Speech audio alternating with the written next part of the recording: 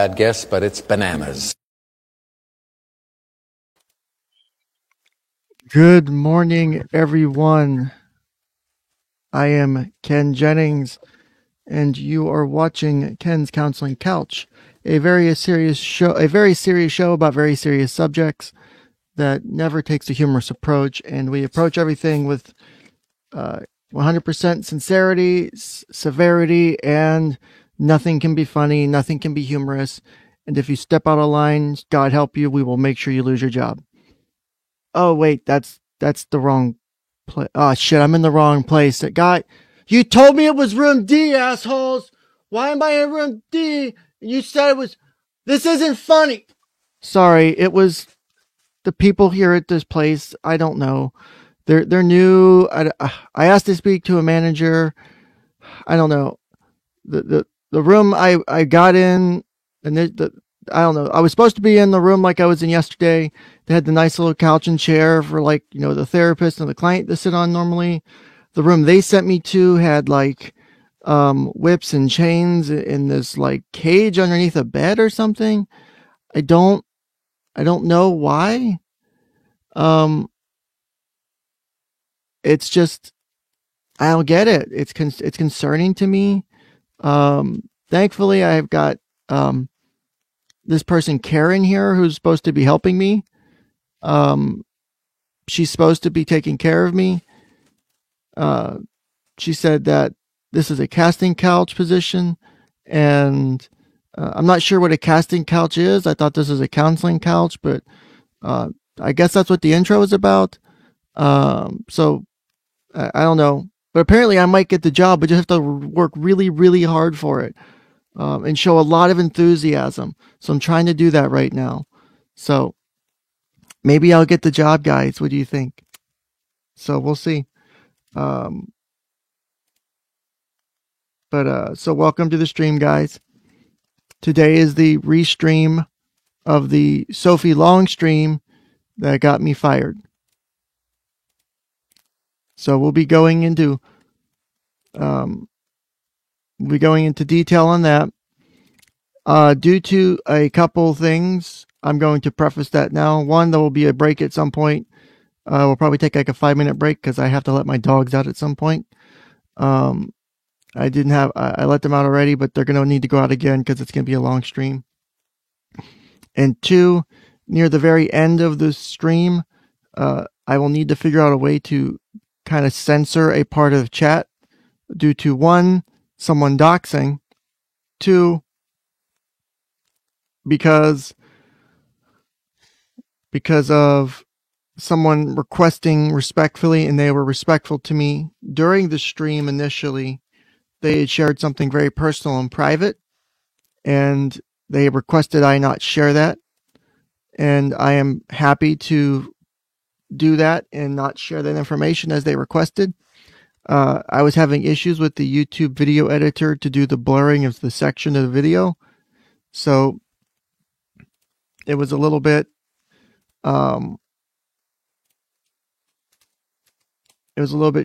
complex trying to juggle it and get it working.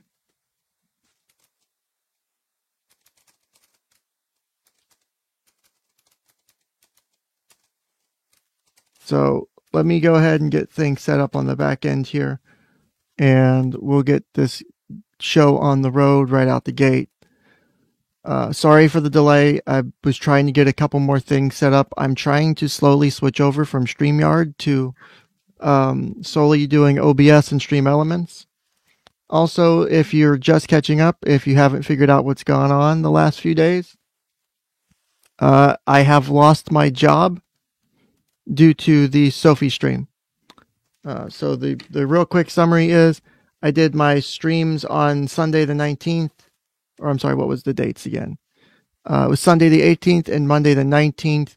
On Monday the 19th, people in the chat room or in the chat on the live stream decided that it would be a good idea to dox me and call my employer and make up lies and accusations about what I was doing on stream.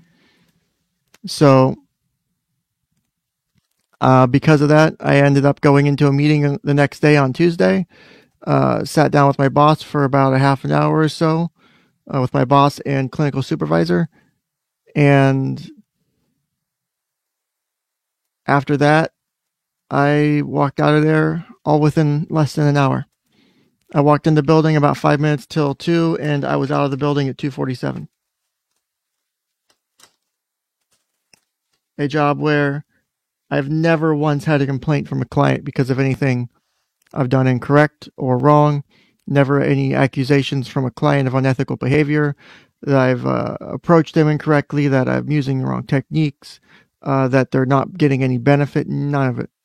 Never a complaint. The only complaints I have ever had, and I've been very forward about that, is my notes.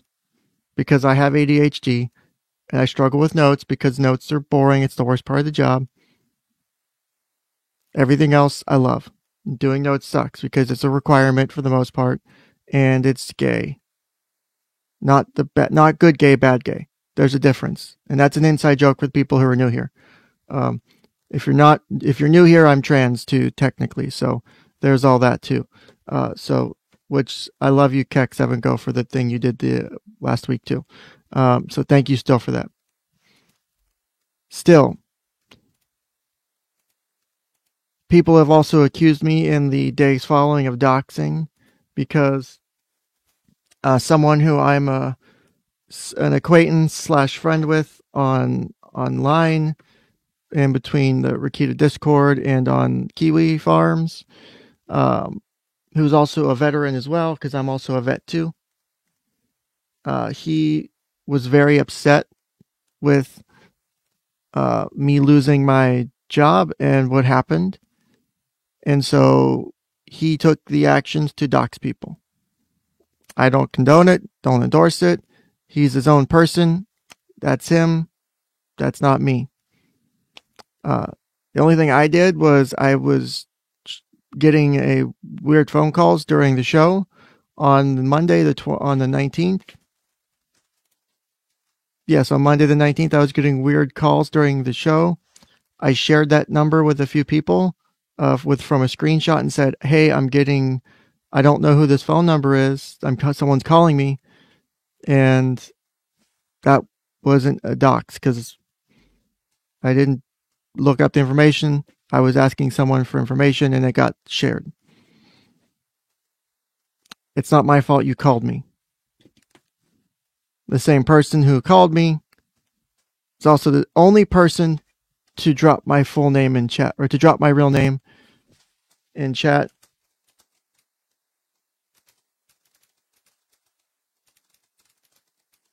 One second.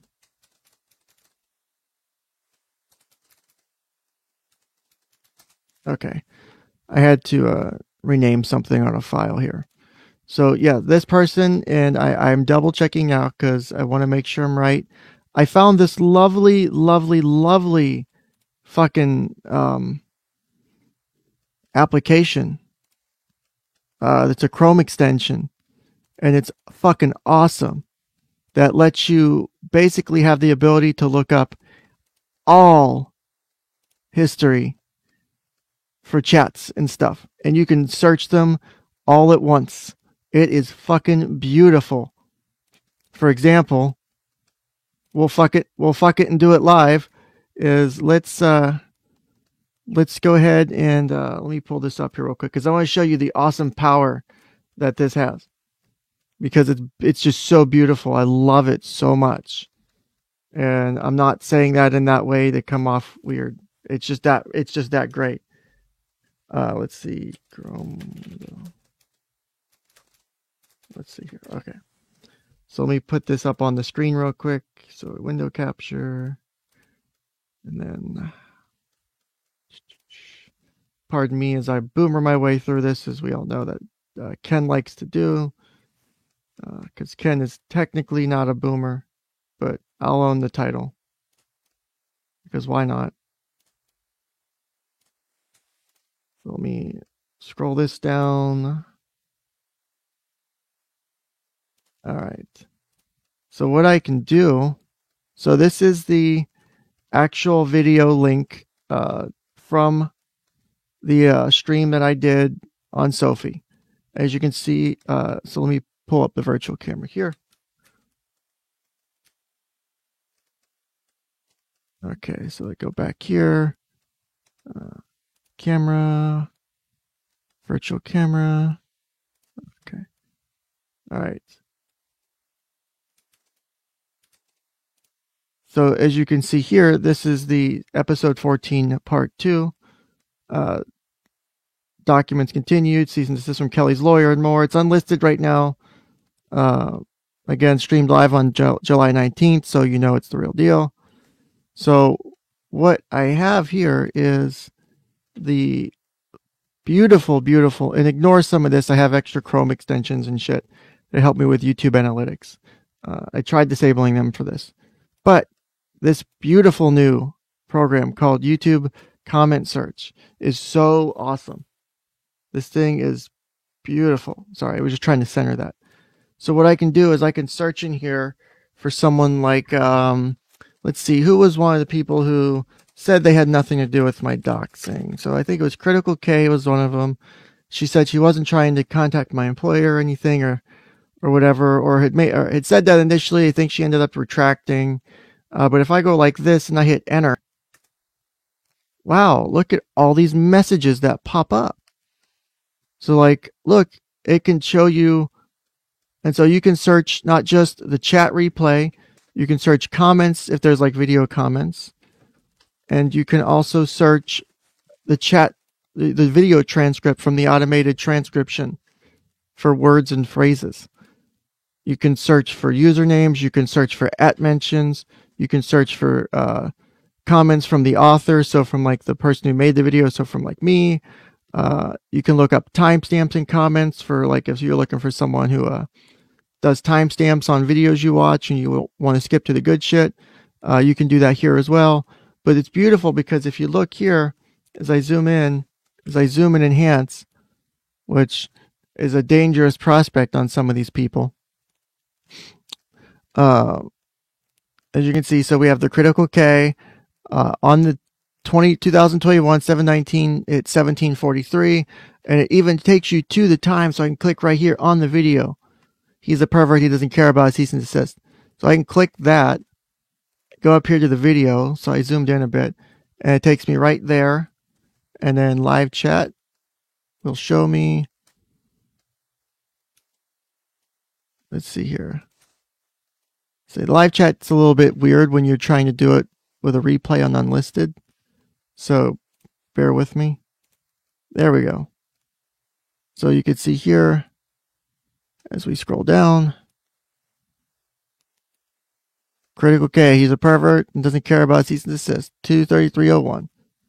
So it's not something I've created or hidden or faked. It's the real deal, which is even better because that just made finding shit like this in the future so much easier. I can go back through any video ever and I can find shit like this. So for people who usually engage in chats or shows and stuff like that, you'll find that is a very helpful extension. So, and because I'm a nice person, I will even tell you where to find said extension. You can go to the Chrome extension store and I'll pull it up on screen for you one more time. It's called YCS YouTube Comment Search. So let me go back to and put my webcam back up because I'm using the virtual webcam. So here we go. 1 second here. And so right there. It's called YouTube Comment Search, YCS YouTube Comment Search. It's got about 10,000 users right now. It's got pretty good results. As you can see, here's the kind of from the pictures I was showing you. You can reload comments and everything. Another really cool feature too is if I go back to my Sophie video real quick and I go down here, I can save a copy of all of those chats, right? Or I can open them all in a text file in a new window. So if I open the chat replay, and I need to pull this up on screen too because it's a separate window. This is just as cool in my opinion because this can be very helpful for multiple reasons. So I can go in here and it creates a file of all the comments. It shows you the video URL, how many comments there were in the chat, each person's comment, and the URL to their channel. So you can find their YouTube channel. So every single one of them here has, and this is the beginning of this chat. It shows you the exact time that the chat was made. So there's helpful. I think it's based off of Zulu time. So Greenwich Mean Time. So that's why you see here, I think at the beginning of the chat, it's like showing it 1500, 1518. That's like 318, even though I started the stream earlier in the morning. So just a heads up on that.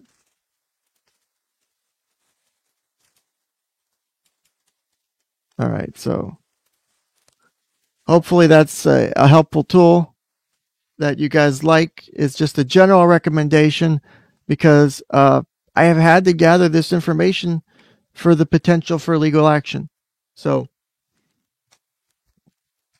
also, if you do install the Chrome extension and you do like it, please give that guy a fucking review because that thing is just fucking beautiful. I was so impressed with it. Like, I couldn't believe how cool it was. So let me see. I'm trying to pull back up my main stream here, getting my widgets and shit back into place. And let's reload overlays. And we'll get this stream going here. We have our return person on the couch today. So we do have a repeat person on the couch today. As all of you remember, Karen is here today again, and she would like to speak to the manager as well. I told her the manager's out. She doesn't want to listen to me. I don't know how to respond to that without being a dick. But at this point, I don't really care. So it's whatever. Oh, wow, that's weird. Oh, that's why it's using the wrong. Okay, my bad. I'm trying to set up my little audio avatar real quick so I can do it because I have to open up StreamYard in another window, capture that audio avatar. So I use Brave to capture the audio avatar and then Chrome to do my stream from because Chrome is my basic browser at the moment. I haven't made the full move to Brave. Also, I do recommend Brave browser if you guys haven't heard of it. It's really, really worthwhile in my opinion. So just a personal opinion on that. You don't have to. Another benefit too of that little chat transcript that I mentioned is you can let's see here. Can I pin this to the, because I'd like to keep this open somehow so I can have that show up, but that's going to piss me off if there's no way to do that. It worked yesterday, which is what's pissing me off. So I don't know why it's doing that today.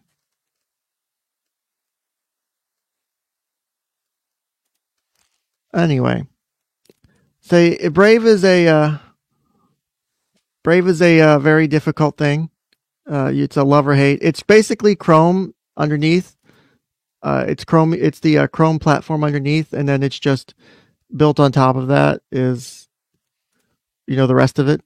So it shouldn't be too difficult to figure out. It may take you a bit of a while to learn how to manipulate it and to use it, but it is possible to do that. Let's see here. Trying to finish. Let's see. Left. Uh,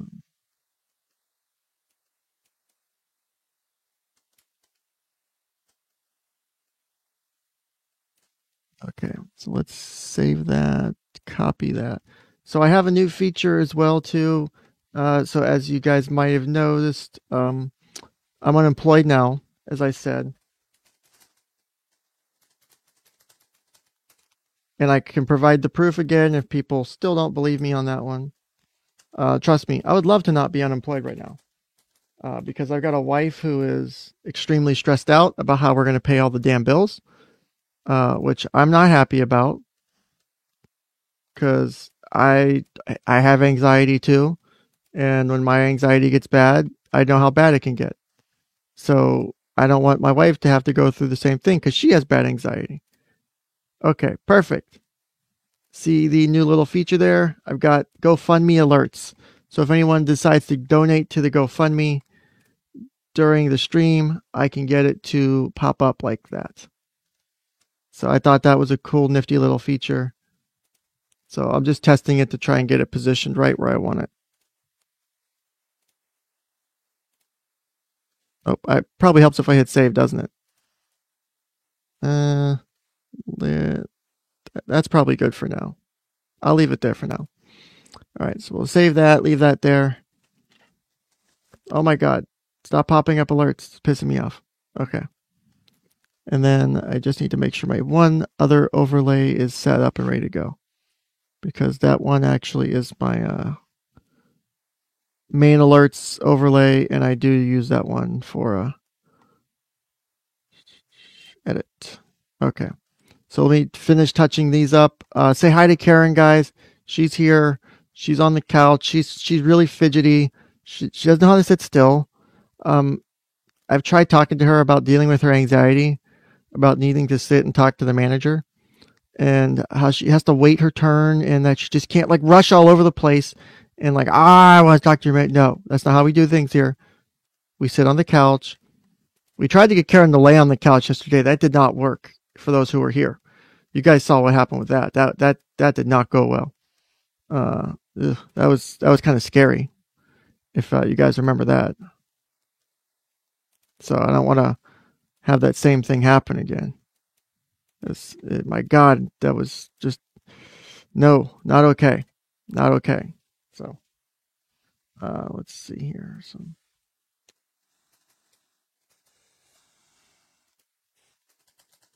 holy shit, that's too wrong. Okay, so let's try this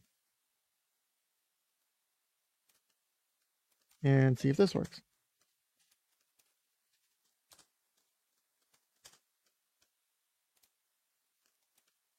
God damn it. All right, so let's try another emulate. Oh, hit save. And then try one more emulation. Okay, I gotta make it bigger in this menu.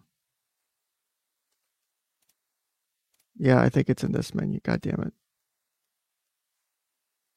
Text stroke. No, I don't want to stroke any text.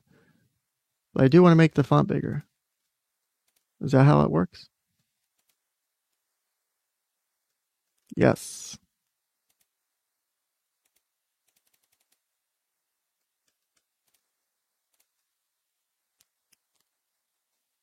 Okay.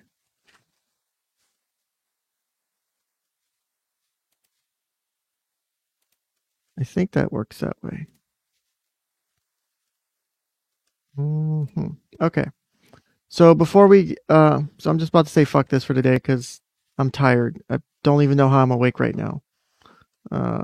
Because I'm tired as shit. So it's been a long night as well. My wife's been sick too the last week or so, on and off. It's been kind of shitty for her. So, best wishes to her. Hopefully she's better. She has to do her work stuff today. So, um, all right. So I think I got all my stupid little things set up the way I want them to. One more test, and then we're going to jump into this. Okay. That'll work for today. Good. Now we're good. Now I'm happy. Okay. So so Karen's sitting here, she's ready to go. I'm sure actually I was going to play a song for the intro, but I didn't have it set up in time. It was a Karen song. I don't know if you guys want to hear it or not. So, because we're about to dive back into some really deep and depressing shit. So, if you want to, we can do the Karen song first.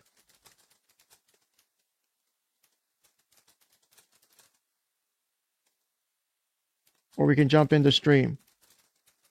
Or into the restream. Or re-release.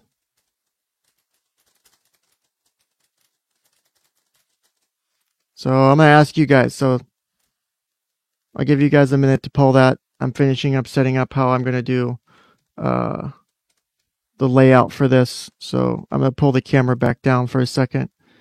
And I need to get that window open. And it's right here. Nope. That would be right here.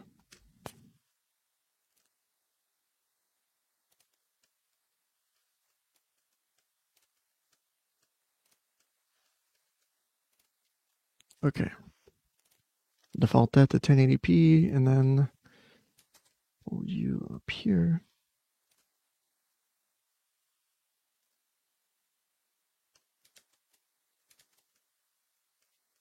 Okay.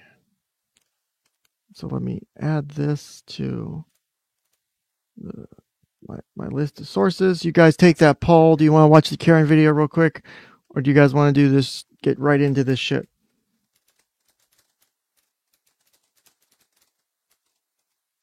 So check out that chat poll, and I will check it here in just a second. Okay. Then, oh, wrong button.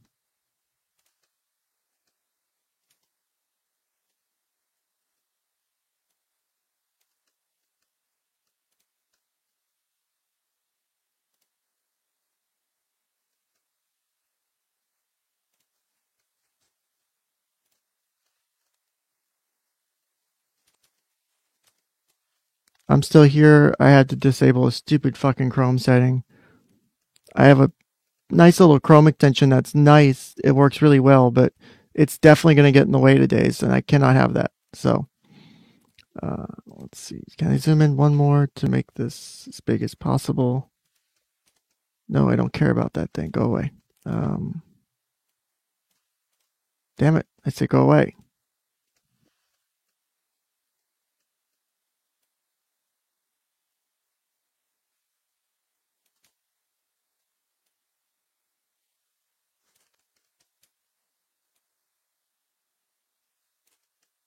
All right, just finished cropping this so it looks nice and pretty.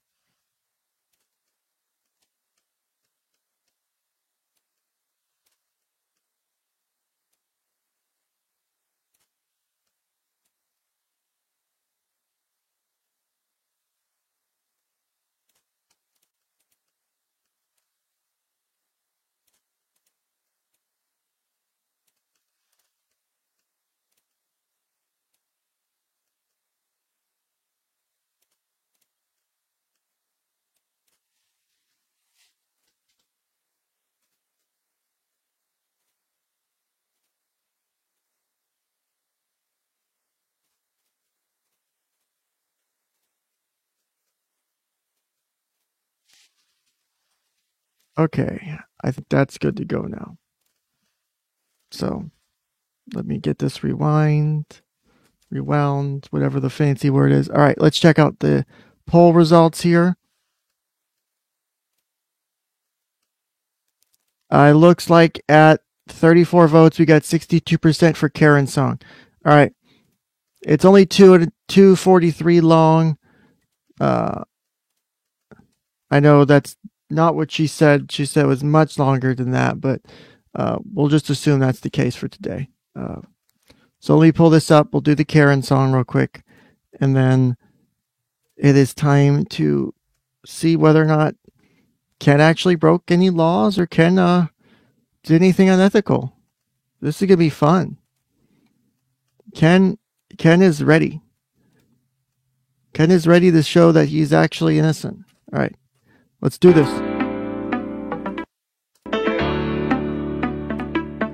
Watch out. Here comes Karen. Karen called the manager. Oh, frick. Karen took the kids again. Deal with it, she preaches. Live, laugh, love. She gets a weekly haircut. Never vaccinates her kids, and now she's had enough. Karen's coming for ya. Oh no, Karen's gonna floor ya. You better go. She spends most of her days on Facebook whilst complaining on the phone. And when it comes to healthcare, she knows all there is to know. Like the Harry Potter Karen, we cannot let him win. Hey girl, try to speak to your own manager within you can get a free Big Mac. Please don't call the CEO. Your coupon code expired, so please just let it go. Karen called the manager. Oh, friend. Karen took the kids again. Deal with it, she preaches. Live, laugh, love. She gets a weekly haircut. Never vaccinates her kids, and now she's had enough. Karen's coming for ya. Oh no, Karen's gonna floor ya. You better go. She spends most of the days on Facebook whilst complaining on the phone. And when it comes to healthcare, she knows all there is to know. Karen, you're a douchebag. Yeah. Take a second, maybe think back. There's no need to be so mean, hon. Take a chill pill, try and have fun. Double cashier, leave him alone. Let him work now and just go home. Stop complaining, no need to scream. Go back to Facebook, post me your memes. Karen called the manager. Oh, friend. Karen took the kids again. Deal with it, she preaches. Live, laugh, love. She gets a weekly haircut. Never vaccinates her kids, and now she's had enough. Karen's coming for ya. Oh no, Karen's gonna floor ya. You better go. She spends most of the days on Facebook whilst complaining on the phone. And when it comes to healthcare, she knows all there is to know.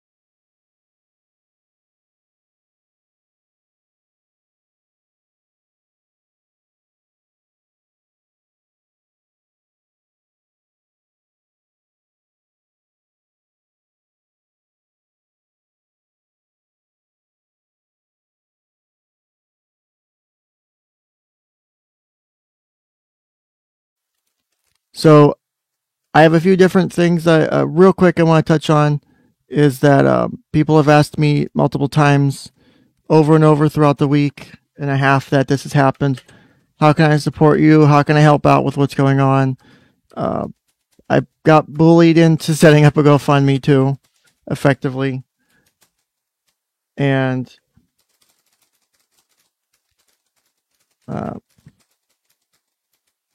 one second here.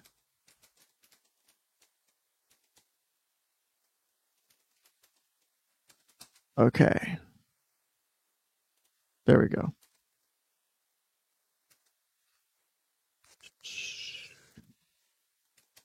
Okay, there we go. Save, and then let me put this on the ticker. So I'm going to put down the ticker down here for people. If you want to support me, you can go to supportken.com for my GoFundMe.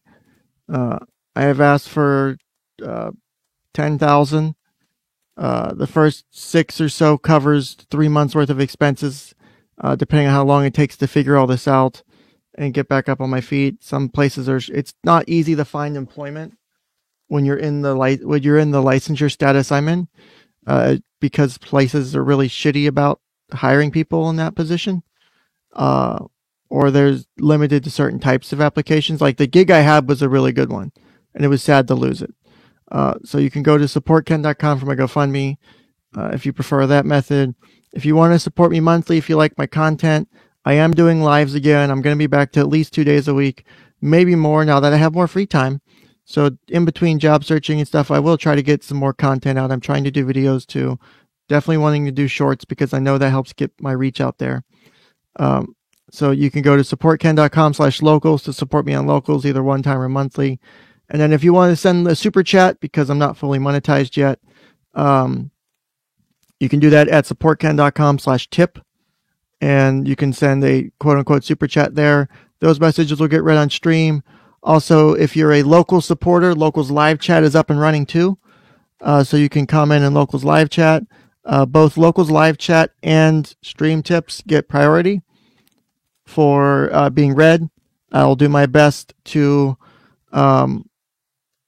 read regular chat, but again, I do have to make I am prioritizing them. That's part of the deal. That's why I do that. So let's get this up and going here. So let me start the camera here. Can I get this working again or no? Actually, give me 1 second. One more thing. I want to try and fix this stupid thing real quick. I don't know why it's doing this, but let's try something else. So hopefully there's no issues with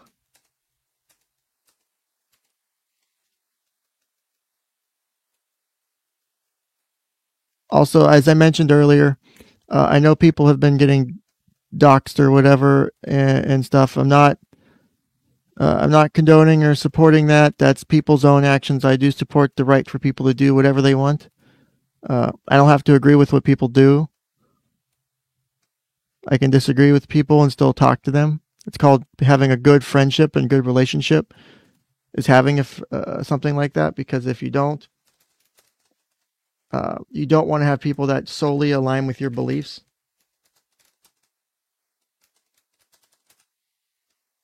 It's actually not healthy in a lot of ways.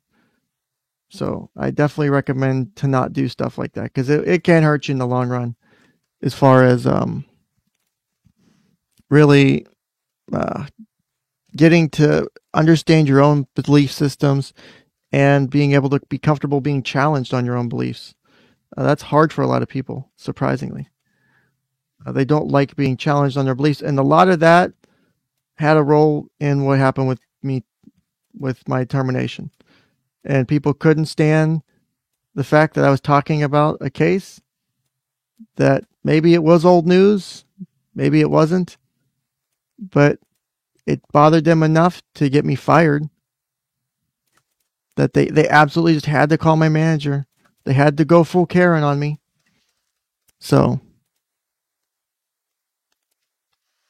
let's, someone asked me if I'm going on unemployment. That's going to be difficult because, of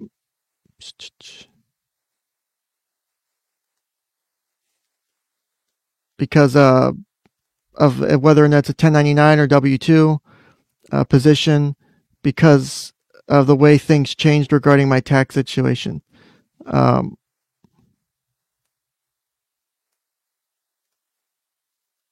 But we're going to go ahead and get this started here.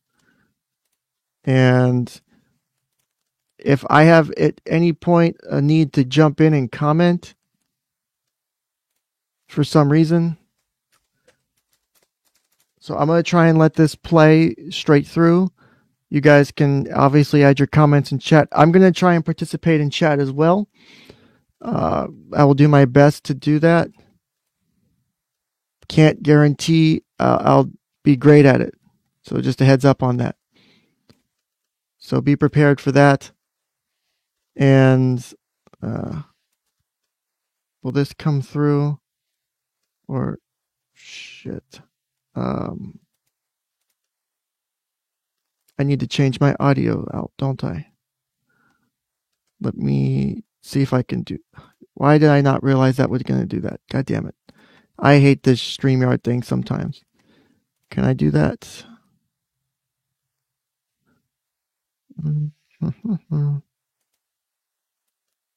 Okay, I guess I'm going to have to do it this way.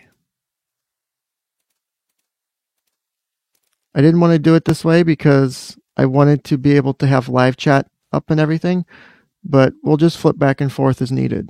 Unfortunately, until I can get the audio sharing thing figured out, we will have to do it this way. So I'm going to go ahead and share this, and audio should be shared. So let me, oh, no, I didn't do it right. So share screen, tab, share audio, re-release upload. There we go. Okay, perfect.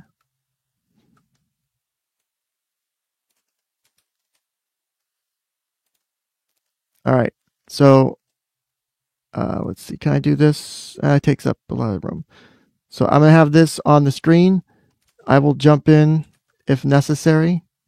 Let me make sure I get chat centered on this window here.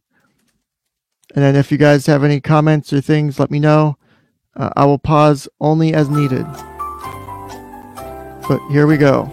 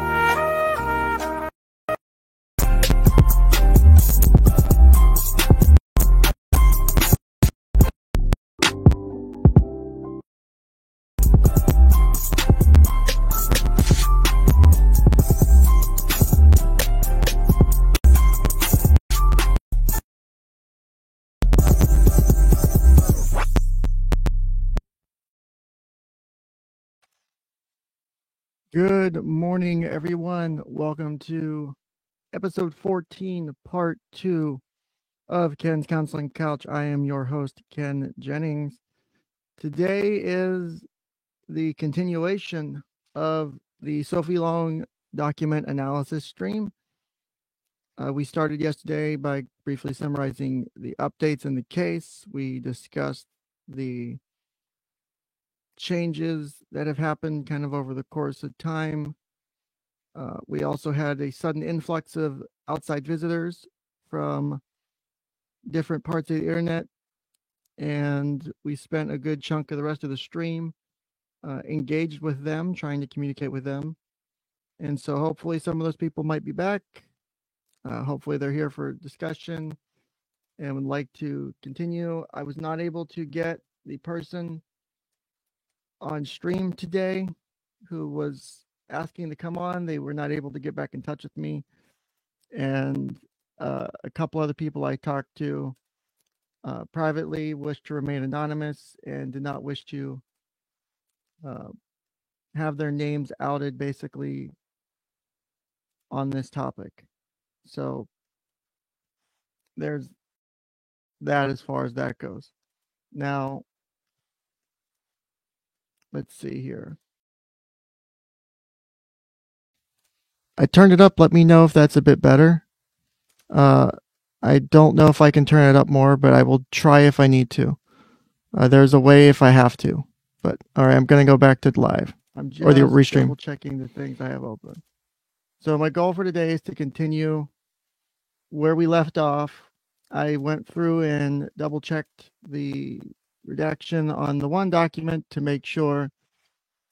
Let me make sure this is the right one. Here we go. Just to make sure I haven't missed anything on it. I'm going to do that real quick, just one more time, because another night of no sleep because that's just how my days work anymore. And we'll go ahead and start getting through some of these documents. So there will be parts where, in order to save time and effort redacting, I just went ahead and block redacted all 3 of the kids' names or all 3 of the kids' birthdays just to save time.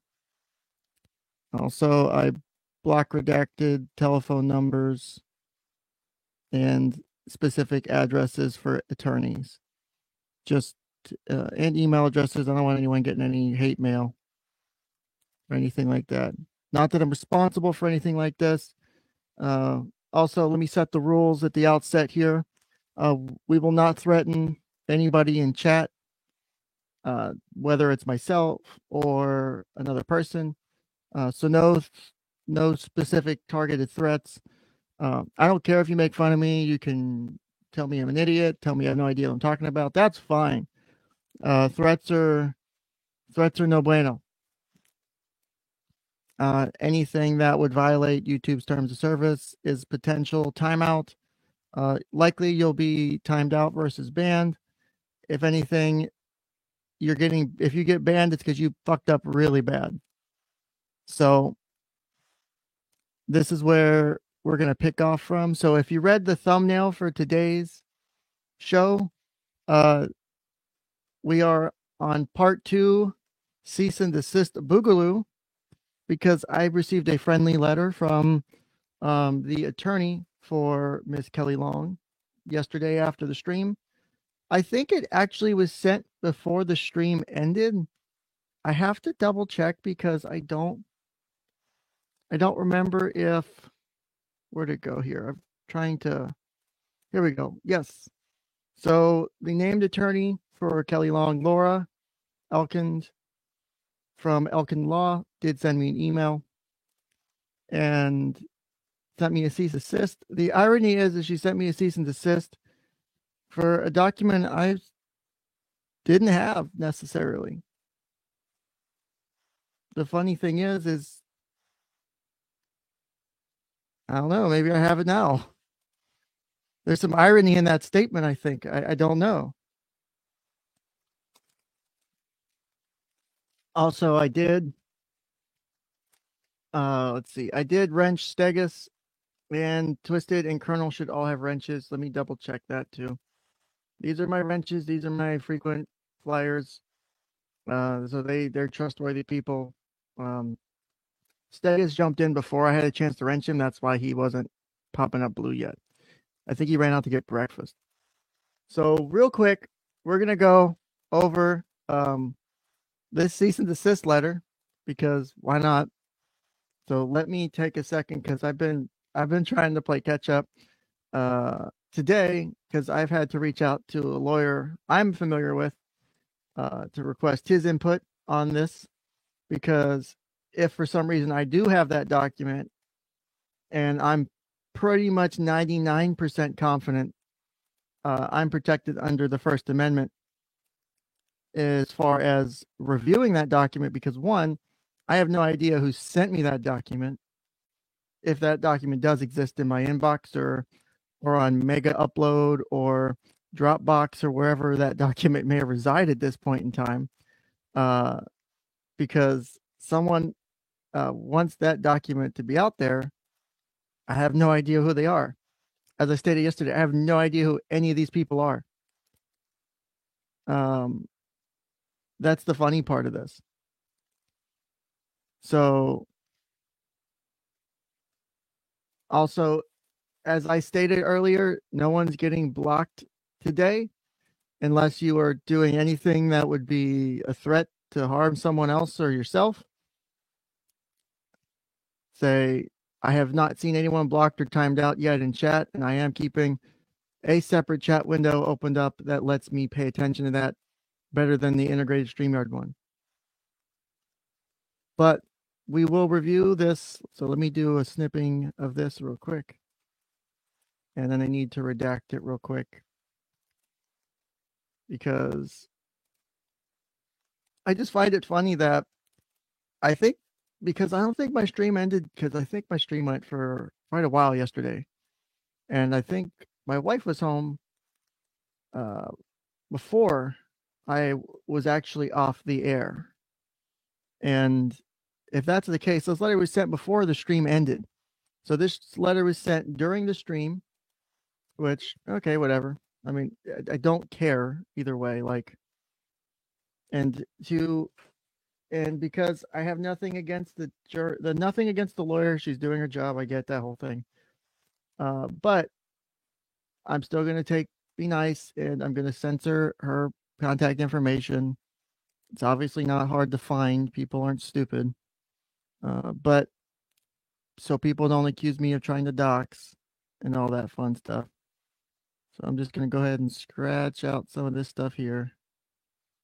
It's gonna look like shit because I'm not. Actually, let me do this like a semi-professional here. And let me erase that and save as. Okay.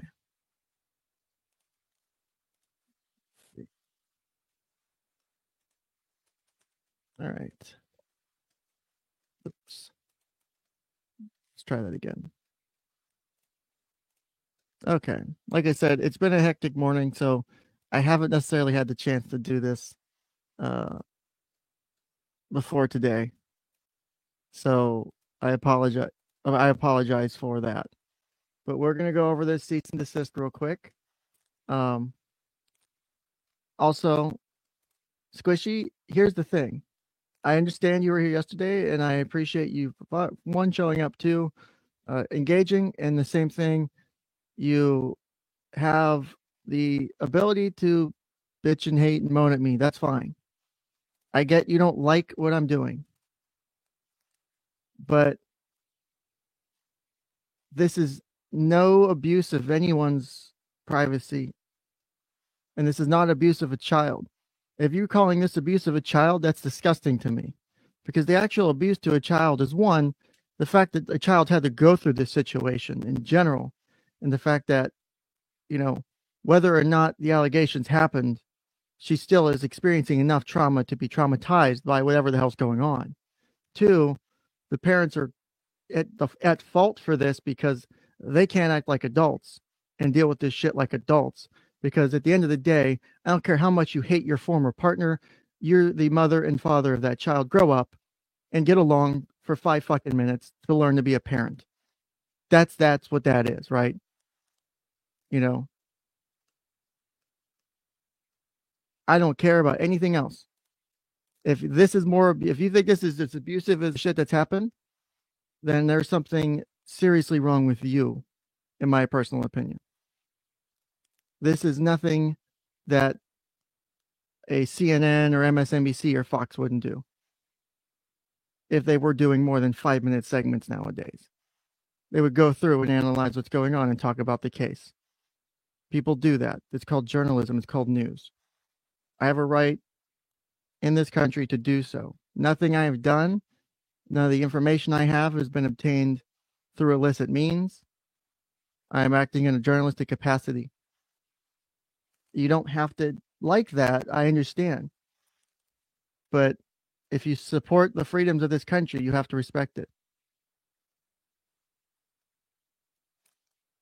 So, and as far as people, so cool, Stephanie. So let me correct what I'm saying there just to clear the record. Every document that was filed in the case as of yesterday, before the end of the stream, every document I had was obtained by myself, as far as legal documents, by myself, through the court, through the clerk of courts of Collin County, by sending them a letter, requesting it, having them send it back, that whole process, spending however many fucking cents per page it was. And that. After yesterday's stream, as I put out my information and as I discussed with people yesterday, if you have more information and you'd like to share information, feel free to send it to me. I would like to know more about what's going on. People have sent me different things. I have gotten documents. I have yet to completely go through all those documents. The irony is I wouldn't surprise me if the document that the lawyer is pissed off about is in that list. All because we couldn't, one, whoever contacted Kelly's attorney, if she was on here watching, okay, cool. Thank you for watching. What was your name? Miss Elkin. Thank you for watching. If it wasn't Kelly's attorney watching, then someone provided Kelly's attorney the incorrect information. Because I have never said I had that information. As of yesterday, I didn't have that information. As of today, I still haven't confirmed I have that information. I have to go through and double check that I have the things that are potentially out there, right? Right now, I am trying to finish converting this to a PDF so that I can properly redact it. Where the hell did it go? File, save as. Okay. But like I was saying, all the documents I have as of yesterday of 18 July were obtained by me. People have sent me stuff. If anything's new that I don't have, that's up to them to send it to me. I have no control over them sending it to me. Like I said, I'm reporting on this. I have no control over what people do, nor would I want to. As a therapist, my entire job is about free will and choice. So I wouldn't want to censor anybody. That's not the way I roll. Nor would I want to control people's opinions and insights, right? Also, give me 1 second here.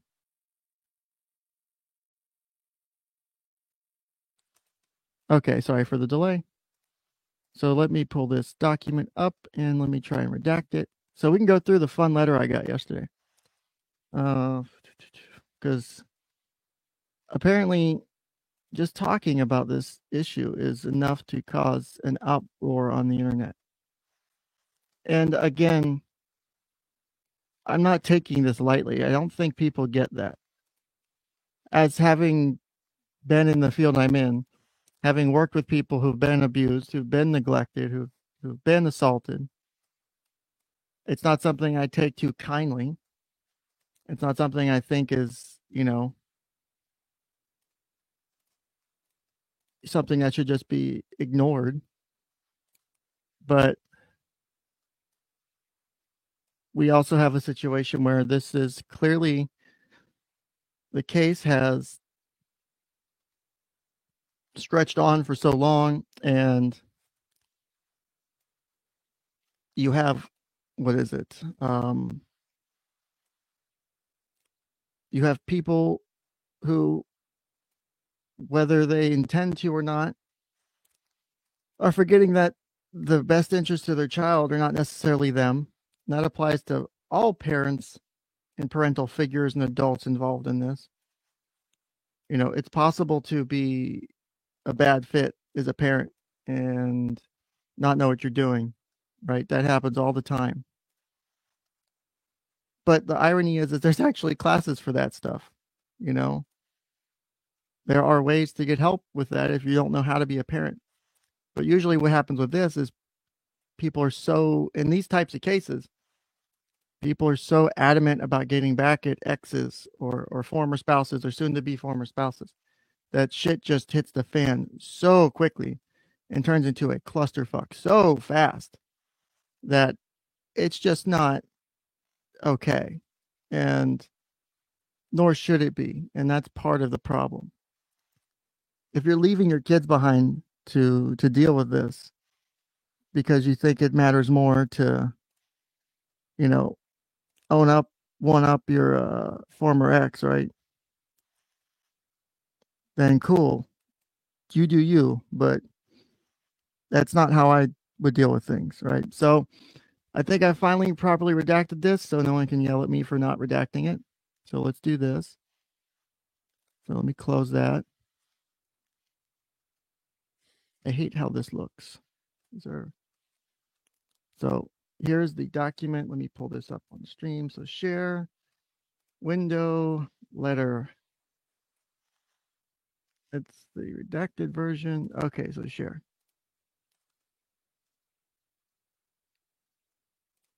Okay, I'm opening my panel. I mentioned yesterday to, what was it, Lisa, if she wanted to come on, all she had to do is drop me an email and I would send her a link.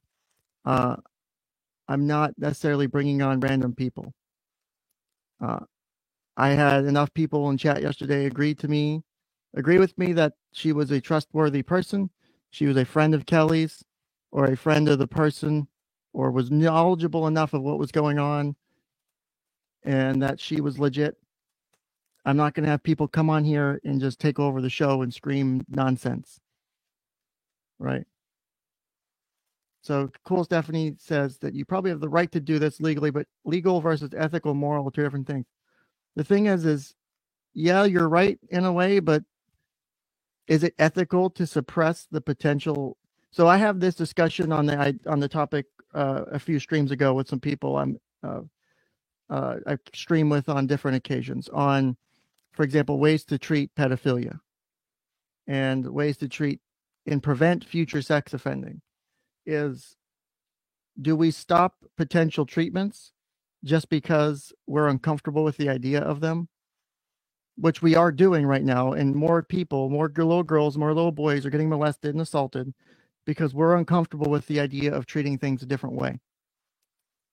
Treatments that have been shown to be effective, right? We're not doing them because we're uncomfortable with the idea. That's not,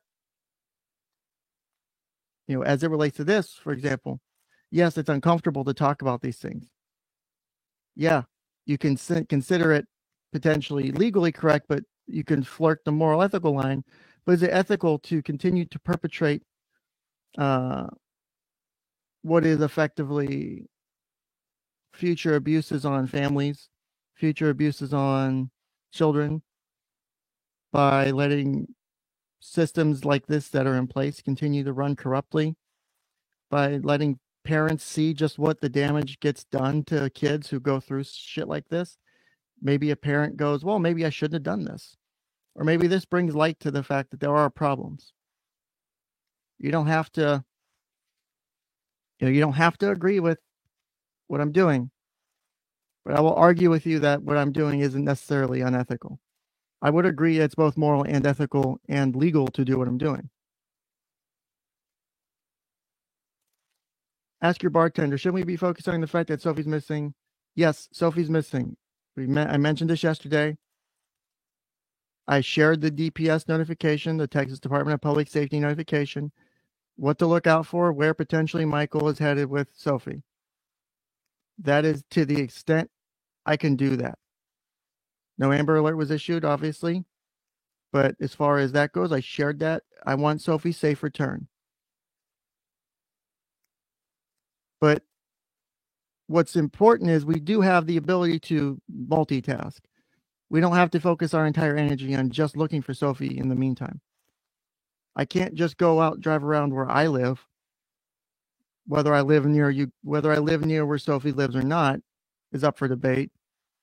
But I don't have to live near where Sophie lives to be of help. I'm being of help through doing this. I'm making more people aware of what's going on, which in turn makes more people aware that Sophie's missing, which also makes more people alert of what's going on. So, let's see here. I'm trying to make sure I catch up. Also, I know that there's someone in chat that is also Squishy. Please do not harass another user in the chat room. You can come at me all damn day. I do not care. Every person who's here is a guest of mine, just like I would invite them as a guest into my household. You can debate with them. You can go back and forth with them. Don't harass, don't push people, don't insult people beyond, what I would expect in a general level of, maybe discourse that's a bit heated, right? But we're not going to go after people. I don't know Elisa's, whatever her proper pronunciation of her name is. I don't know her connection to Michael. I don't know at all. And it doesn't matter for me today. But we're not going to harass them, just like I wouldn't allow them to harass you, Squishy. My mods know to not allow harassment and threats. That's it. You can come at me. You can target it towards me, but don't be going at her. I can't force her to do anything either way. Even if I think it says people are saying that that's potentially the boyfriend. I don't know if that is the boyfriend or not. Then if that's, her boyfriend or not is Michael, I have no idea. As I stated yesterday, and as I still state today, I have no idea who any of these people are, outside of the fact that I've seen their names online and I've seen a couple of them appear in videos as far as like Michael goes, and Sophie goes as far as the interviews last year. That's it. I've never met them. I've never talked to them in person. Right? The amount of communication I have is the extent of what I'm having in chat today. Whether those people are anywhere close to the people that are involved in this case. But we're going to not do that. I don't need people to be berating them. And even if she is, and I'll even give this to you.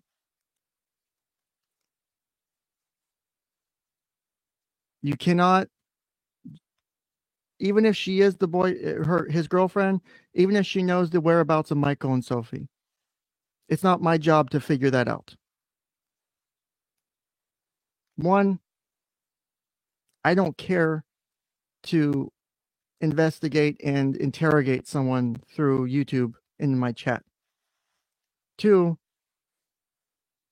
the last thing that needs to happen is to do that, because that could make shit way worse in the long run. Three, we're here to discuss this topic in general. We're here to discuss the documents that have come out on this topic, and we're here to discuss the cease and desist I got from Kelly, or specifically Kelly's lawyer, right? So let me bring this up real quick.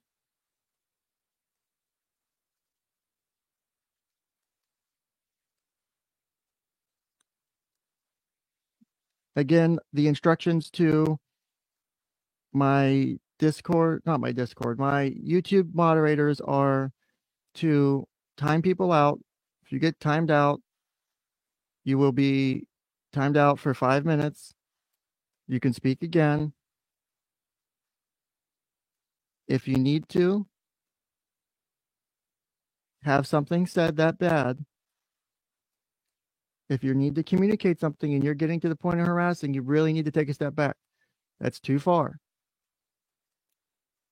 This level of harassment and attack is too far. I'm not here, and even if anyone in this chat is protecting the whereabouts of Sophie, one, I really hope you're not, because regardless of whether or not we agree with the court system, a court order has been issued, and that there is ongoings with what's going on.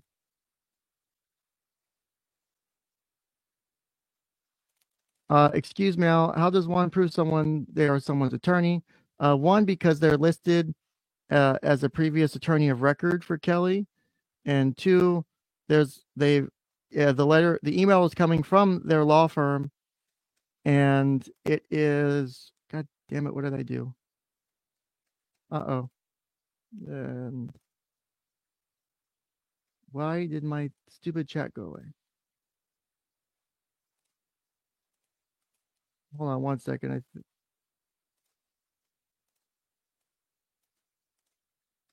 Where the hell did it go? I think my chat's missing. Hold on. Or my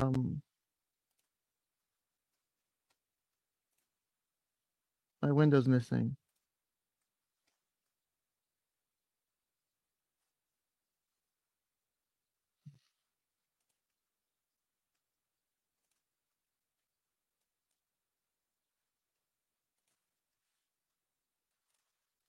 Hold up.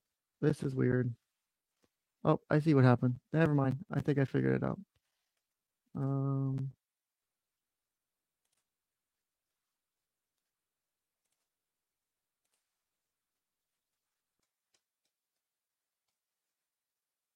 Where the hell? I can't seem to find my Chrome window with the stream just disappeared. So give me 1 second while I try and fix this stupid damn thing.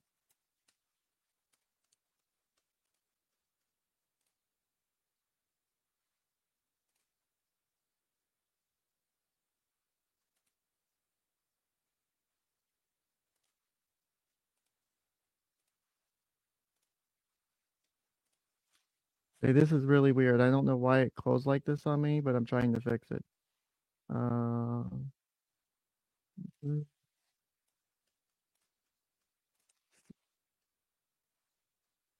Okay, so let's try this.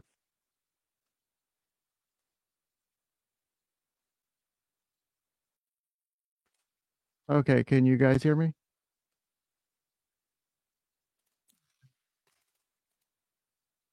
How about now? I think it's working. Actually, I think I need to close my Chrome. Give me a minute.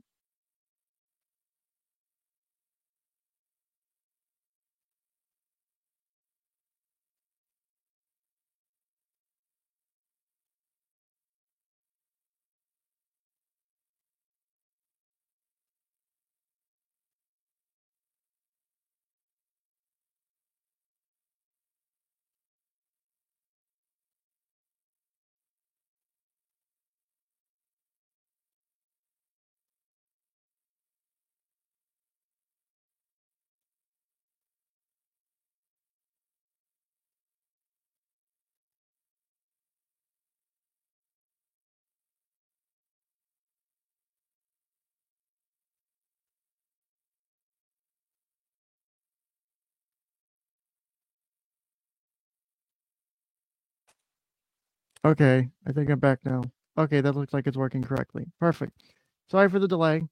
My YouTube window glitched out somehow.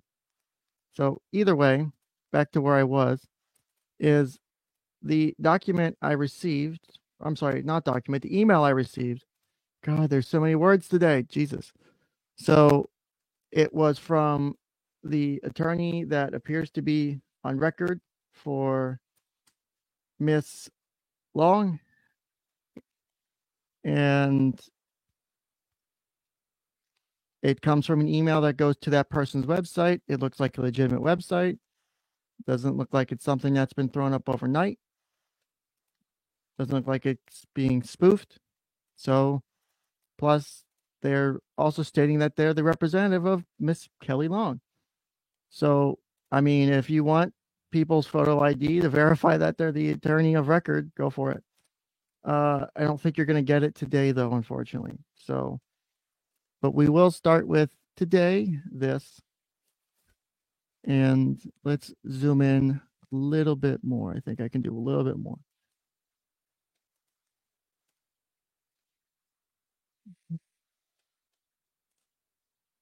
That's good enough.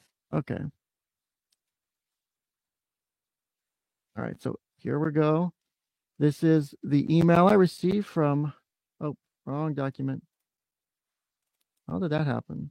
So stop the screen share.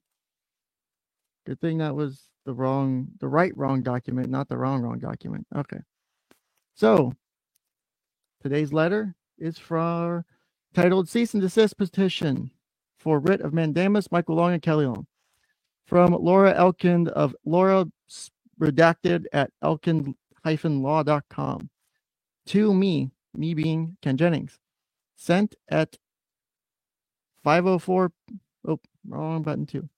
Sent at 17:04 on 18 July 2021. About 18 hours ago when I took this screenshot. So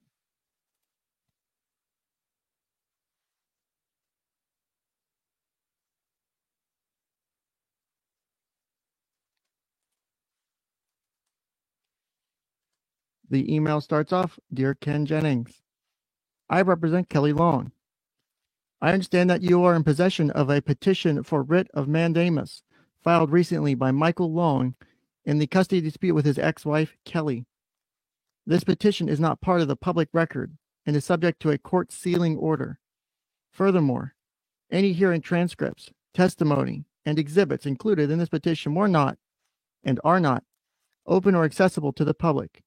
You should not have this petition, which contains highly sensitive, personal information about a private custody dispute involving 3 minor children. The disclosure of any information contained in this petition would be an invasion of privacy. If you want to avoid, and this is in bold, right? If you want to avoid any legal exposure, you should delete the petition in its entirety, including all attachments and exhibits from all devices, and refrain from sharing or disclosing in any manner all or any part of the petition, including all attachments and exhibits and any information contained therein. Thank you, Laura Elkind. Thanks again. Apparently, Laura Elkind Law, PLLC.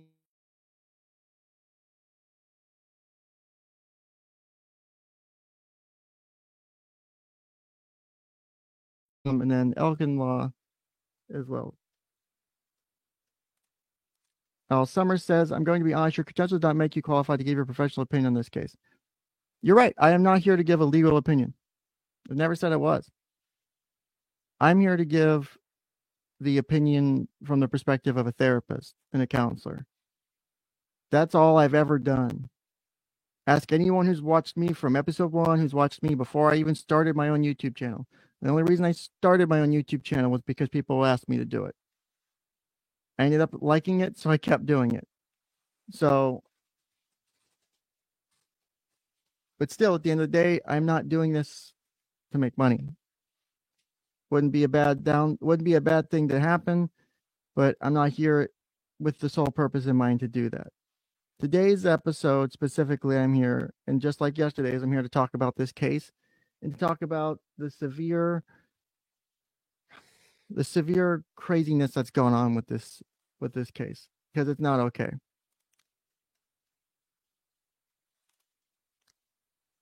And as I've stated before, and I'm going to apparently have to put this disclaimer in the description of all my videos moving forward because people don't listen, is I have never once stated I am the therapist of anybody I give my opinion about, nor do I know them. I speak only pertaining to public figures unless someone is willing for me to have a discussion with them, right?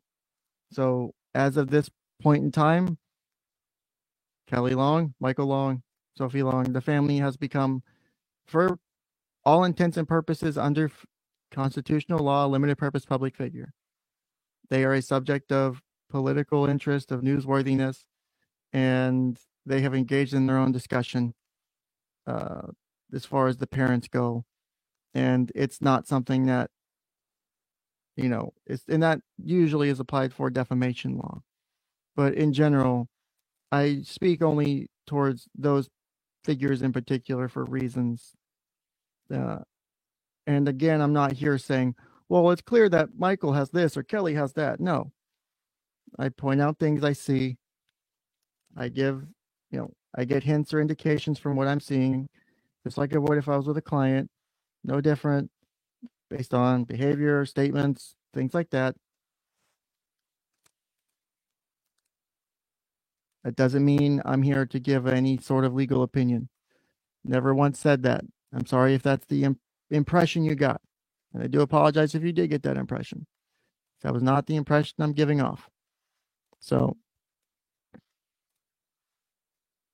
as of right now, let's see.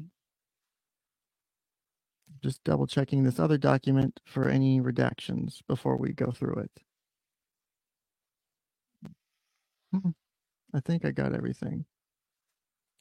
Let's see.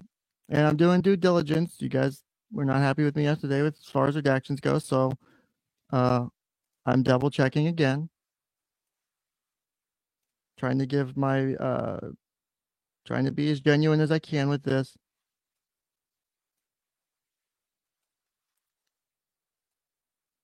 I want to have a discussion that really gets at the heart of what this issue is. So hopefully we can get there. So let's pick up where we left off yesterday. So we had basically gotten into, if we go back to the timeline, so let's go back to the timeline real quick so we can catch everybody up who's new.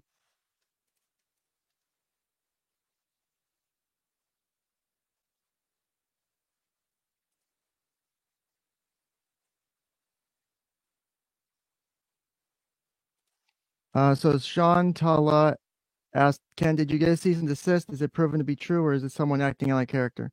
The email address leads back to the law offices for Elkin Law, which, based on the information I have, is that is the attorney of record for Miss Kelly Long.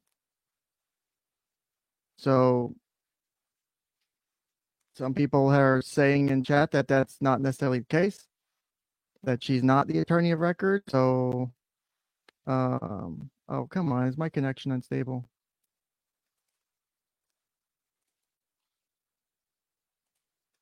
And I don't know what someone in chat is saying my true colors showing through. I don't understand what you mean by that.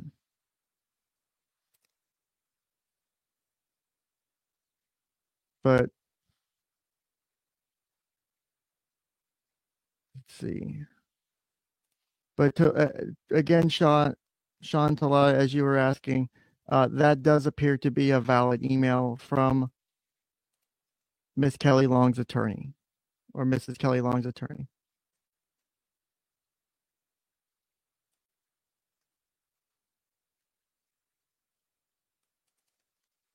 Let's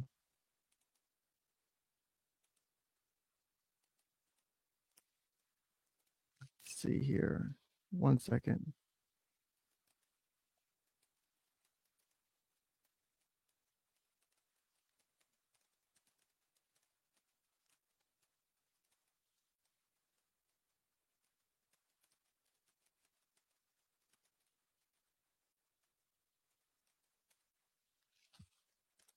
Sorry, I was just responding to someone who sent me a private message.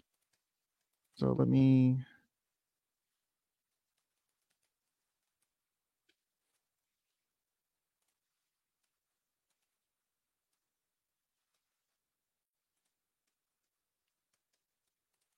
All right.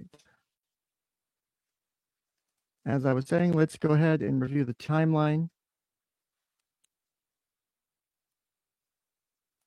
So Summer, one of the things is I understand that, and that's why I that's why I lead at the very beginning, and I always touch on it multiple times throughout my discussions. I'm not any person's therapist. I'm giving my opinion that just so happens to be informed by my education, experience, and background. If you want to, if there's someone who's got a better understanding or something of the case or the situation or the people involved, great. But they're going to have better answers than I will. So, and hopefully,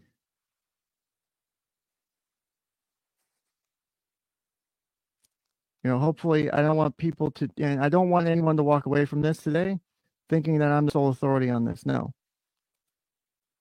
I'm glad that Michael got a psych evaluation. I'm glad that I think Kelly was ordered to have one too. I don't know. That was my understanding as it was relating to the case before the order to have Sophie given up to the aunt and grandmother for custody. They had to have a psychological evaluation done. That's not necessarily a bad thing. The issue is sometimes those evaluations can be biased. It doesn't hurt to have second and third opinions. You should never trust one person. Say.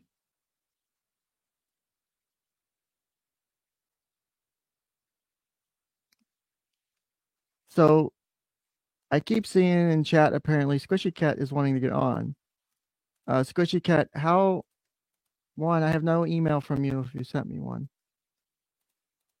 And two, I don't know your relation to this at all.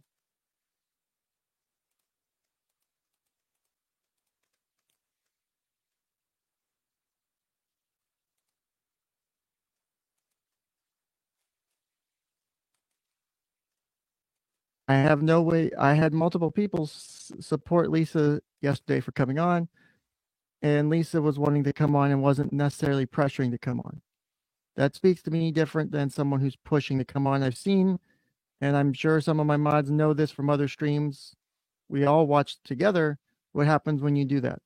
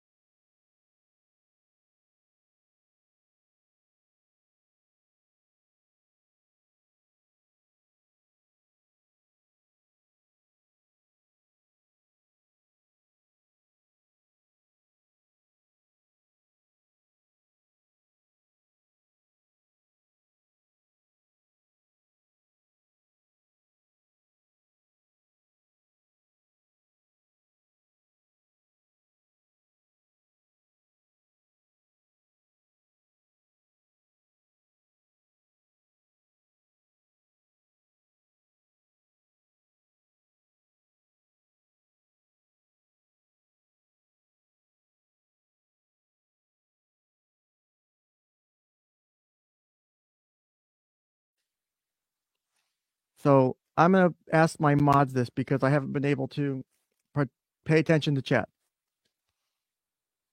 Mods, of all the people engaged in chat right now, who has been the most respectfully engaged and who appears to be the most sincere in their engagement with the discussion today?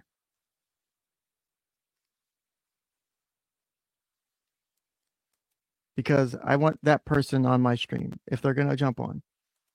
And you come on knowing that at any point I will kick you off if you decide to take it too far. Right? That's the thing. I'm not going to have someone come on here and try and tank my show. Whether you like the show I'm doing or not today, there is a purpose from doing this. There is a benefit to doing this and going over these documents.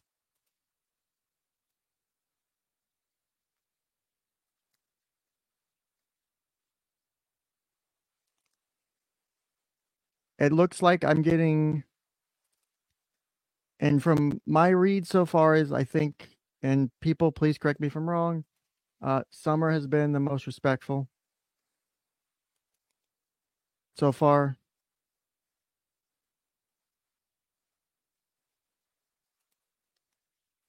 I understand Summer has also disagreed with me.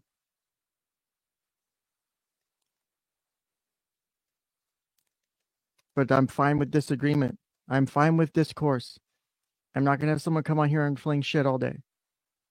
I have no problem having people come on here. In fact, I invite people coming on here.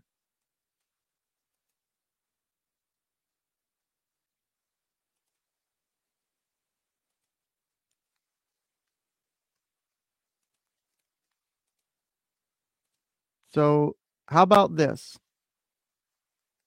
What's today? Today's what? Monday. I think, trying to figure out what my schedule looks like for the rest of the week. Because I'd love to continue this conversation, but I would rather have the opportunity to speak. Okay, I think Alyssa actually mentions the open the panel at the end. Okay. How about that? I think we can all agree on that. So I'll put a poll up real quick. When to bring on others. Now at the end of the show.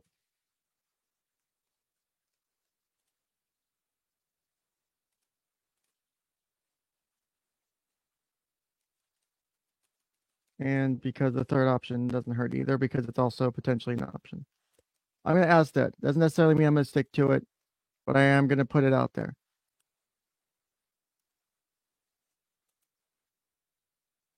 See, so Squishy, right here, you're right now giving me an exact reason why I shouldn't bring you on.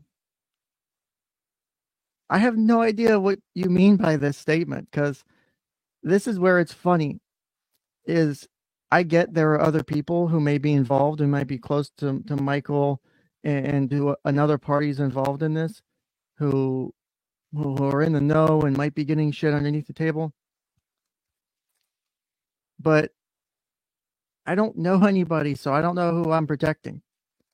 That immediately, not only from a personal but also from a professional standpoint, that sticks out to me as suspect. Like,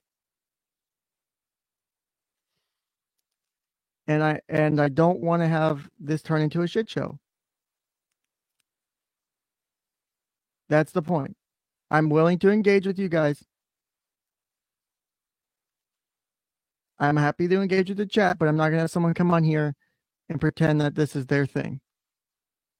Because I will have no problem booting you out within 10 seconds of you being on.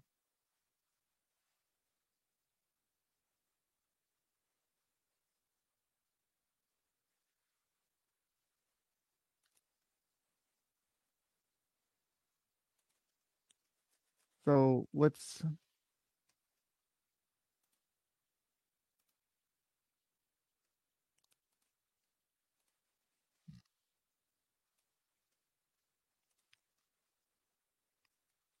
So here we go. So Summer says Squishy just cares immensely about Sophie's safety. So do I. I care as much as any of the people here. Why? Because whether or not people here believe Sophie's allegations, I've had to actually hear people, and I'm talking children, tell the gory details of their sexual abuse. Right? I've had to deal with that. I've had to deal with having, as I mentioned yesterday, I had a 12-year-old kid on the very first session I ever had with them open up to me, tell me their mom's physically abusing them, but yet was still worried about what would happen to mom and what would happen to their siblings and all this other shit, and was willing to put up with that shit until they got to me because they trusted me enough, apparently, which I don't know how, but they were comfortable enough to open up to me, which I was thankful for, even though the system fucked them over in the end because they didn't pull him from the home when he probably should have been. I care just as much as anyone here, probably not more, because this is what I do for a daily living, is listen to the horror stories of people, of children, of one of my clients, the preteen who gets taken advantage of by people online and sends pictures unknowingly because they're in desperate need for a friend because of COVID. Shit like that. Watching that person suffer with guilt. Yeah, the last person on this planet you're going to find cares more. I care more than probably most of the people on this planet do. I take this shit to heart because I have to deal with it. I live it. It's literally my job. I get upset and frustrated about it.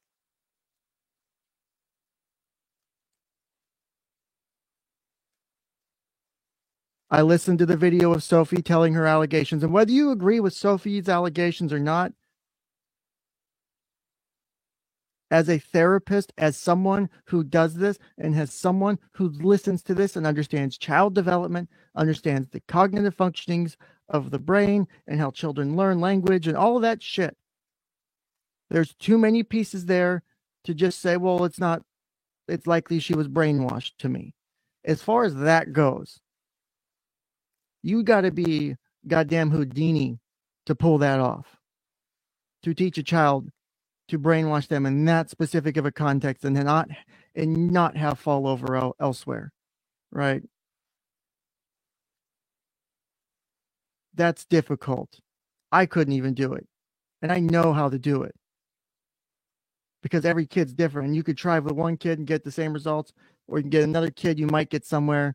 Another kid might be able to do it because of their developmental level. It's all different. And because kids age, they grow into different parts of functioning and understanding and development. It's hard. But as a therapist, you have to listen to that video and watch that video.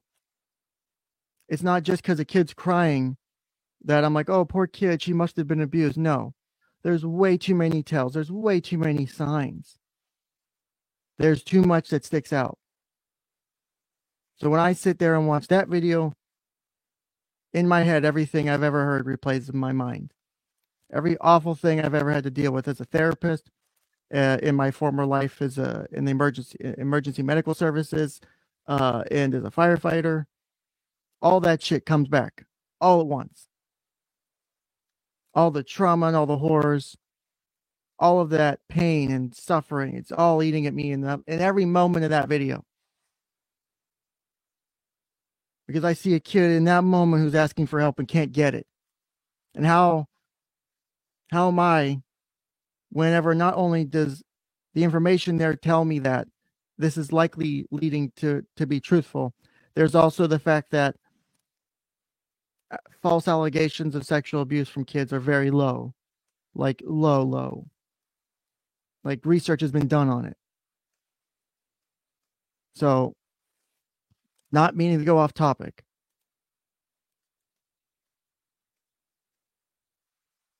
So Twisted said, I think it was contained in the court docs counting on that CD. So the documents I have prior to, we went over the 19-minute video. I did a whole stream on it.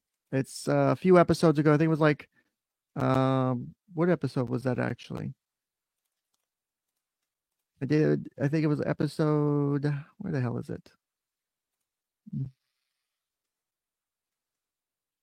It was episode 9, analyzing the Sophie Long video part 2. And then episode 8 was was a rage stream on suicide shaming, child abuse, bragging, and Sophie Long video. So the Sophie video analysis was done near the end of episode 8 and throughout episode 9. And it was the 19-minute video. It wasn't any clips. It was the whole damn thing. And I get that there was cuts in the video, Gabby. Even so, there's still enough length in duration of that video that gives away things. If a kid, if I had enough information and those statements were made in front of me, and a client came to my office like that, I would be probably having to make a phone call. The phone calls I don't like to make to like CPS, DCF, whatever your state or whatever agency is, because there's a lot of allegations there. There's wording and phrasing that's so specific that comes from a 9-year-old, that doesn't come from an adult. And parents suck at trying to bribe their children into making false allegations. That's why they normally get caught. So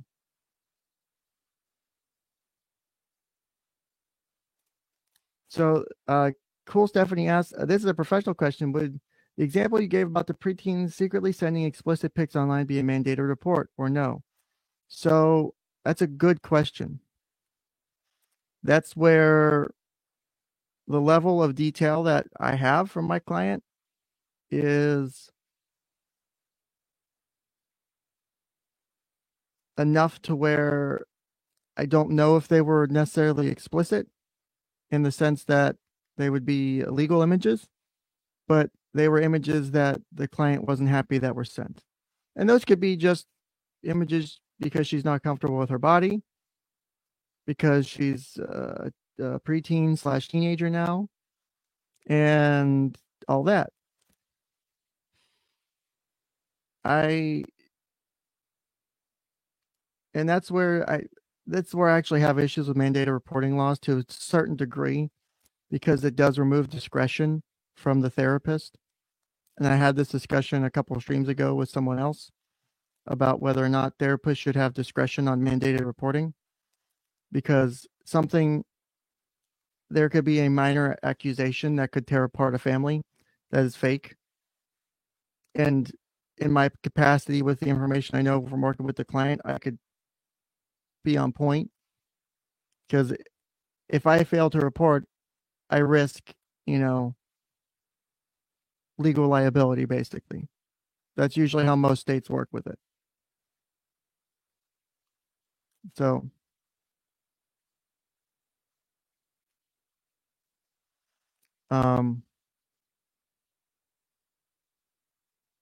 So Summer, reach out to me through my email.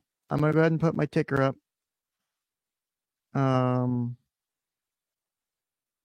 So here's my ticker. If you want to send me an email, you can send me an email. So it's kenjenningskf@gmail.com. I will try and reach back out to you during the show. Oh my God, my inbox is blown up.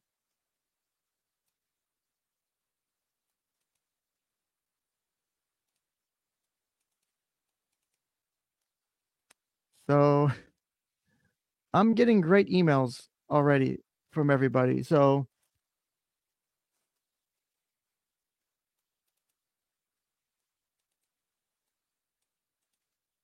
apparently people know who I am and are threatening to dox me already from all this. So that's fun. So I pop up to check my email, and apparently at least one of the people in this chat knows where I work allegedly and is threatening to dox me. Squishy, I'm still working my way through my emails. I have quite a few here.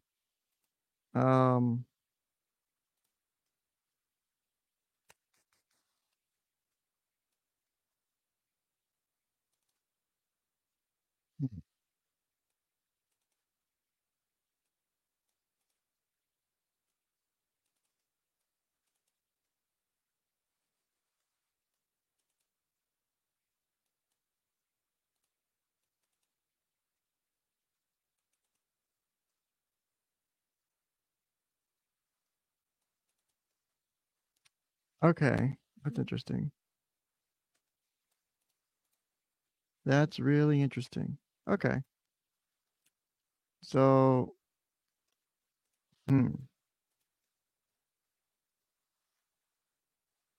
So here's the thing, guys. If you think you know where I work, you're probably wrong.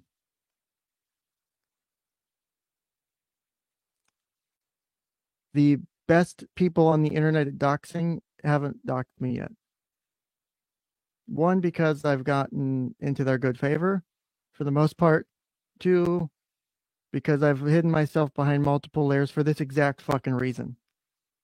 Because the very first time I talked about something on the internet controversial, the very first thing the person said was, "Oh, verify your license. Where do you work at? What's your name? How do we know that you're actually who you say you are?" And it's not like I haven't seen this play out before. I'm dumb. I'm not stupid. Right? I make poor choices. I'm sure everybody does. I'm pretty fucking stupid. See, Twisted has it right. I'm that guy from Jeopardy, apparently. That explains the really cool background whenever I go like, apparently I'm from Jeopardy. So, Ali says, what is this? I am discussing some of the Sophie Long documents from the case. We have been sidetracking for a bit, trying to clear up some ongoing issues, just to make sure everything was properly addressed as it relates to certain things. But we're back to the goal of trying to pick up where we did leave off on actually going through and looking at this petition to modify that was filed in July 28th of 2020 that kicked off a lot of this drama because of the things that followed from it. Irrelevant, but Ken's voice is super calming. Thank you, Pearl Clutcher. So here's what we're going to do. I'm going to continue on for now. If I can tell, and I'm leaving it up to my chat mods to keep an eye on the chat for me because I cannot follow it as best as I can. There's just too much shit going on in chat right now for me to follow it properly. But if my chat is able to determine that if you guys are acting, if there's no major concerns from chat as far as what's been going on, and if we can stop, I'll tell you what, I'll do. I hate to do this because it sounds fucking demeaning. If we don't push if we don't push the issue of getting on the stream for the next bit, then I will consider bringing you on the stream. And I mean, genuinely consider bringing you on the stream, like not fucking with you. But I don't want my chat spammed with it, especially in the middle of trying to have this discussion. My goal is to go through these documents in this timeline today, at least parts of it. It is important that I do go through these, right? I understand that we have issues with it.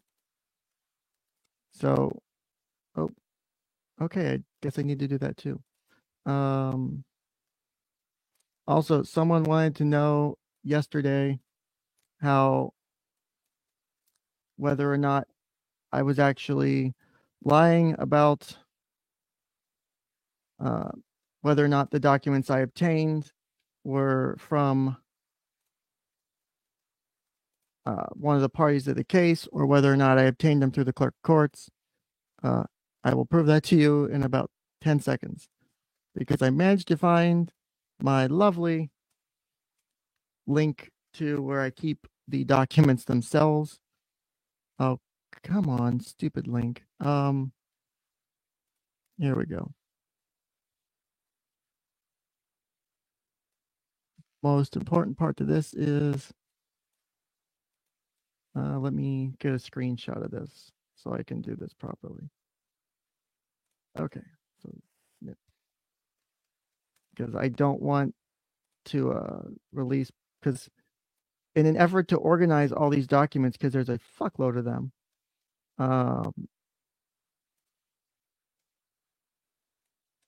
I don't want to accidentally release the wrong things.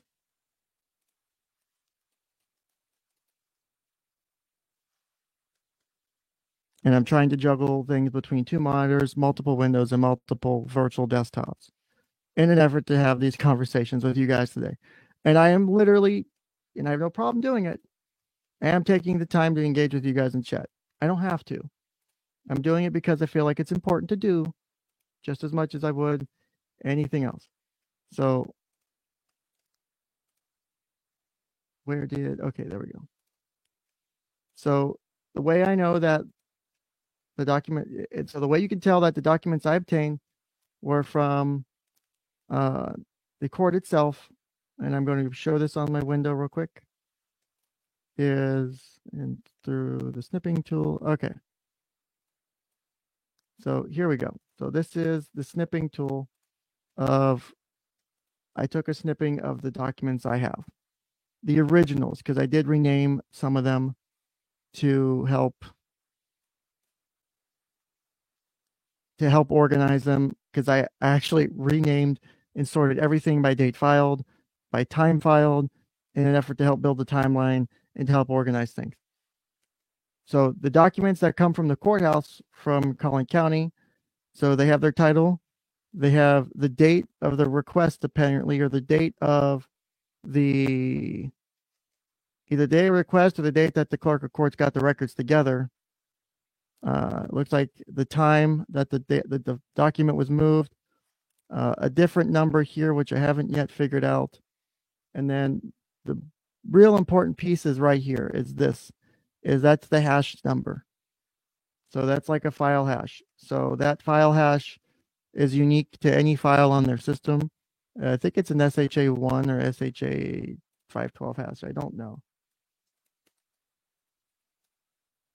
I think it's SHA-1. I don't remember how many lengths the bits are on that one. But either way, is if someone sent me this, I don't know if they would have kept the name. And I have the CD somewhere of it. And I'm sure I have somewhere my original emails from reaching out to Collin County. But that's a whole nother day of things, right? So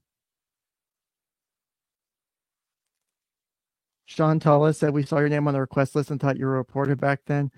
Yeah, I got that. Plus, it was kind of funny to see my name on that list, because I knew people were like going hardcore after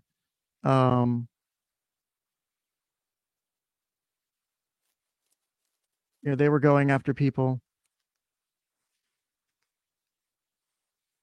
who were getting the documents, so they were trying to keep record of it.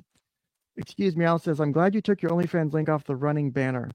So, as I mentioned yesterday, and I'm going to clarify, and let me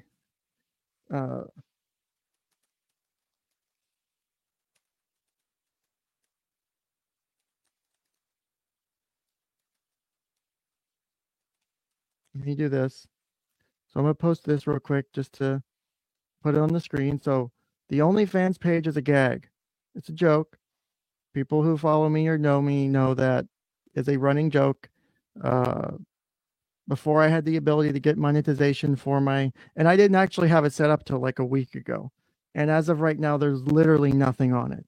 It's literally just like the Jeopardy background to like an open Jeopardy, like the Jeopardy set background is the header bar and like my profile picture, and there's nothing else on it.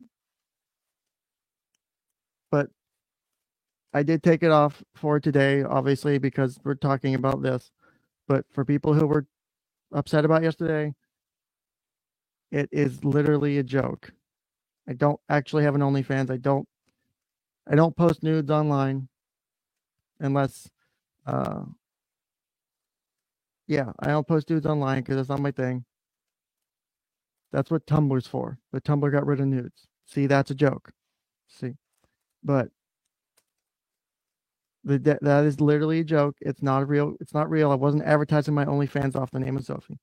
It was left on my ticker because of my previous show or whatever, and I just hadn't had a chance to take it off. So, just clarifying that.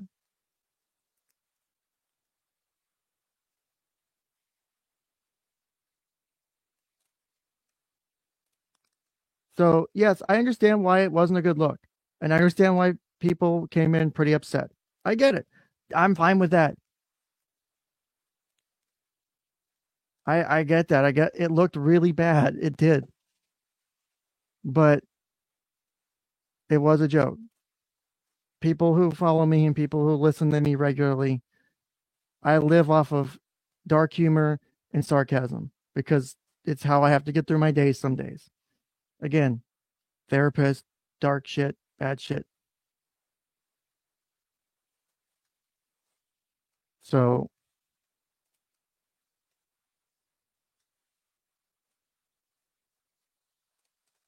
Summer, I don't think, and I know Twisted is kind of standing up for me a bit, but I'm not necessarily here to side with anybody. I'm not siding with Michael if that's what that's what this is. I can still side with Sophie's supporting her allegation and not be on Michael's side. Like that doesn't have to be a binary on this. Like there is a spectrum of stances with this case.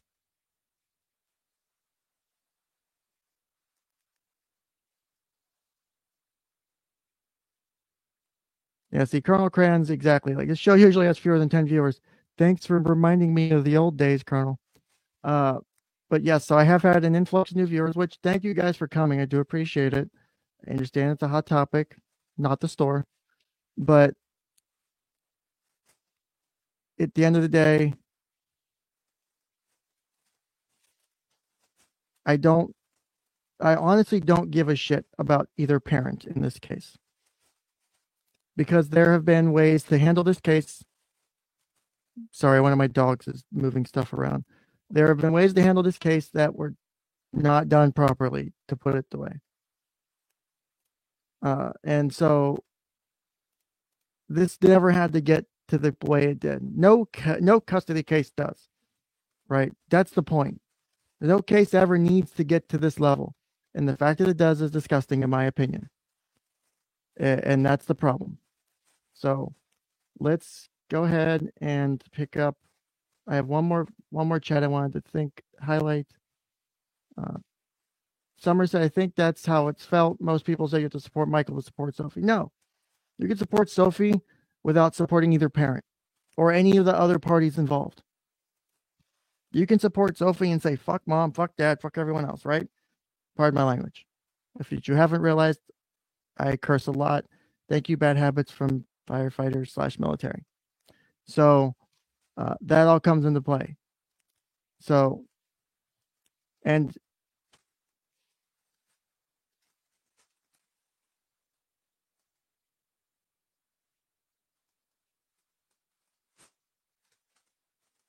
I get that prior to, today, prior to me talking about this, to the extent that I've gotten the publicity in the last 2 days, that people have been threatened and fucked over and doxxed or whatever.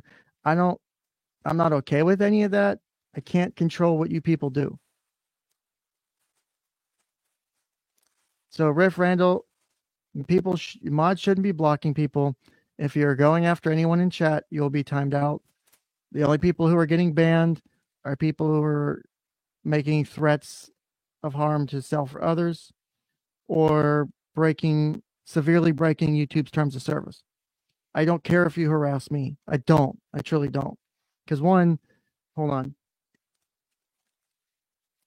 a therapist at this point. I get people say bad shit about me all the time. That's my job. I literally tell my clients, if you need to yell at me and talk shit about me, it's okay. Two, one of the most important skills I ever learned in my life was in middle school, when I learned how to not let people's things they say about me bother me. When I was able to turn, oh, your mom's a whore, into, I know my mom's a whore. She's at this corner of 5th and Main every day. And was able to take away the power from the bullies. I had to quit caring as much about harassment. A very difficult skill to develop, but I did. That's why I don't care if people harass me or bother me or say shit to me. You can insult me all day. I'm fine with insults. Some of my best nicknames from friends are good insults because I have that relationship with my friends.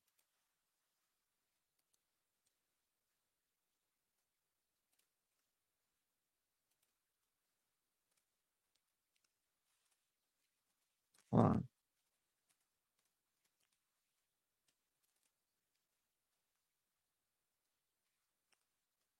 Let's see. Thank you, Stephanie, for your brother's service. Yeah, I did 4 years in. Riff Randall, who is blocked? And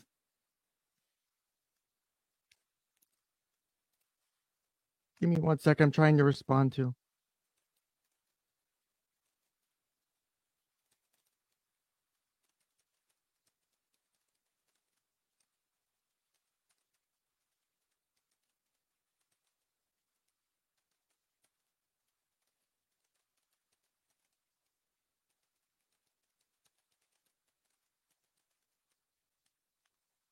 So I'm trying to address the blocks issue real quick, and then we're going to jump into the timeline shit. So if they were blocked, I'm going to, whatever reason they were blocked, if there was a reason behind it, don't do it again. Two, if you do have a dox of mine or anyone else's, I'm not okay with it getting shared in this chat, period. I don't want you doing that. Not so much about me, but I don't want other people getting that shit done. This is not okay to me.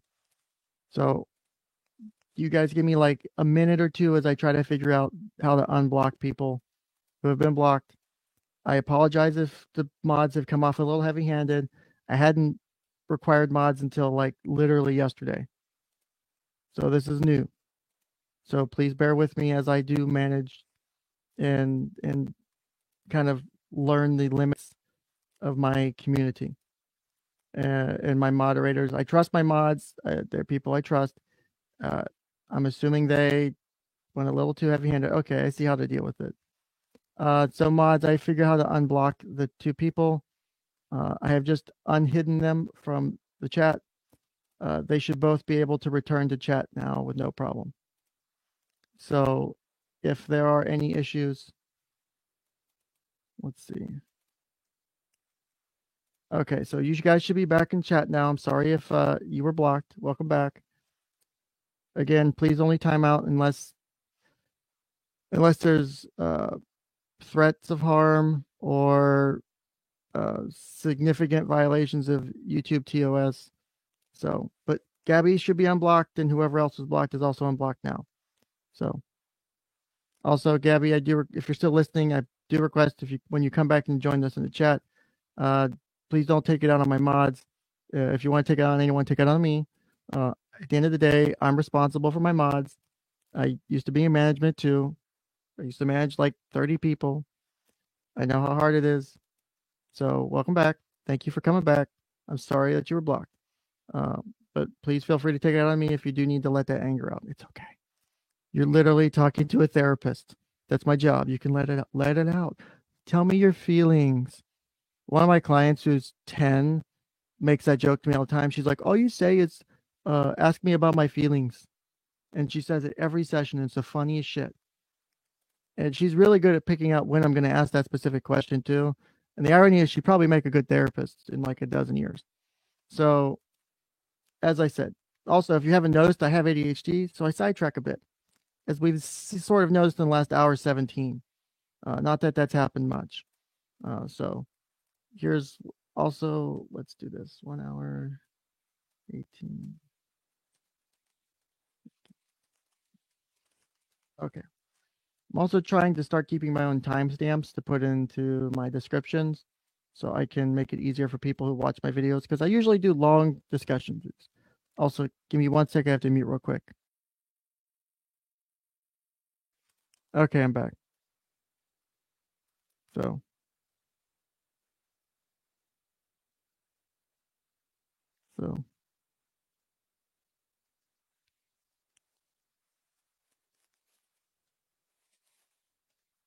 here's the thing is, if you think you have my docs, you probably don't.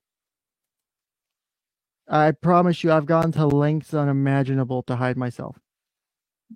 There are very few people who know the state I'm in. There are very few people who know really the locality I'm in. There's one person on the entire internet of people who interact with me who know if Ken is actually my real name and where I live. And that one person legally cannot say. There you go. If you're up for the challenge. So, but we're resuming our original discussion for this live. So let's get back to this discussion. So let's review the timeline. So this will take 2 seconds. So back on the timeline, we were here on this. So we were discussing this yesterday. We had gone through these real quick, the orders here. We didn't go through the final divorce decree because it's stupid long and it's from 2015. And then we started going through the petition to modify the parent-child relationship. This was the document that kicked off a lot of the interest in the case because a lot of things followed that.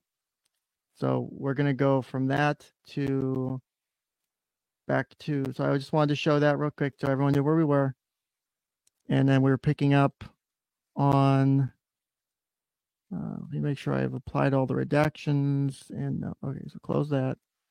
All right, so we're back to this. So window,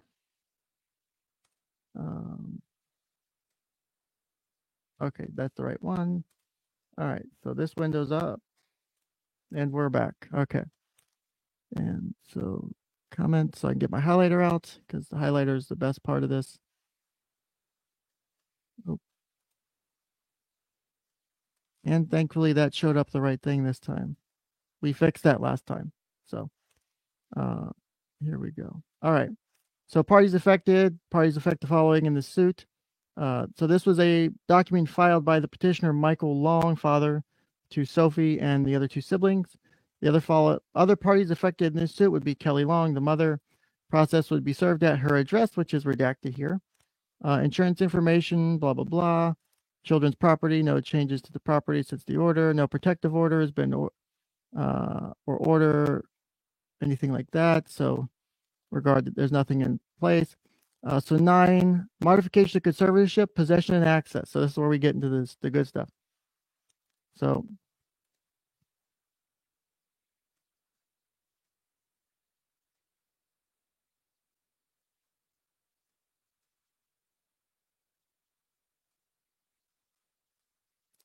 So where to go? Okay. The order to be modified is based on a mediated settlement agreement. The circumstances of the children, a conservator, or other party affected by the order to be modified have materially and substantially changed. So this language here is kind of interesting. That's what I would expect to see for a legal document anyway. Changed since the day of the signing of the mediated settlement agreement on which the order to be modified is based.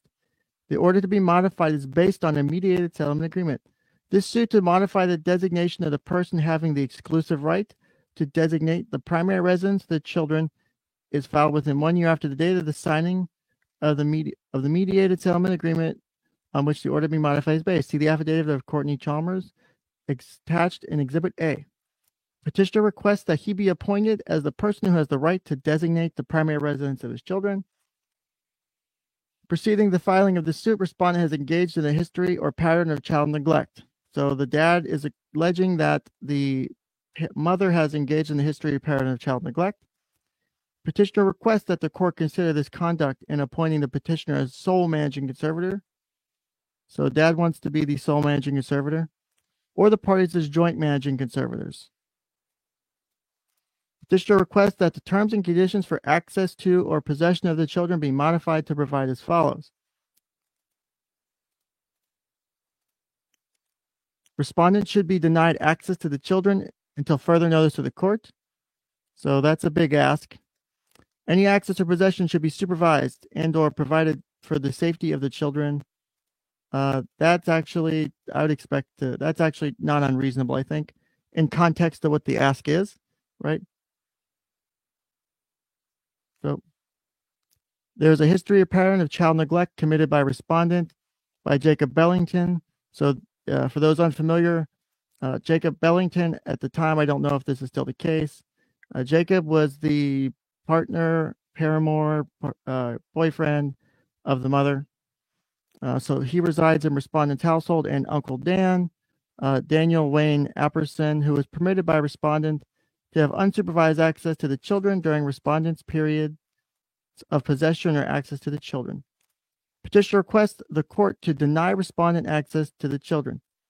Alternatively, petitioner requests that the court render a possession order that provides that the respondent's period of visitations be continuously supervised by an entity or person chosen by the court. So I also think that's somewhat of a big ask, but it makes sense with what he's alleging down further. Okay, so Gabby says Jake is the father of Sophie Long's brother. Okay, that makes sense. That helps.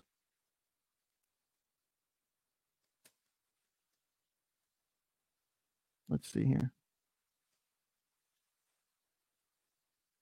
Also, I'm going to do this because I think it'll be interesting to see what y'all say. I'm going to put a poll up, and I would really appreciate what you guys think. Should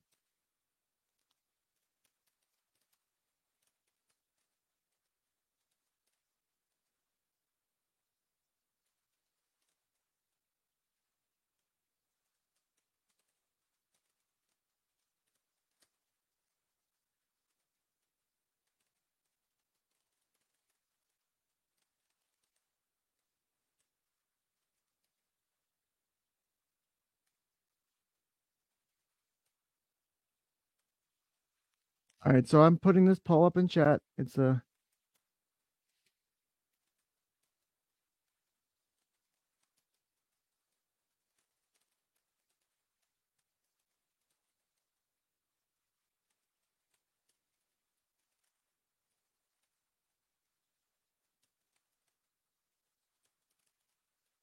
I'm almost done with the poll.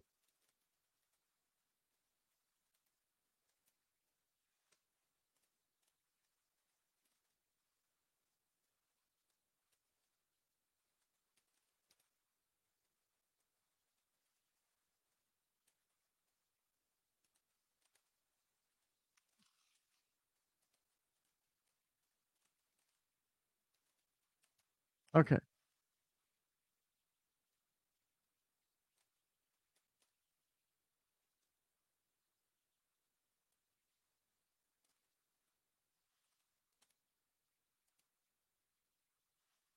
Okay, so here's the question.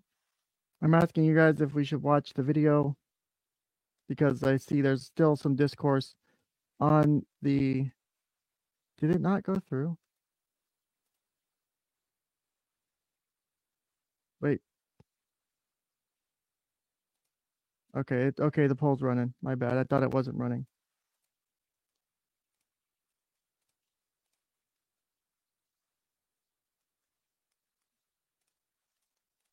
So I'll leave that running for a bit. Summer says, I've never been called a Karen before. I'm so excited. And you just can't hide it. And then however the rest of the song goes, because I don't remember.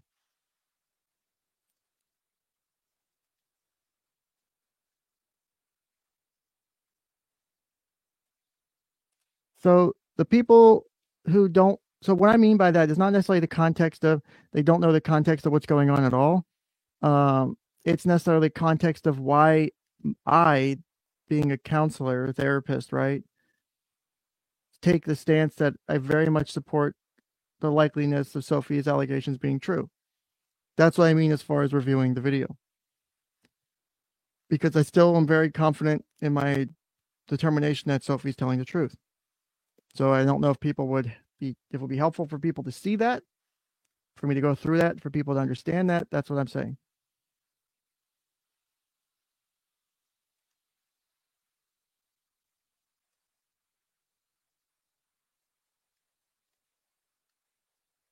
So I don't know who called you a childless cat lady yesterday. I know it wasn't me. One, that's not how I roll. Two,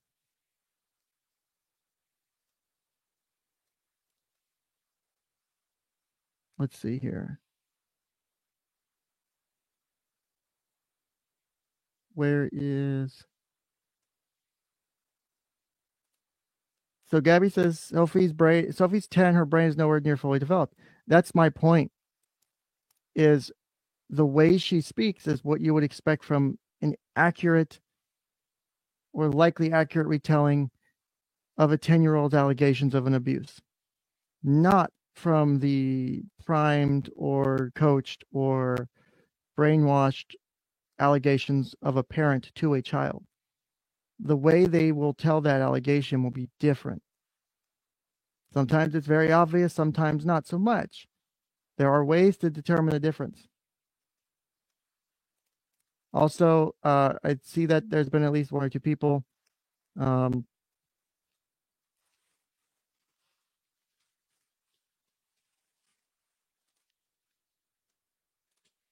So I will disagree with the police because she may have been abused, but maybe it wasn't recently enough for it to be able to have forensic evidence, right? If it wasn't recent enough, there's no forensic evidence. If it's not a situation that involved necessarily, if it was, say, just digital penetration versus penetration with an object or with a penis, you're going to have different levels of trauma to the regions, right? Whether it was a vaginal or anal penetration, you're going to have different levels of scarring, depending on, how that type of abuse is performed.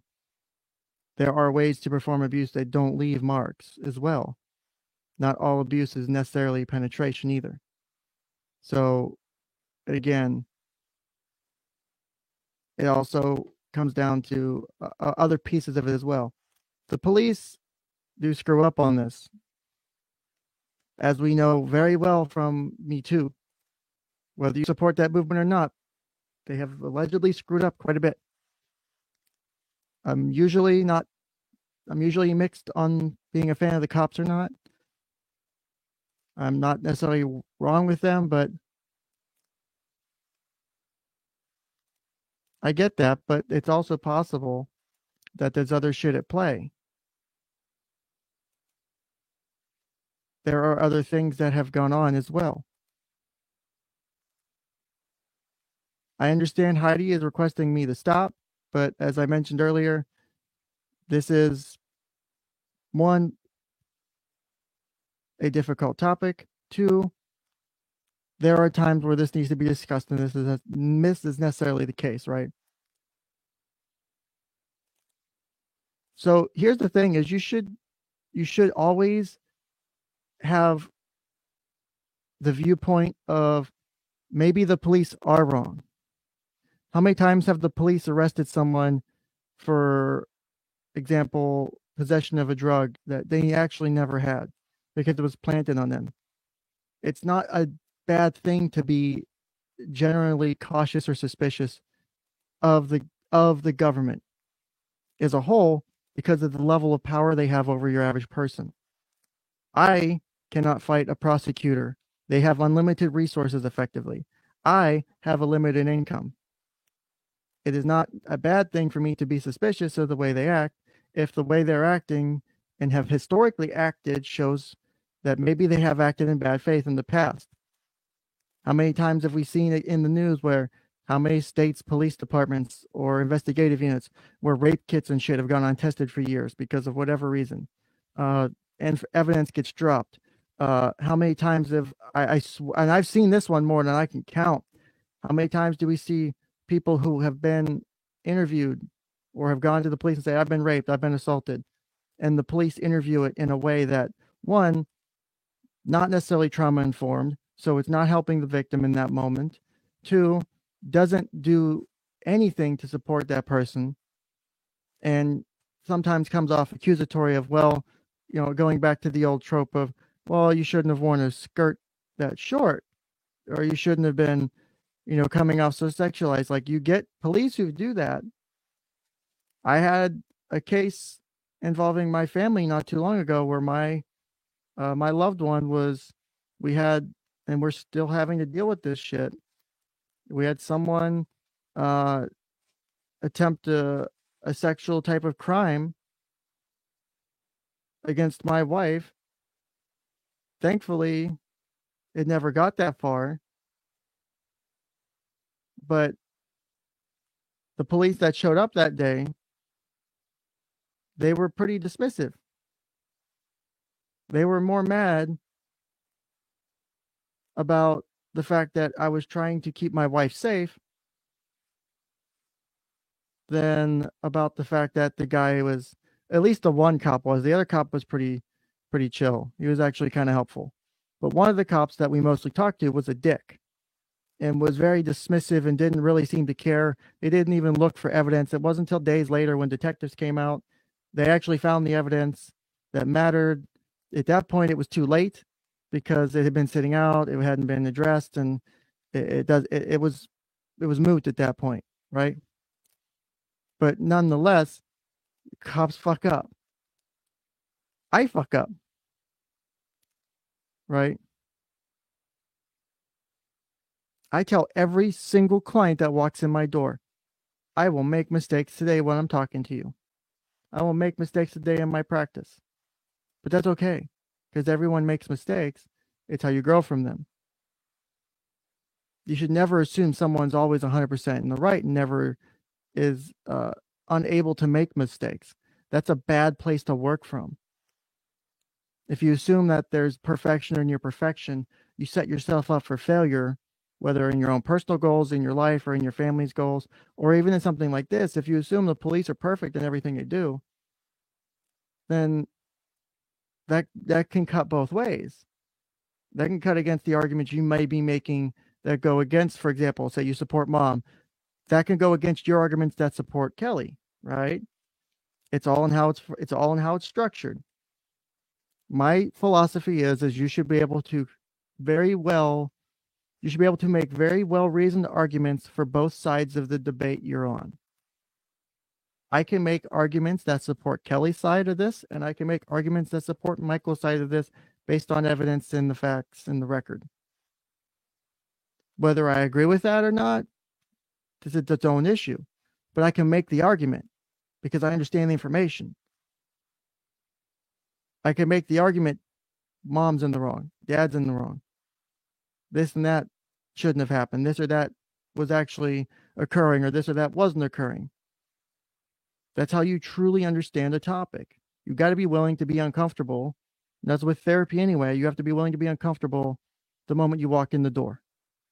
Because everything you do in a therapy room is usually going to bring up some level of uncomfortableness and vulnerableness. You got to be vulnerable to be allow growth, such as we don't, to have those kind of positions. You have a topic like this that's very controversial. It's very easy to lean to one side or the other. The hardest thing to do is ride the neutral line and be able to argue both sides of it, because it's very easy to bias yourself one way. I could make the argument, and I'm not going to today because it would take too much time, but I can strongly make the argument for both sides of this, whether it be mom, whether it be dad. I can also make an argument that's literally just Sophie and has nothing to do with mom or dad. That Sophie has dealt with an abuse and it has nothing to do with mom or dad's play of this case. And that mom or dad are completely off the walls on this. But Sophie is going through something. There's also an argument there. So, also Gabby says, can you have the Collins County documents? I have going to be reaching out to the clerk of courts for a request to get the, what was it? The comb. I don't remember the pronunciation of it. Damn it. Where's my stupid thing? Here we go. I will be reaching out to the old county. Here we go. Como County. That's it. I will be reaching out to Como County for the records involving prior incidents. I have obtained links to case numbers. I will be reaching out and doing an open records request. I will see what I get. Don't know if I'm going to get anything at this point. We'll see. Doesn't hurt to ask. So, yep. So, yeah, it was Como. I had to pull it up. I knew I would remember it. I was going to remember it. It was going to piss me off. I found it. Thank you, though, Gabby, for helping out. Let's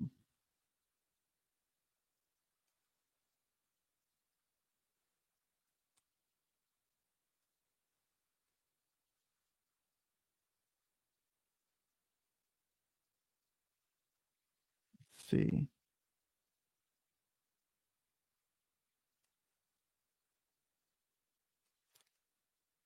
Also, I do see, and I haven't. Also, Heather asked, how do you feel about fathers' rights groups? In the sense that, like, do I feel like they're a bad thing, or do I feel like that they're a good thing? Or, I mean, there's a lot of ways to take that, because I'm not necessarily against the idea. I think that dads have had an uphill battle in different parts of the system, just like other people. We've had many different groups in the system have very fucked up uphill battles of dealing with things. I mean, look at the whole family court system. You had the tender years doctrine for years, for decades, and you've had it applied in states still up until a couple decades ago. And even the current standards, with which pretty much everyone uses, the best interest of the child standard, I've seen it get manipulated and twisted into this sick, disgusting thing that doesn't even look recognizable anymore. And it's nasty and it's sick, because it's very easy to twist that. The system has its faults, trust me. I also was a guardian ad litem for several years. I've done that. I've been part of that system. I've been part of dependency. I've done reports. I've been in interview with children. Like, I get different parts of this process. I'm not a,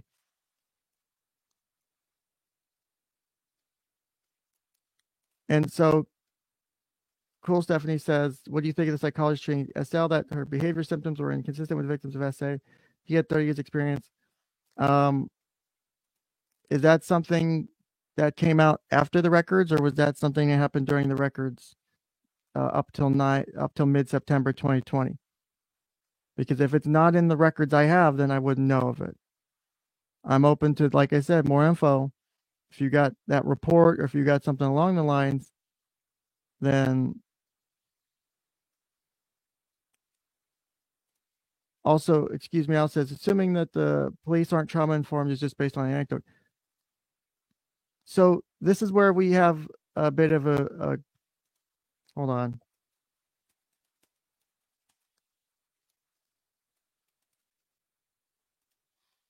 trying to find the way to phrase this so it doesn't come out sounding like an asshole. And I'm not trying to say that to be mean to you. I literally, because I know if I phrase this wrong, it'll come out bad. And I don't want that.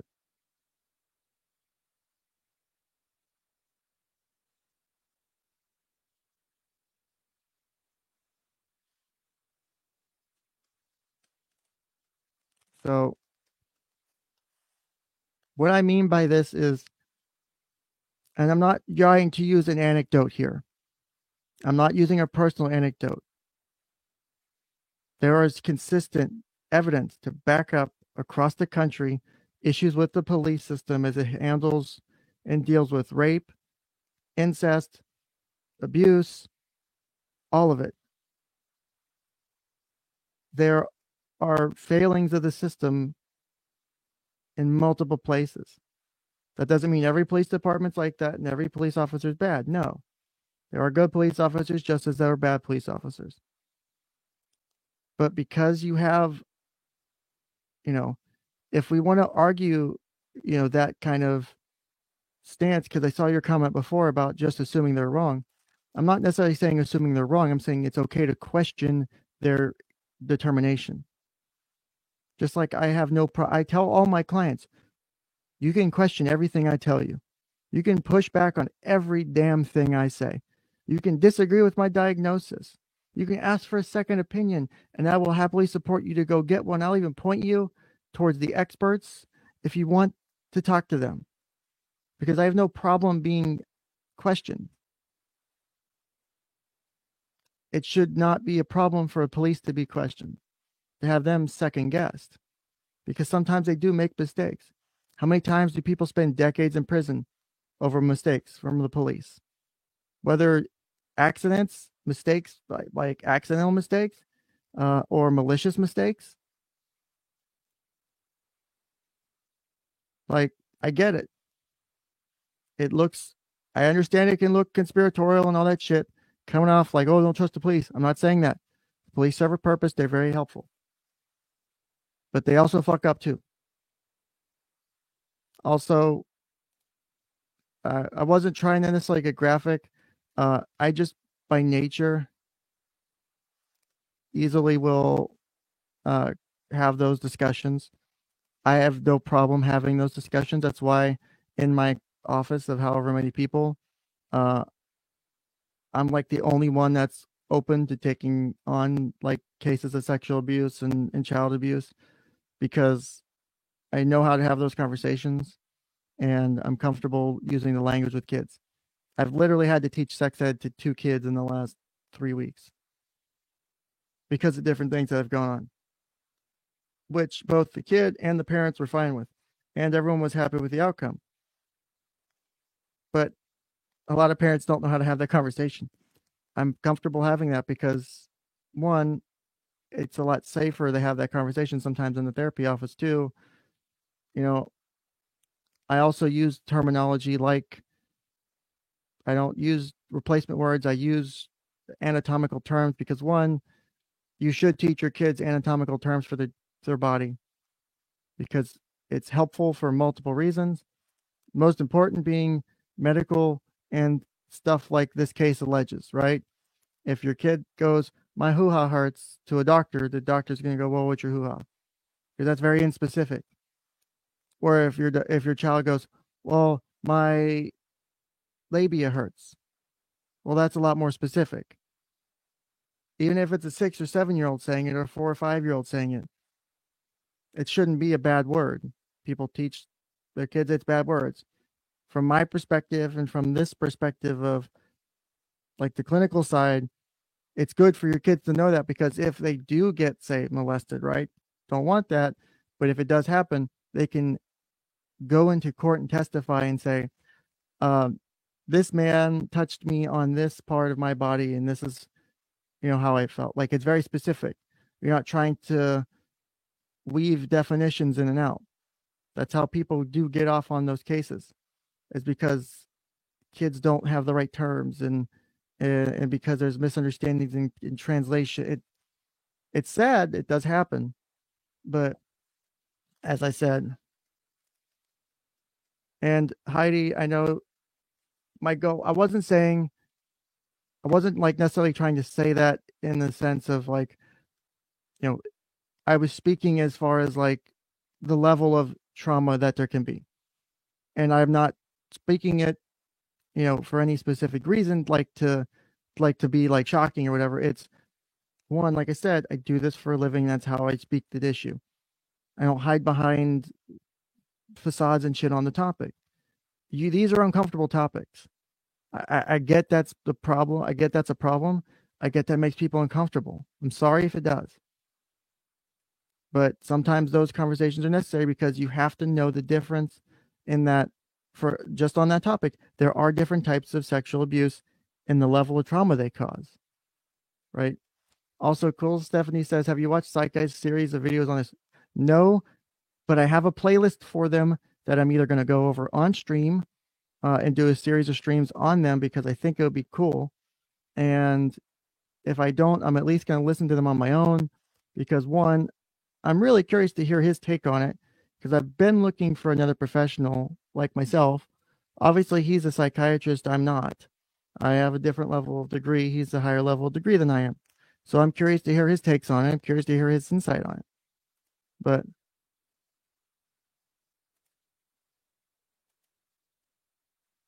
so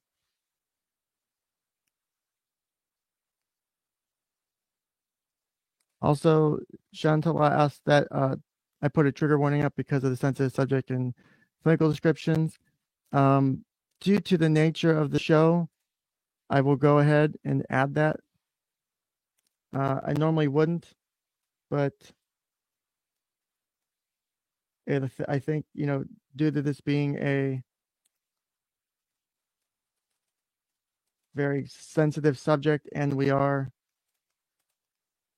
talking about, like I said, uncomfortable stuff, I'm happy to put that up there.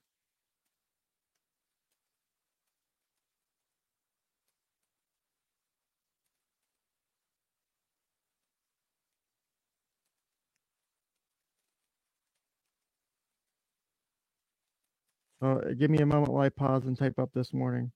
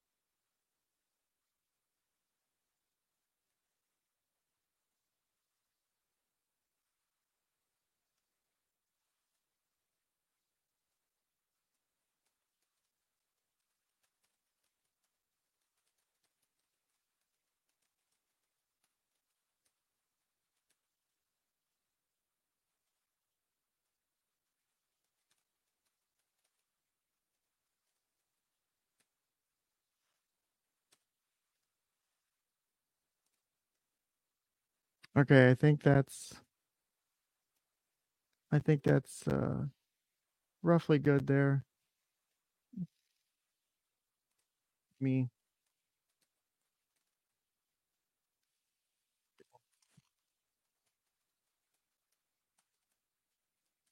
trying to there we go. Okay.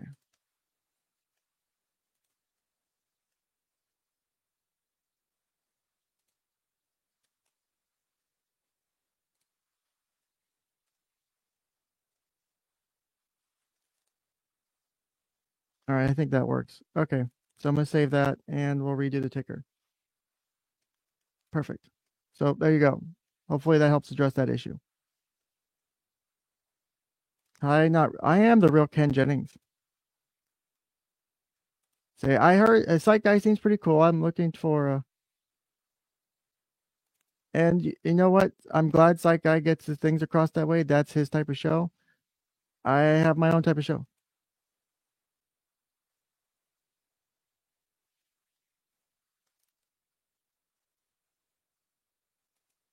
So you said that Do you remember which document that is, Gabby? If you do, please let me know, and I will try to identify that. Also, Lissa, I have read the missing persons flyer, and I have done that on my last stream, and I will probably do it again on this stream. And I'm not judging on a tiny piece of information. I have gone through these documents before. It's been a while. I'm going through them again because they're important. The updates in this case are important. This is a difficult thing to talk about.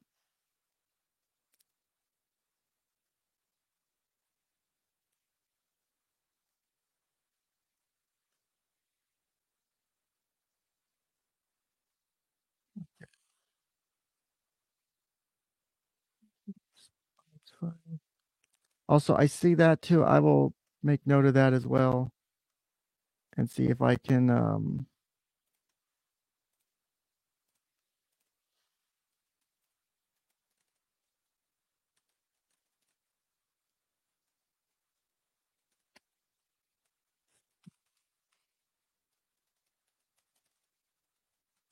ML.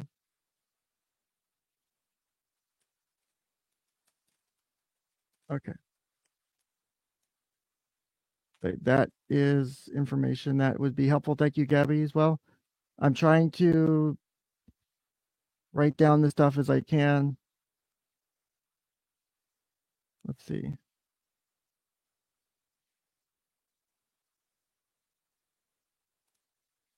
Heather and that crippled life said, do therapists not work on Mondays? I don't. Right now, I don't. Our office is going through a move. I dual hat is both because of my background and experience from just hobbies and in the military. I have a bit of an IT background, so I've been doing IT work as well for our office in the preparation for our move. I've also shift most of my clients onto certain days of the week, and I pick which days I have off. So I don't have a completely full caseload right now because one, it's summer, and so some of my clients dropped off because of it being summer and they don't just want to be in therapy, or they've graduated from counseling. And two, I have the ability to set my own schedule. So right now I'm doing Sundays and Mondays. My stream schedule will be changing to Fridays and Saturdays, I think starting next week. I have to confirm that yet. So, but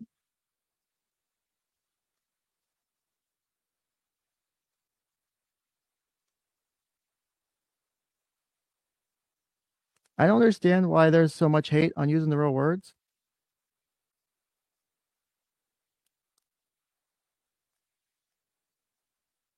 And I'm getting back into the documents. I will do the Sophie missing persons thing again later. So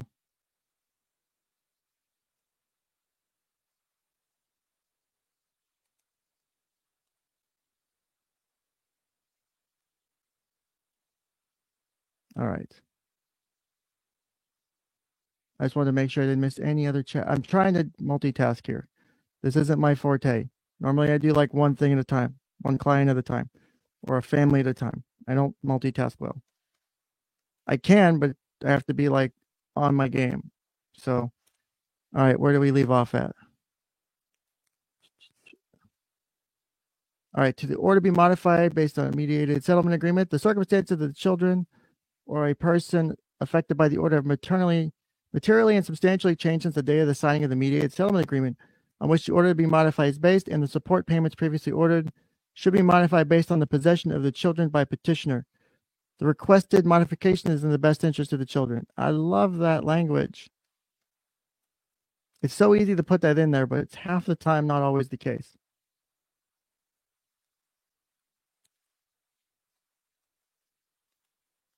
Number 11, request for temporary orders.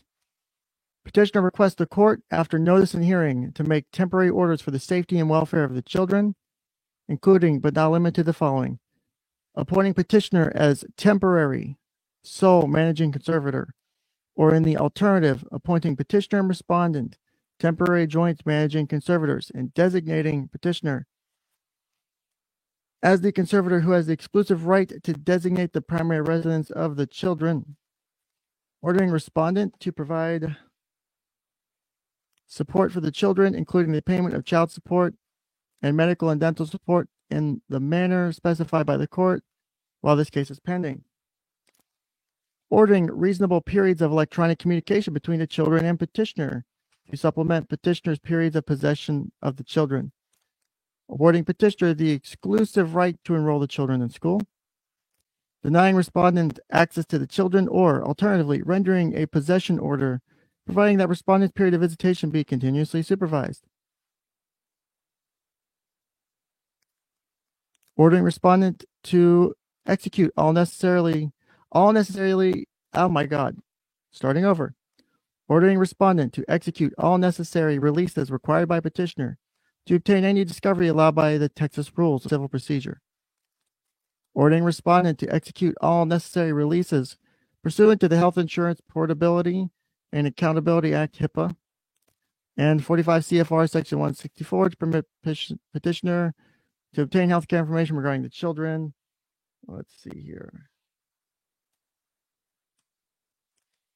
Ordering respondent to execute for all healthcare providers of the children an authorization for disclosure of protected health information to petitioner pursuant to the pursuant to HIPAA. Some of this shit's boring. Ordering respondent to designate petitioner as a person to whom protected health information regarding the children may be disclosed whenever respondent executes an authorization for disclosure of protected health information. Basically, he wants copies of anything the mom would request for documents from HIPAA.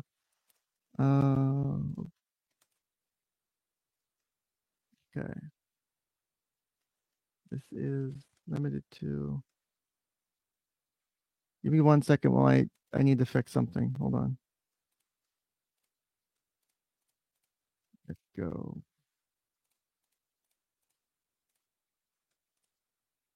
Holy shit, my inbox is blown up. I see you guys in the inbox. I don't have the. I'm trying to get through this. I paused quite a bit to kind of go through chat stuff with you guys. In the meantime, I am trying to do something.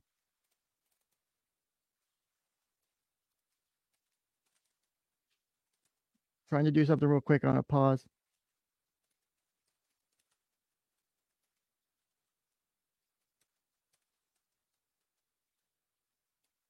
Give me 1 second.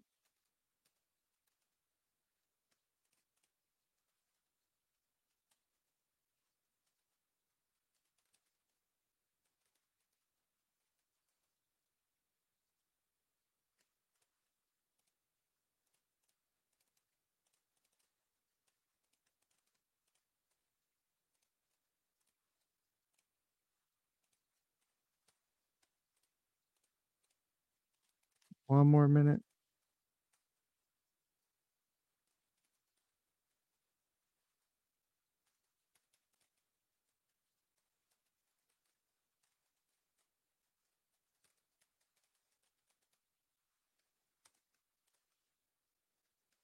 Okay, I think this will work for what I'm trying to do.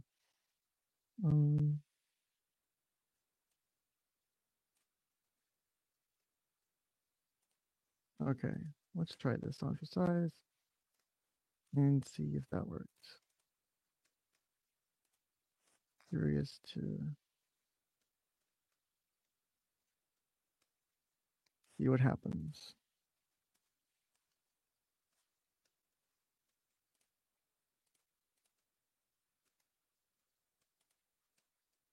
All right, so here's what I'm going to do as well, because I'm struggling to keep up with chat. I went ahead and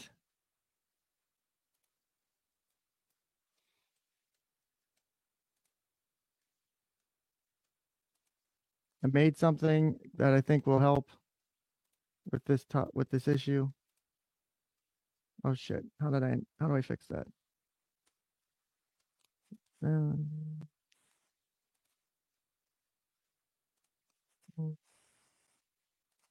Okay.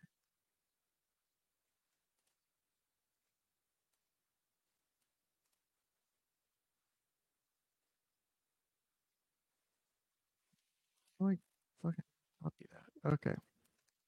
There we go. So I'm gonna try this. I just need to make sure it doesn't do anything it's not supposed to. And then As long as it's good, we'll be good to go here.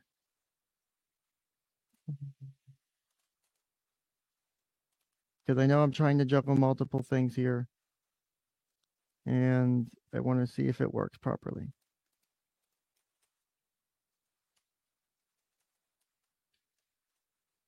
Okay.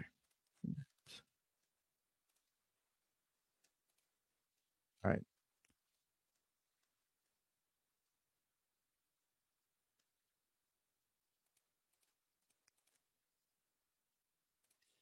I'm going to give you guys, let's do this. Let me give you guys a link to a Google Slides presentation question and answer thing. I am not able to consistently keep up with chat. If you have a question you would specifically like answered, I don't want to miss anything. So here's what I'm going to do. I'm going to give you guys a link to this. I'm going to pin it in the chat. You can go on there and you can leave questions. You can upvote questions as well, as far as what questions you would like answered. I will address those questions at the end of the stream or later in the stream. I don't want to miss anyone's concerns if they have any. I'm trying to juggle a lot of people in the stream that I haven't had to deal with this many questions and items at once. I'm trying to do the best I can to be, engage with you guys all as much as possible. I get that there's a lot of people here. There's a lot of people who have concerns.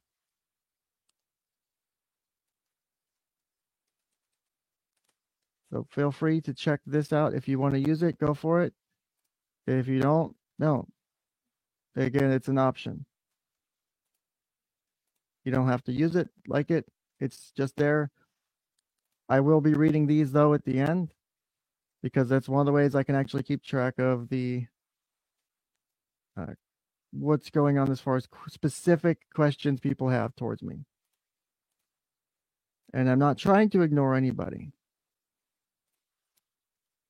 I'm not opening the panel yet. I'm getting through at least this document. As I asked earlier, my goal is to get through this issue and to, okay. Here's the link if you want to go check it out. It's pinned in the top of the chat, or at least it should be. If you want to leave a chat, or not leave a chat, if you want to leave questions there, go for it. I have not.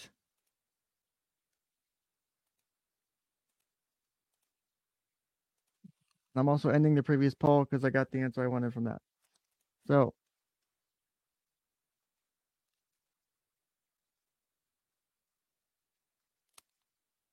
I'm going to answer you real quick, Heidi, but I'm not going to pull your thing up on screen for a specific reason.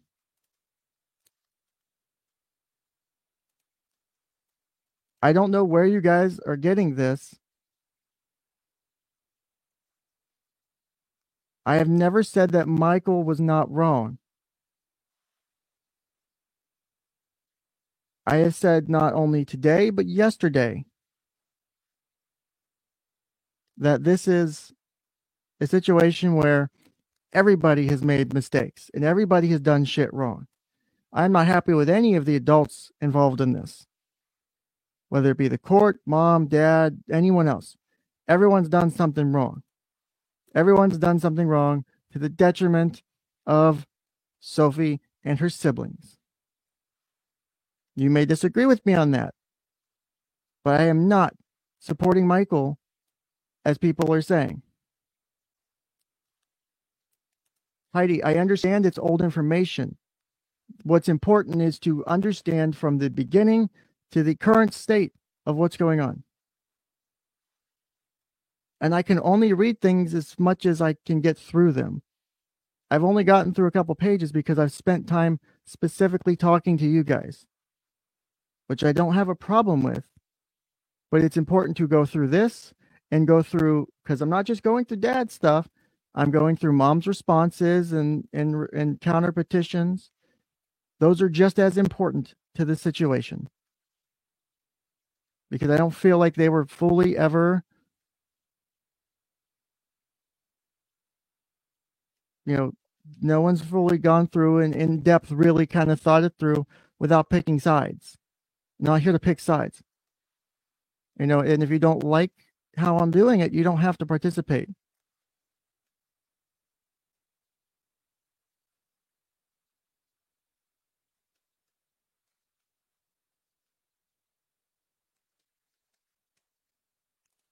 So like I said, I'm going to continue reading. If there's anything you want to ask, let me know. Let's see here.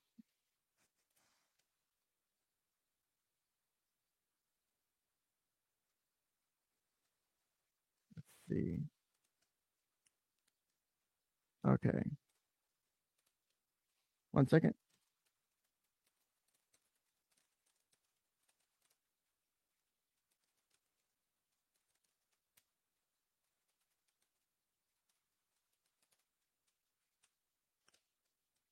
And as we continue, with regard to the request of temporary order from major conservatorship, petitioner would show the court the following. These temporary orders are necessary because the child's present circumstances would significantly impair their children's physical health or emotional development, and the requested temporary order is in the best interest of the children. See the affidavit attached in Exhibit A by Courtney Chalmers, which I believe is Michael's wife or soon-to-be ex-wife, something like that. 12, request for temporary restraining order.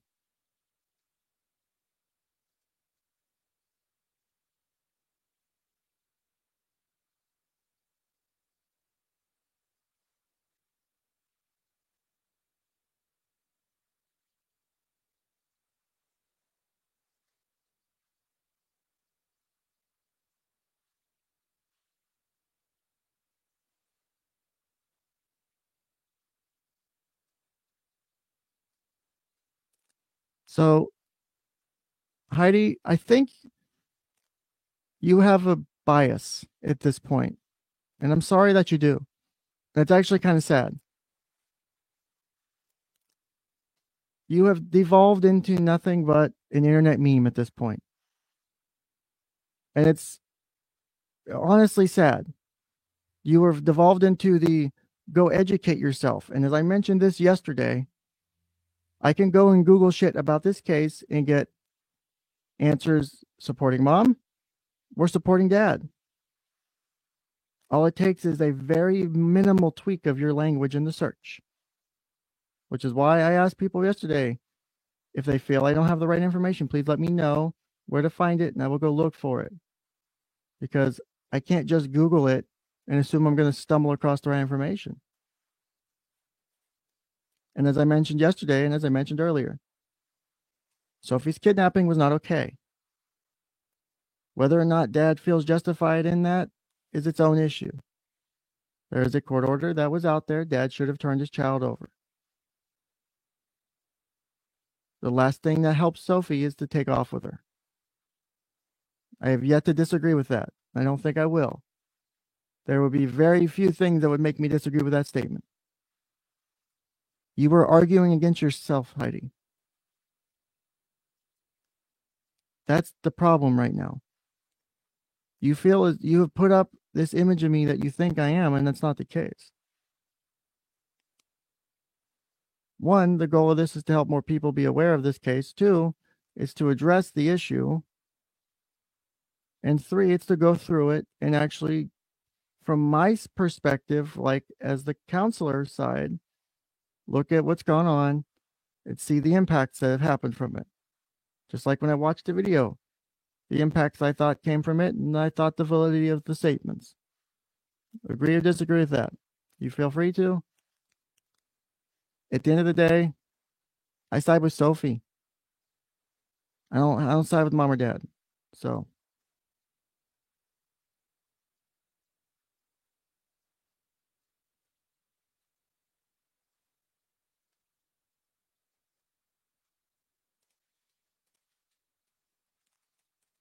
Let's continue this document. So the request for temporary restraining order.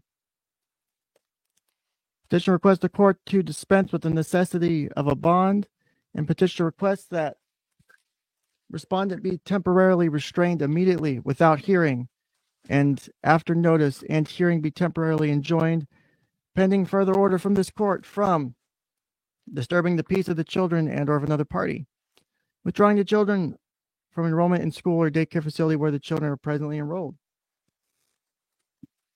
hiding or secreting children from the petitioner, making disparaging remarks regarding petitioner or petitioner's family in the presence of within hearing of the children. This is something I tell every parent I ever work with to never do in front of your children, whether you're together, divorced, split up. Don't do it. It's disgusting.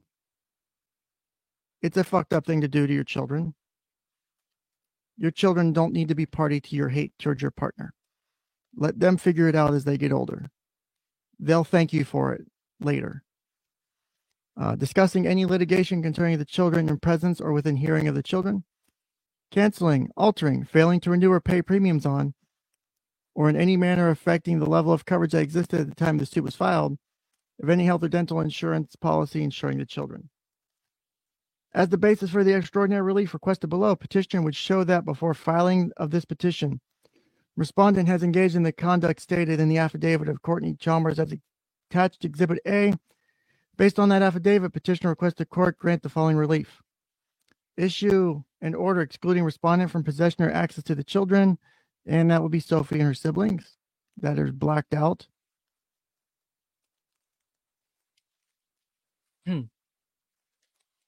Number 13, request for attorney's fees, expenses, and costs and interest. It was necessary for petitioner to secure the services of Elizabeth Nielsen, a licensed attorney, to preserve and protect the children's rights. Respondents should be ordered to pay reasonable attorney's fees, expenses, and costs through trial and appeal, and a judgment should be rendered in favor of this attorney and against respondent and be ordered paid directly to the petitioner's attorney, who may enforce the judgment in the attorney's own name. Petitioner requests post-judgment interest as allowed by law. Number 14, prayer. Petitioner prays the citation notice issued as required by law in the court enter in accordance with the allegation contained in the petition. The petitioner basically asks for the temporary restraining order, conforming with allegations set forth. Basically, please do the things I asked you to. That's what the prayer usually breaks down to be. That's pretty much what that is. So, petitioner prays for general relief also. Respectfully submitted by this place. Name, attorney, and then we come down to was it attachment A, or I think is what it's called. Affidavit of Courtney Chalmers. I think that's how you pronounce it. So I'm going to zoom in a little bit more on this one. So this one,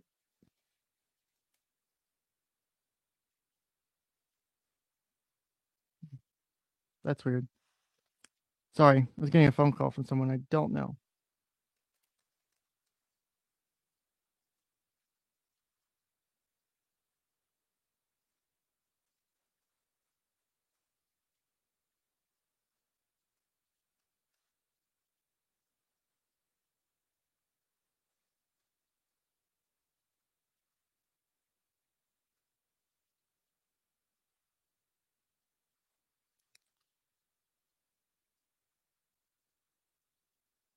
If you have anything that you would like to provide me, please add it into the Google Presenter question and answer tool. If you have information that you would like to have brought up on stream, do it that way. I'm not able to keep up with chat. I can't do both. I'm trying to do it, but I'm doing my best. Either way, what's about to come up, and let me do the banner because it's important.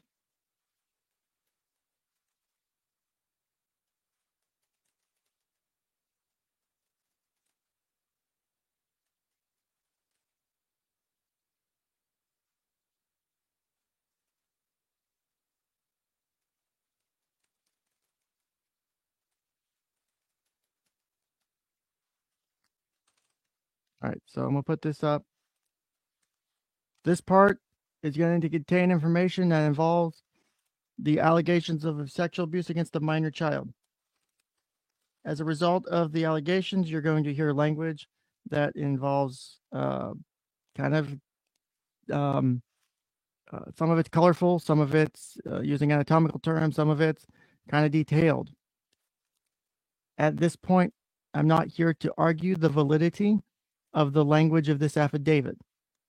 Again, I don't care necessarily about this affidavit. In the moment, I'm reading it to get through it, to understand other parts of this. This is separate than this bears no impact on my interpretation of Sophie in the video. This is different. It doesn't weigh in on that, just to clarify. But I am giving you fair warning. This is about to get very ugly. So,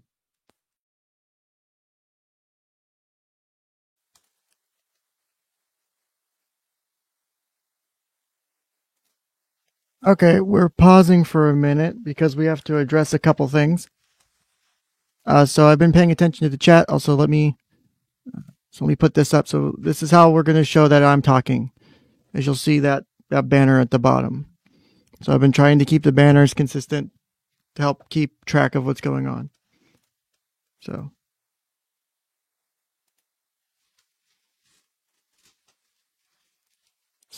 one of the accusations I'm seeing in chat is that I put my phone number out.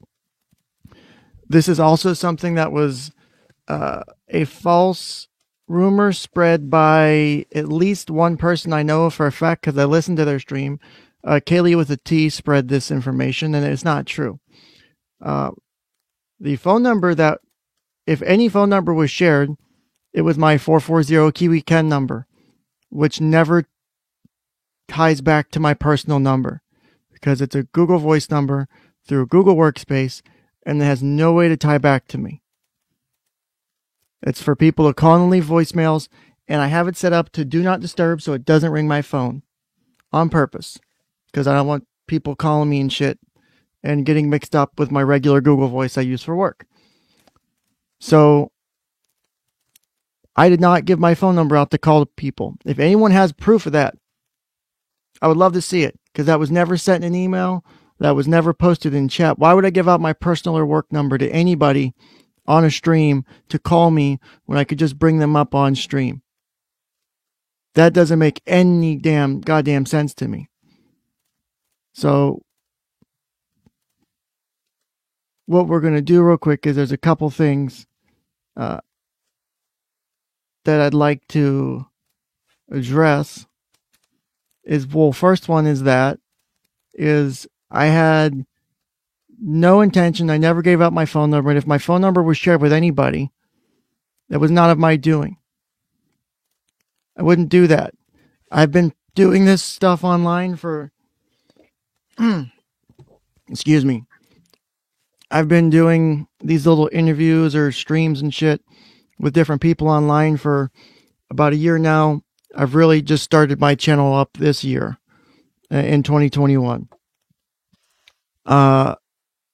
The only person who has my personal phone number is someone who I trust with 100% confidence, and they have some legal obligations to not share it as well at the moment too. So there's that. So we can go ahead and just kind of discard the idea that Ken gave out his phone number because that makes no sense at all. It's a crazy idea that I would just, why would I give out explain that to me. Why would I give out my personal or work cell phone number when I could have someone email me, which I asked people to email me, and I said I might bring people onto the stream with the StreamYard call-in feature to do a panel. I was thinking about the idea during the stream on the 19th. I chose not to do it because of the way people were handling it, because I didn't want to deal with the reactions that people were were having, and I was not going to trust that people could come on and act maturely. They had proven to me by that point that that wasn't possible. So if you have evidence to prove to the contrary, please provide it. You can send it to me in an email, kenjenningskf@gmail.com. If you have evidence to show that I gave out my phone number, please do. If you don't, then why are you making the accusation? Because that's my next big question. Is like, why would you make the accusation? I gave out my phone number.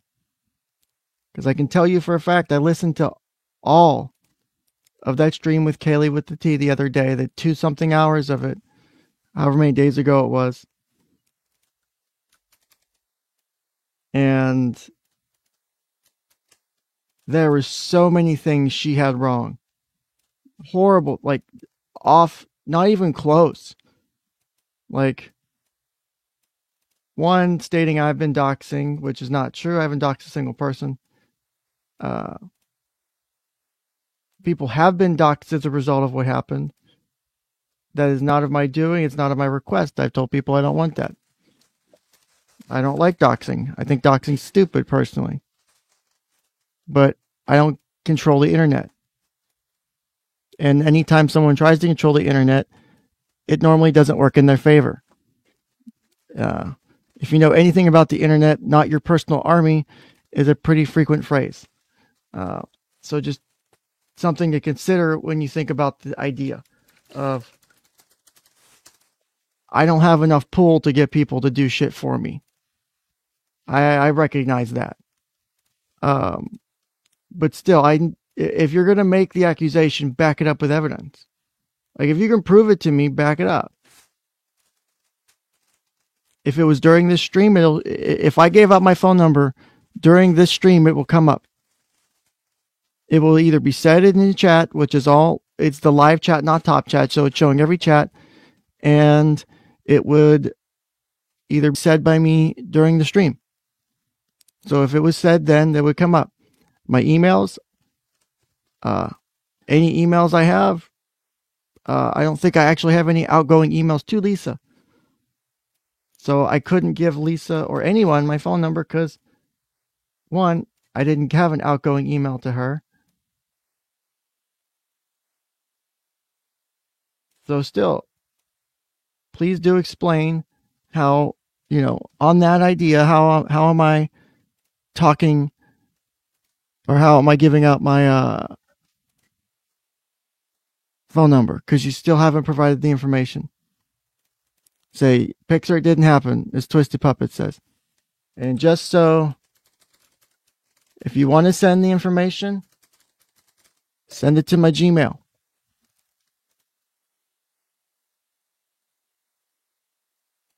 Thank you, Dollhouse Phil. I love you too, buddy. Also, I'm going to add you as a moderator so you stick out, so I don't miss you. I love you, Dollhouse Phil. Also, people check out the -doll-house.com and get your specialty dolls already there. Dollhouse Phil's one of the best in the business. As a side note, not even related to this topic. Let's see here.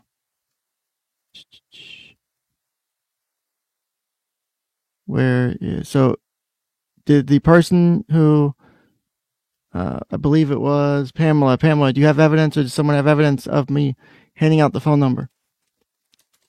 I'll be happy to share it on screen. So Pamela has taken off. She's no longer in chat.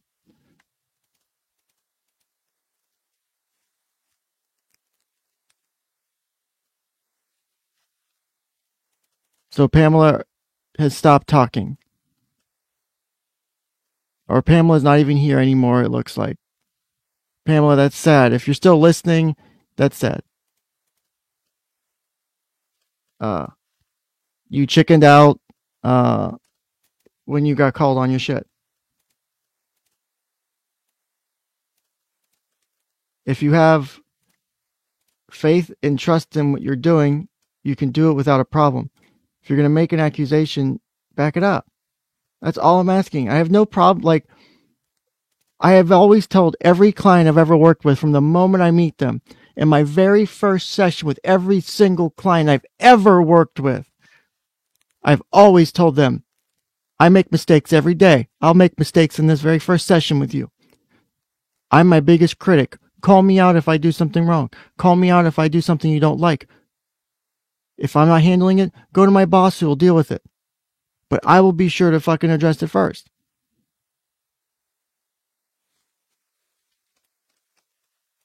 Also, Pecan Pie, what screenshot are you referring to? The one that says, that was making the reference to Ken Jennings as like who's this Ken Jennings guy? Yes, I did see that. But it was just a post with my name, if I remember correctly. I'm pretty sure I have it somewhere in my treasure trove of screenshots and archives at this point. Because I've had to archive everything because people go in DFE after something like this, which is pretty common behavior. Let's see, what page of this slide am I on? Delete that one and then add. All right. So if Pamela is not going to answer to the accusation, Pamela, you've lost that argument. You are the weakest link. Goodbye. If you want to come back with it, do so. Bring the evidence. Don't just make random shit. Like, look, I'm going to do this to you now because if you come out right now and say, I fucked up, I was working off of bad information, or I thought I heard this information, I was running with it, I didn't know better. Own up to it, man. No, you will have more respect from the people listening and watching and participating in this if you say, oopsies, I fucked up, I was wrong, than trying to duck and cover. People don't like that. People get bothered by that.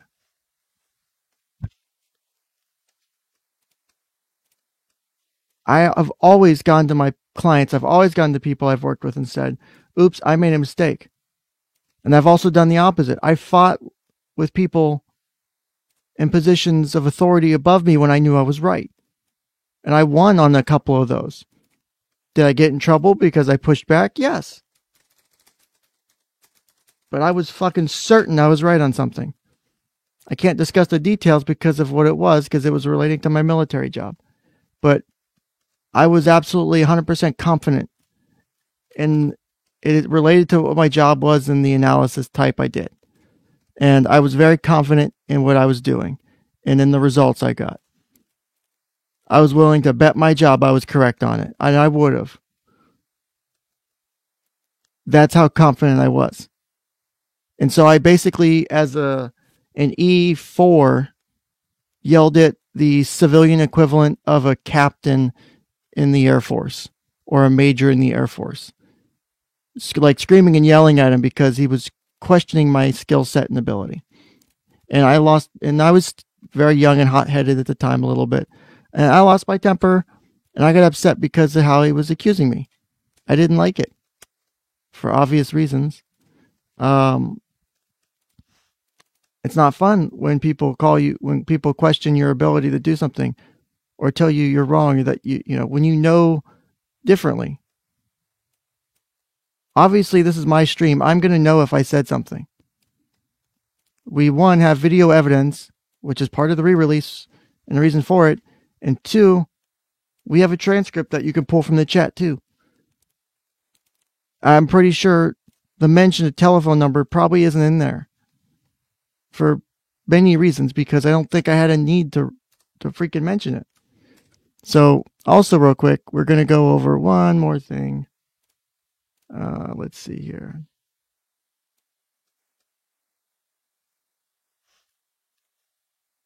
Okay. So I need to address another accusation in chat, because part of this stream is to address the issues that are being brought up by people.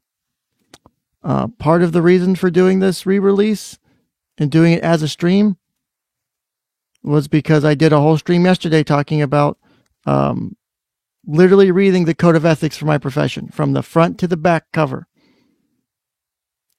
There was a whole bunch of parts I could have skipped, but I didn't because I didn't want any accusations that I missed anything or that I read over something or I missed something or I left out something, and that's the part I violated. So I read 49 pages front to back. It was boring as shit, basically. Yes, boring as fuck. I didn't really want to do it, but I did it anyway. Just like I don't want to do this.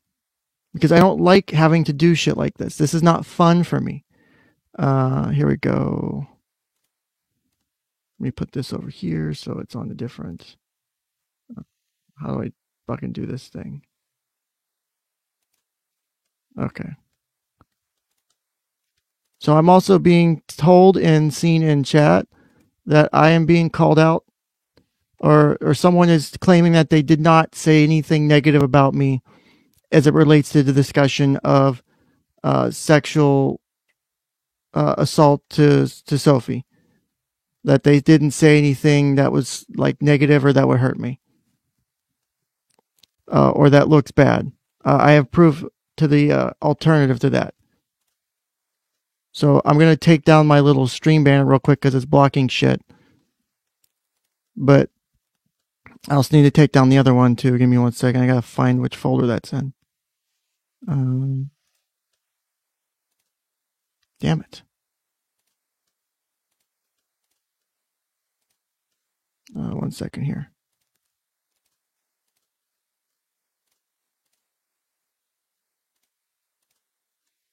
I think I can just do it this way. Oh, here we go. So here we go. We have, oh, I need to go back one. So this is page 1. So here's the phone number thing. So Pamela said, can give us number. We just showed that was not true.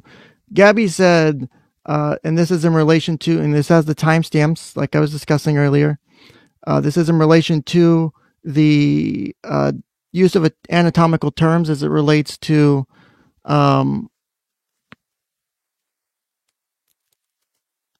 the discussion of sexual assault. I use anatomical terms to describe ways that sexual assault could happen without leaving physical forensic evidence. I'm not an expert, but I have a little bit of knowledge on it. It's also something I studied. It's also something I have dealt with personally, as I've explained before, as a victim of child sexual abuse. I know how this works a little bit. I know how it works on a professional level too. I know how it works from the mental health side. I know how it works from the police investigative side a bit too. In regards to the statements I made around the 2-minute 19 mark, Gabby says, this is a 9-year-old little girl. Oh my God, please man, stop. If this is your daughter, would you want to read this? Would you want a strange man reading stuff like this about your 9-year-old daughter? Says, I'm out. This is beyond sickening. This isn't your job. Sophie isn't your patient. And actually, that right there is something I should have highlighted. Sophie not being my patient means that I didn't do anything unethical, because none of this is information related to my client. Sophie's not my patient. Sophie's not my client. Has nothing to do with my day-to-day work environment. Has nothing to do with it. So technically, I can and should be able to talk about this as much as I want to. I did nothing wrong in that by itself, legally or ethically, under my professional ethics. There's more. So this is just the first part. There's page 2 of this is Gabby's talking about, and this is again the chat archiver thing I have now. We have the ability to search all the chats. She's talking about how I can make a claim you touched by child. I said it was an affidavit about alleged accusations. I never once stated that this was the facts of the case, that this absolutely happened. I stated that Sophie's reaction during that video indicated to me that something traumatic happened. It's possible she suffered sexual abuse. I never indicated who, but it was clear she had a very strong aversion to going to her mother's, to being around the mom's boyfriend. To me, that was concerning. But when I was reading that affidavit, I said these were the allegations. I didn't say this is what happened. Very specific. Dollhouse Phil says, but were you a good counselor? I would like to think so. I never once had a complaint for doing things improperly, that I was inappropriate with anybody. I always had people like super happy, stupid happy to come to counseling with me. I had great clinical relationships, and it fucking disgusts me that I don't have that anymore. It hurts to know that I don't get to have those relationships with my clients anymore, that I don't get to go and help them change their lives and help make their lives better, because my God, were a lot of them on great paths. Many of them were doing great. A lot of them were doing fucking fantastic. And that 6 months ago when I started with some of these, or 8 months ago when I started with some of these clients, because some of them I've been with that long, their families were wrecks. They were personally fucked off. One guy was not doing so well because of his relationship and having to split up and get divorced. And the dude has turned it around. Dude was suffering pretty bad depression. Dude is on a fucking good positive note now. He's got his shit together. Like, that much of a difference. And I am fucking mad I don't get to be part of their lives anymore because of bullshit like this. I decide to talk about a case. I decide to try and present it neutrally. And people get so pissed off, they can't even handle the fact that I used anatomical terms. I read word for word the accusation, and I showed it on screen because I didn't want any accusation that I was changing the statements, that I was making my own inferences what was said. I believe Critical K or someone else did their own discussion of documents where they wouldn't show the documents. They gave you their opinion, or they read and summarized the documents for you, but they wouldn't put them on screen. Do you know why they wouldn't put those documents on screen? Because they didn't want you to see what the text said. Because they wanted to give you their slanted opinion. Because as I was listening to her speak, I could tell where she was making her own personal injections of opinion, and where she was cutting out shit and adding shit that benefited her.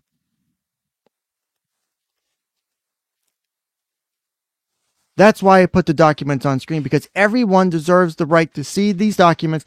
They are public court documents. There's no reason they should be put underneath seal. The fact that they were sealed is a disservice to this family and a disservice to the community and the state and a country as a whole, because any court proceeding, with rare exceptions, should be public record. Because look at the fuckery that's gone on in how many court cases across this country. This is one of them. There's been fuckery that's gone on in this case, and it applies to both mom and dad. I'm not picking sides here. There's been fuckery on both sides. They've both done things. Both things have been suspicious. There's just shit all across the board. If it was all under seal, no one would have a real idea what was going on. Period. We'd all be making guesses and inferences and getting from sources and all this shit. No. Get it from the fucking source. Read from the document. Why is that so hard? Why is that so difficult? Why is that so goddamn controversial? Please tell me why it's so controversial. And as Pecan Pie says, many people have discussed the documents, which is what makes this even more stupider. Yeah. It's stupid. It's bullshit. Because not only did I get a cease and desist to not talk about the writ of mandamus, which I didn't have when I received that writ, or when I received that cease and desist, I didn't have a copy of the writ. Guess what happens after I get a cease and desist, and then I put it on stream, and I'm laughing about it because the lawyer's stupid and didn't know what was really I was really talking about. People send it to me. I get multiple sources sending me copies of the writ. They're anonymous sources. I don't know who the fuck they are. But guess what I get copies of? Because people are trying to prevent me from talking about something. So like, oh, well, fuck, here, you should talk about this. You shouldn't be silenced for this. Like, people were mad that I was laughing at the attorney's cease and desist. I was laughing at it because it was funny, because it had no relation to the shit I was talking about. Not a single fucking thing. I was reading documents dated from July of 2020. The writ of mandamus petition writ, the petition for the writ of mandamus was in July of 2021, over a year after, or almost a year after, the documents I was reading. Period. The worst part is I don't give a shit about what happened to my personal life. Yes, it sucks. It's fucking horrible. I've got a wife who struggles with anxiety and other shit. And now her ass is on edge every damn day struggling, worrying about how we're going to pay the bills, about how I'm going to find another job, losing my job like this. How do I explain to an employer, oh, well, I did have a great job, but I no longer work there anymore. Well, why don't you work there anymore? Well, yeah. So guess what? I've been trying to figure out how to fucking word, because that's been one of my hesitations for putting in applications. I don't want to get a call back and then try and have that conversation and burn a good job opportunity. Thankfully, people have been so fucking kind and so generous in helping out and supporting me on Locals, or giving me to my GoFundMe, or sending me Stream Elements tips. Like, I cannot thank you enough, because you have taken enough pressure off of me, because this has been so fucking stressful. If this was the same me 4 years ago, I'd have killed myself, because 4 or 5 years ago, I did try to kill myself. 6 years ago or 7 years ago, I tried to hang myself. Both times while I was in the military. Thankfully, I got help. Thankfully, I figured out my own shit. Thankfully, I was able to get out of the military because of my back and shit and other things that were going on. And I was able to do something with my life. I was able to go to grad school. I was able to get into a career that I love. I was able to do something to help people, that was able to work within my disability. Because I can't stand in place for a long amount of time, or I can't sit for a long amount of time. So, you know what really works? It's 52 an hour sessions where I get to sit down on a comfortable couch or a chair and talk to people. I get to help them. You know what I also miss? I miss being a firefighter, because the fucking adrenaline and the rush is great. I can't do that anymore. So I had to make accommodations that work within my limits. And I wasn't even a firefighter in the military. I did that before the military. I did something really cooler in the military. But I got to go to this career field. I got to do something where I get to help people. I get to help kids. I get to help families put their lives back together, who come to me in their worst moments and say, we don't know what to do. We're concerned about our son. We're concerned about our daughter. We don't know what's wrong with our family, our relationships and shit. Can you help us? People put a lot of trust and faith in you to come into your office and say, I need help. You know how hard it is to make the phone call to set up a therapy appointment for the first time if you're severely depressed? Do you know how scared and anxious and fearful you are of being judged? How people who are homeless are afraid to call. And I did this when I worked at the homeless shelter during my internship during grad school. When I worked at the homeless shelter and people were calling and they were so scared. They were so afraid to ask for help. I've never had to deal with this before. I've always had my shit together. You know, it's just that these things happen and I don't like asking for help. I don't want to ask for help. And I had to tell them that calling was the hardest part. Asking for help's the hardest part. And so when I get people that come to me and ask me for help and open up to me, like I was talking about in the Restream, about my very first session with a 12 or 13-year-old boy, he tells me about how his mom physically abuses him. First session, the kid trusted me enough to tell me about that. You know how hard that is? I spent 3 hours at this kid's house. Wasn't getting paid for 2 of it. Trying to help figure out how we're going to deal with it, how CPS is going to come in and take care of it. Well, they don't fucking deal with it because CPS fucking sucks in certain aspects. But now, as it relates to the clients, my practice I was just in, right? Their therapist got taken away overnight. If you've ever been to therapy, and if you've ever trusted your therapist, you know how beneficial that relationship can be. You know that's someone you can trust and go there and tell your deepest, darkest secrets to. And you know that they actually care. They're not putting up a fucking facade. That they want to be there to help. This is a job that I can get up every single fucking day and never sit there and be like, oh, I don't really want to go. I'm so tired. No, I loved getting up and going to work. I enjoyed waking up and going to work and getting ready and having to set my shit aside. Yeah, did I have other things I was wanting to do or other shit going on in my life? Yes. But it was so fulfilling, personally fulfilling to be able to go do that. And I don't get to do that now. I don't get to do that now because some people didn't even give me the benefit of the doubt to make actual true accusations about me. Lied through their goddamn teeth. Lied through their teeth about what was happening on that stream. Lied about me sharing medical records. Lied about how I was talking about a 9-year-old girl's private parts and getting off to it. All these things were fucking lies. And I'm having to defend this. And I don't even get to show a second of the video to say, well, no, this is actually not how it happened. I didn't even get that much. That stung pretty damn bad too. Because I couldn't even defend myself properly. Also, Gabby, you're incorrect. You did call me, let me pull this back up. So let me stop my rant for a minute. So Gabby, look right here where you say, do you have a daughter? Would you like some strange man reading things about here for any sicko to hear?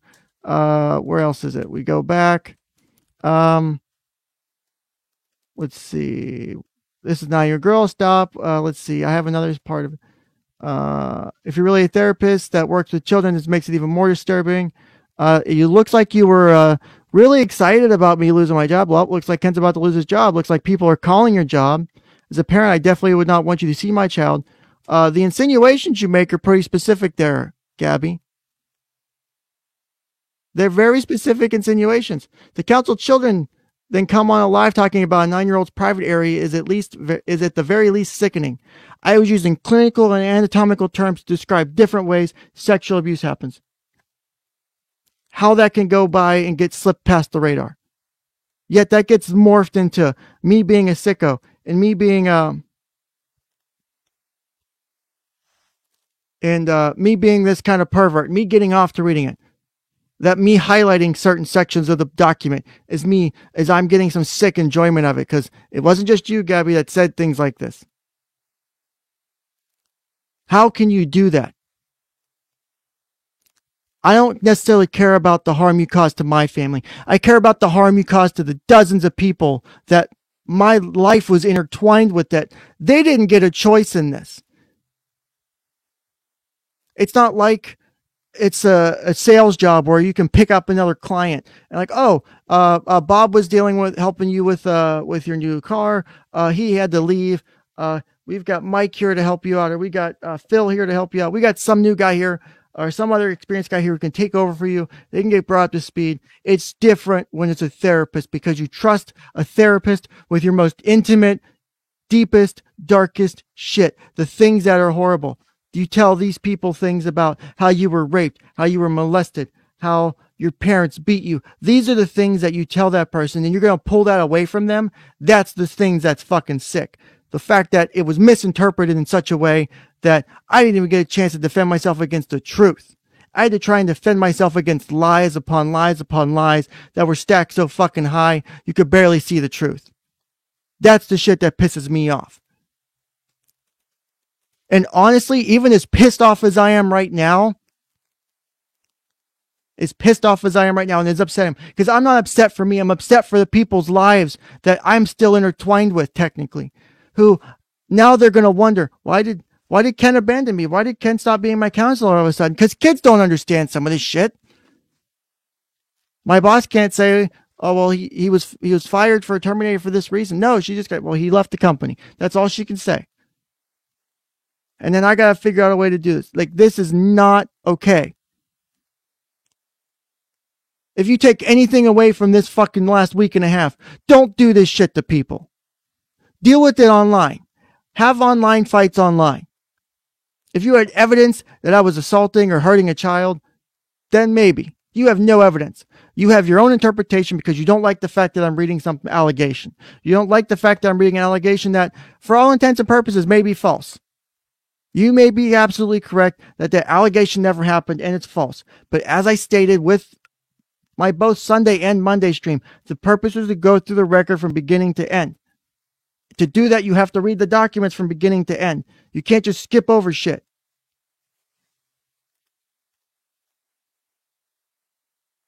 Take something away from this. Learn something from this. Please, God, do. If you actually care. You people come out here and say you care about Sophie. You care about Sophie. You want what's best for Sophie. You want Sophie to return home. You care about this poor little child. You've hurt dozens of people with the things you did. Dozens of people are impacted because of what happened. Only you people have the power to undo it. I can't. I did my part. Unfortunately, my boss didn't understand the law. Even when I tried to explain it to her and I tried to bring in a legal professional, she didn't want to understand the law. She didn't understand that the cease and desist didn't apply. The sealing order didn't apply. She didn't care.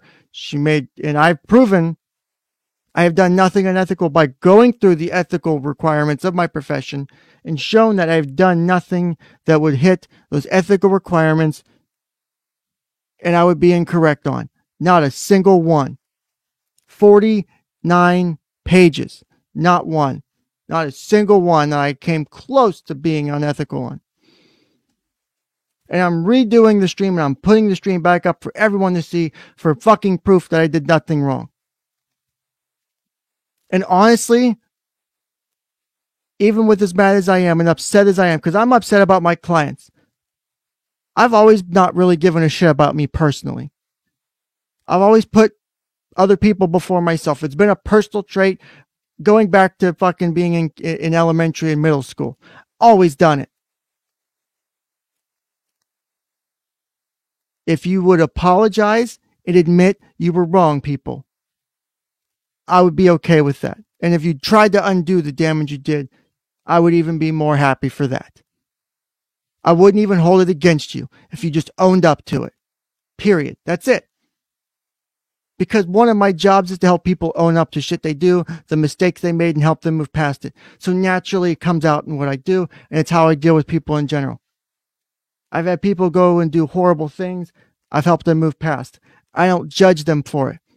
Believe it or not, if you own up to your mistake and you say, oh, I fucked up, this is a big thing, I can move past this if you're willing to accept my apology.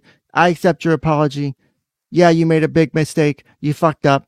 But let's figure out how we deal with it moving forward. Because I'm that kind of person. Because I can actually do that. Because believe it or not, I don't like holding grudges. I don't like being mad at people. The only reason I'm mad is because of the impact that happened to my clients. I'll figure out my personal life. I'll pay my bills somehow. I don't care what it takes.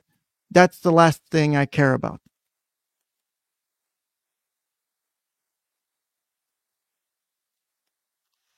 But you guys hurt people.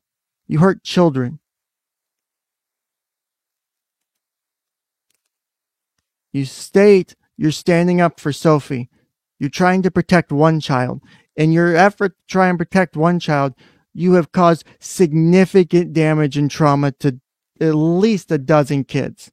At least a dozen children that I directly work with have been hurt. And their families and relatives on top of it are all going to suffer the fallout from it. Because transitioning to a new therapist is not easy. It never is. It never is. Even with all of that, I just want an apology and a true admission that you did fuck up. Because that's what my job is. I'm willing to work with you through this because even with all the anger I have right now, I know how to get past it because I've had to deal with it before. I've had to deal with depression. I've tried to take my own life twice. I know what that feeling is like because the shit that happened on the 19th and 20th,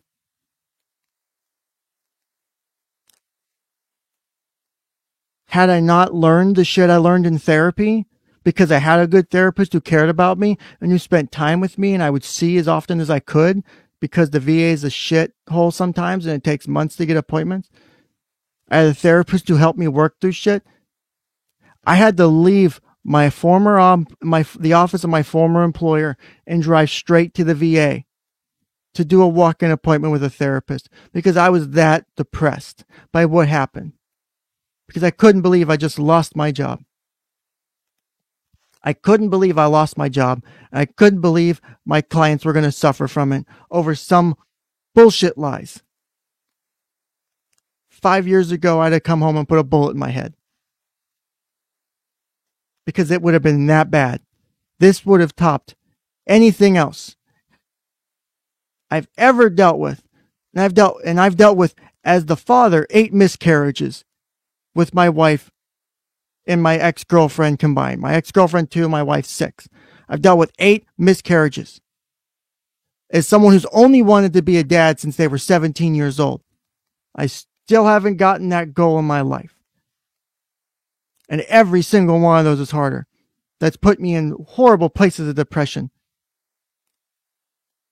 Struggling with my own gender identity issues that I've struggled with for years, and it caused me my own depression. I thankfully have it under wraps, and I've got good shit going on with that as well. I've got a great therapist who fucking specializes in that.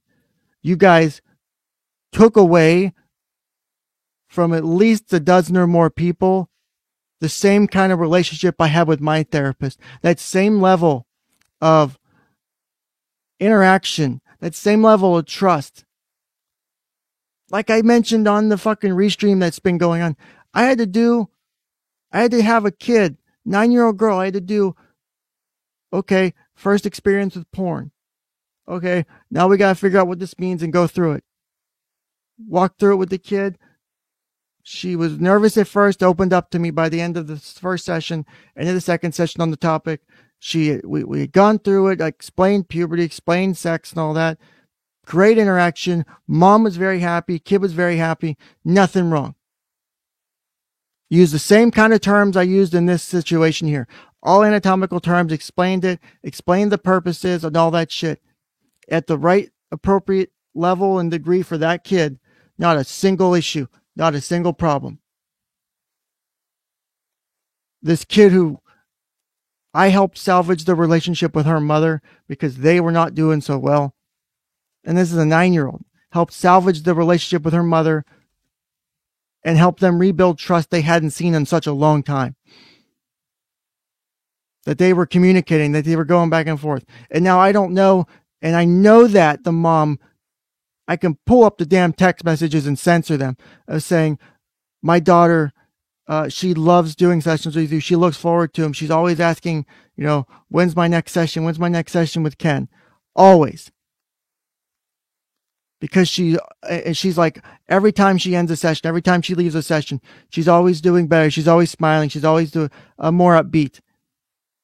Every single time. You took that away from someone. You took it away from that 9-year-old child. You took it away from another child. You took it away from another teenager. All of it's gone. I could potentially save it. There's a potential I could pull this shit back.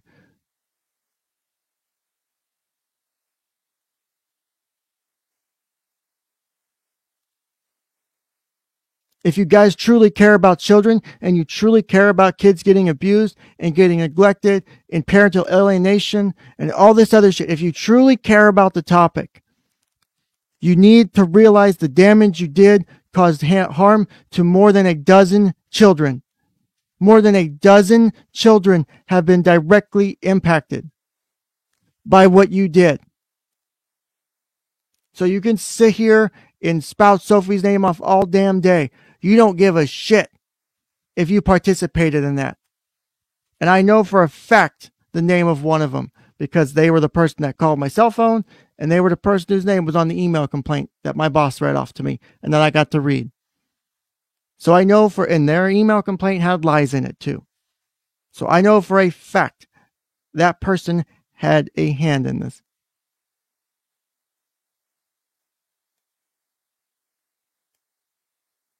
I feel really sorry for you, Lisa. I feel really sorry for you and whoever else called my freaking workplace. I'm sorry you can't handle the discussion of anatomical terms as it relates to sexual abuse. And as someone who's dealt with sexual abuse as a child, as someone who dealt with it on multiple occasions at different ages from different people who's worked through it, yeah, it's not easy. It takes a lot of effort. But you come in and you try and dictate the conversation. You sit here and you put this inference on me that I'm this disgusting pervert. I've got not from you, Gabby, specifically, but other people as well, saying things along this line, making the same inferences and accusations. And you know what? I want to give credit to one person right now. Punky Banana came into this chat last Monday, was upset with me, was upset with some of the things I was saying, shared a very, very personal thing that they have never shared before in public to try and get a message through to me. And you know what they did? They messaged me and said, hey, I was wrong. I realized that, it was wrong. They shouldn't have gone after you. I said that on Monday. I disagreed with the things in the stream chat, and I was going back and forth with Punky in the chat on Monday too, during the stream. I was going back either in chat or talking. I said, Punky, I agree with you. I disagree with you. That's fine. But even Punky said it's not right to go after his job. And Punky realized, hey, I probably shouldn't associate with these people. I really need to take a step back and look at what I'm doing with this YouTube stuff. Because they realized the impact it could have. And for that, honestly, Punky deserves a rounded fucking applause. Because even though they were very upset with me, they didn't like what I was saying, and that's fine. They recognized there's a line and you can't cross it. They recognized, hey, maybe I'm not making the right decisions here. Maybe I did make mistakes. That's all I've ever done with my process in counseling is here's how you can improve and here's how you can get better. And that's it. Thank you, Punky, for owning up to it. I really appreciate it. I know you didn't have to do it. I'm glad that, and thank you for being willing to share that on that stream. I know that was difficult to share. I'm still going to do my best to censor that part out when we get there. But still, thank you for doing that because I know it was hard. I know it was difficult. But you made a beautiful step in the therapeutic process. I am proud of you, and I don't even know you. I am proud you made that step. I'm proud you could do it. I know it was difficult to even type the words. I know there was anxiety typing the words. I know it hurt to say them. But you did it anyway, and you really rose up above the background. You stood out amongst a sea of I don't even know, of a bunch of things. And I'm not going to make the jokes right now.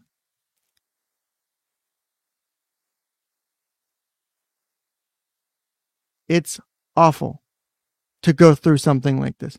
This is traumatic to deal with. I didn't get fired because I did something inappropriate. I didn't get fired because I didn't do administrative stuff. I got fired because of lies. It wasn't even something I did. I got fired for shit I didn't do. Imagine what that feels like as a person. Getting fired from your job for something you didn't do that your boss is not understanding. Also, Punky is saying, I want to reply, but I'm extremely emotional at the moment. Punky, take your time, reply or don't reply. I just want you to know that everyone here, and if anyone's coming at you, they shouldn't. I can't control people, but I really want people to know you did such a beautiful thing. Good job. Beautiful job. Difficult trauma from your childhood, and you've been working through it professionally with professionals. You took the step to go from keeping it secret to opening up about it, even in a YouTube chat. It sounds insignificant, but it's a big deal. People don't realize that. It's a big deal to send a text message to someone, to post in a YouTube chat, even under an anonymous name. Because typing the words means you actually have to admit it happened. Just like saying the things out loud means you have to admit those feelings are real. And you have to admit that those things are on your mind. Like, it's a bitch of a process to go through when you deal with trauma like that. So, Punky, I'm glad you've been able to do it. I'm glad that, and I don't want to say that, you saw the light like that. They're bad people and I'm good people. Question everything I do too. It's okay to question, but I'm glad that you're questioning and you're looking out for yourself, because that's what you recognized, hey, this isn't probably the best thing for me, because you've got to put yourself first before you can help others. It's okay to question. I know people are giving me shit in the restream about questioning the police and questioning the thing. Unfortunately, Antropolis and Queen Bee or Honeybee, I was not allowed a copy of the email. I was not given a copy of the complaint. I've also been trying to get in touch with my employer to get a copy of my contract, and I have not received a response with multiple attempts. So it's interesting at this point.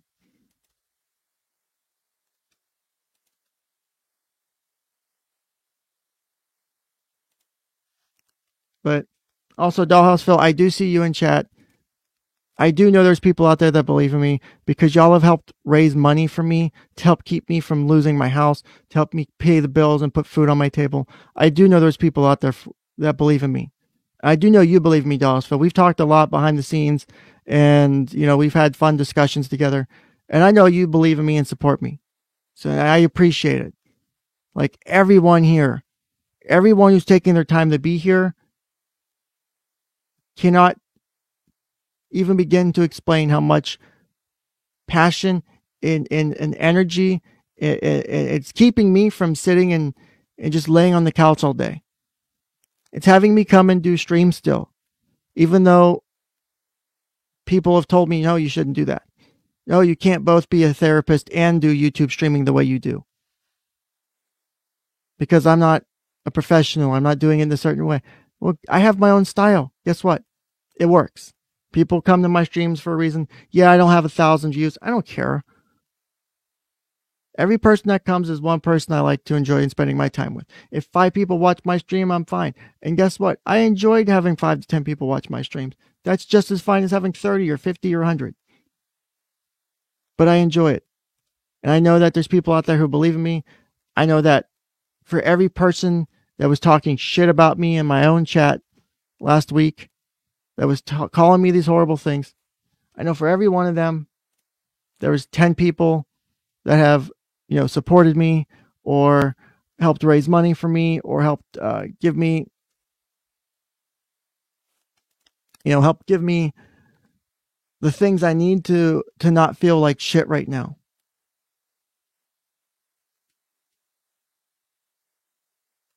And I see something about false CPS calls in the chat. Don't ever fucking do that. Don't ever do that. Even though technically CPS or /DCF only pulls children about 5 to 10% of the time when they do a response to a call. Because at least in my state, the goal is to keep the children in the home and only pull them as a last resort thing, because you can do services in home and you can deal with shit in home. But trust me, the case managers aren't the best. The investigators aren't always the best. It can take 9 to 12 months to get your kid back if you enter into that process. At a minimum, if they have a little bit of information to put into a petition for verified findings of abuse and throw it in front of the court, and then you can either spend months trying to fight it and then end up having to submit to the case plan anyway, or what most people do is agree to the case plan so they can get it done and over with and get their kids back. Unless you have a very, very weak case out the gate. And sometimes I had my very first case as a guardian ad litem. Very, very fucking weak case. All the parents needed to do was show up and say, well, no, this isn't that. And they wouldn't have had to deal with it. It ended up working out great for the kids. But it's very easy to get stuck into one of these dependency cases and suffer with your kids being in relative or foster placement for 9 to 12 months. Sometimes 6 to 12 months, depending on how fast you can get your shit together or how fast they'll approve it. But you guarantee that there's a strong likelihood of someone losing their kids for at least that long of a period. Really think about that before you make the phone call. Are you really sure? Now, I'm a mandated reporter. I have to make reports. Technically, everyone in my state's a mandated reporter. Also, I forgot one more chat here, or one more screenshot here. How the fuck do I do this? All right, here we go. Last screenshot. Gabby from the stream on Monday said exactly the fact that he thinks this was even remotely okay is terrifying considering he works with children. So it's terrifying because I read a document giving allegations of abuse by a petitioner. I did that. I highlighted quotes to be able to go back and cite, or I highlighted them to point out specific quotes that were being made in the document. I used anatomical terms to describe different ways abuse could happen. That rises to the level of being terrifying and not even being remotely okay. Just because I work with children. Because I did everything by the book, the way I've dealt with shit with clients for a long time. Same interactions, same terminology, same ways to speak. Never once had anyone complain. Never, and I mean, I'm talking about sessions with parents and kids where I'm having talks about sex, where we're having talks about this, and that. Not a single issue. Not one. In fact, be like, hey, thank you for that.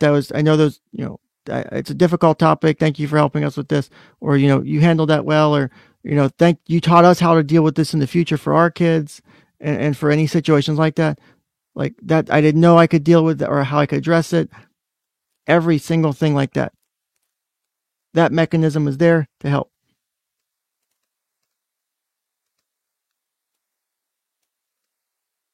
Gabby, you still haven't stated. How can you back up the statement that it was gross for me to simply read a document?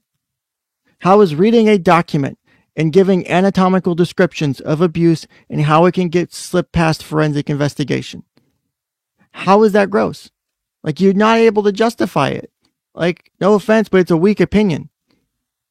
Now, if I was in there going, oh yeah, well, it's, I really love it when and started using slang term, like that kind of shit, that's different.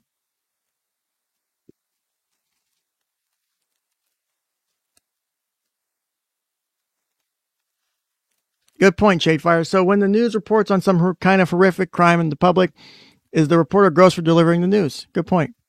Oh.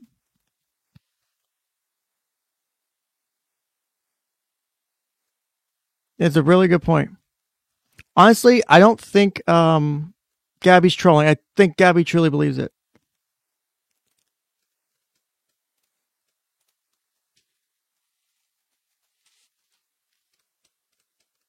So,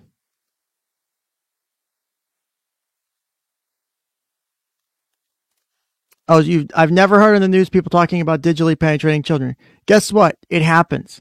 I bet you I could find a news report or someone doing a report on YouTube where it talks about because they'll use that terminology when you describe shit in the media.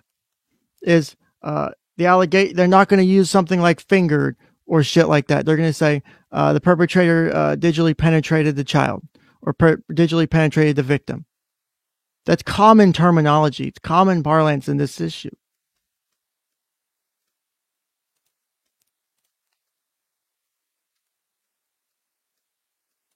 Apparently, reading legal documents word for word is disgusting and gross. I don't understand how that works, Gabby. Really don't understand. And honestly, if that's your mindset, you have a problem. You have a real problem if just the discussion of a sexual assault and reading with anatomical terms is that big of a deal that you see it like that every time. That is not a me problem, like that's a Ken issue. That's a Gabby issue.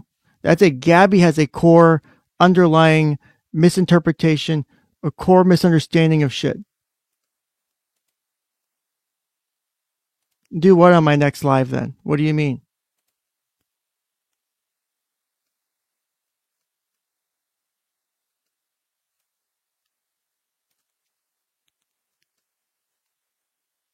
So, again, I'm sorry that you have to read things that way. It's really kind of shitty.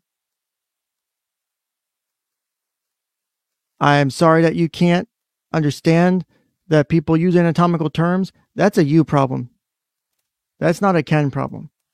And I would truly ask and suggest you go seek a therapist who can actually help you with that, because that's very problematic and concerning.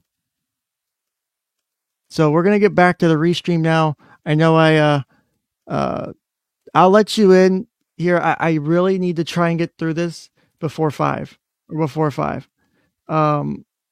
So let's get back to the restream, and then I'm going to try and stay active in chat, and then we'll kind of go from there. Oh, so Gabby said, why did you read that one page out of 1,200 pages? Gabby, if you would listen, like seriously, stop and listen for 1 fucking minute. I said on Sunday and I said on Monday, my intention was to, hey, this case is coming back into the news because of the alleged kidnapping. Let's start the case from beginning to end.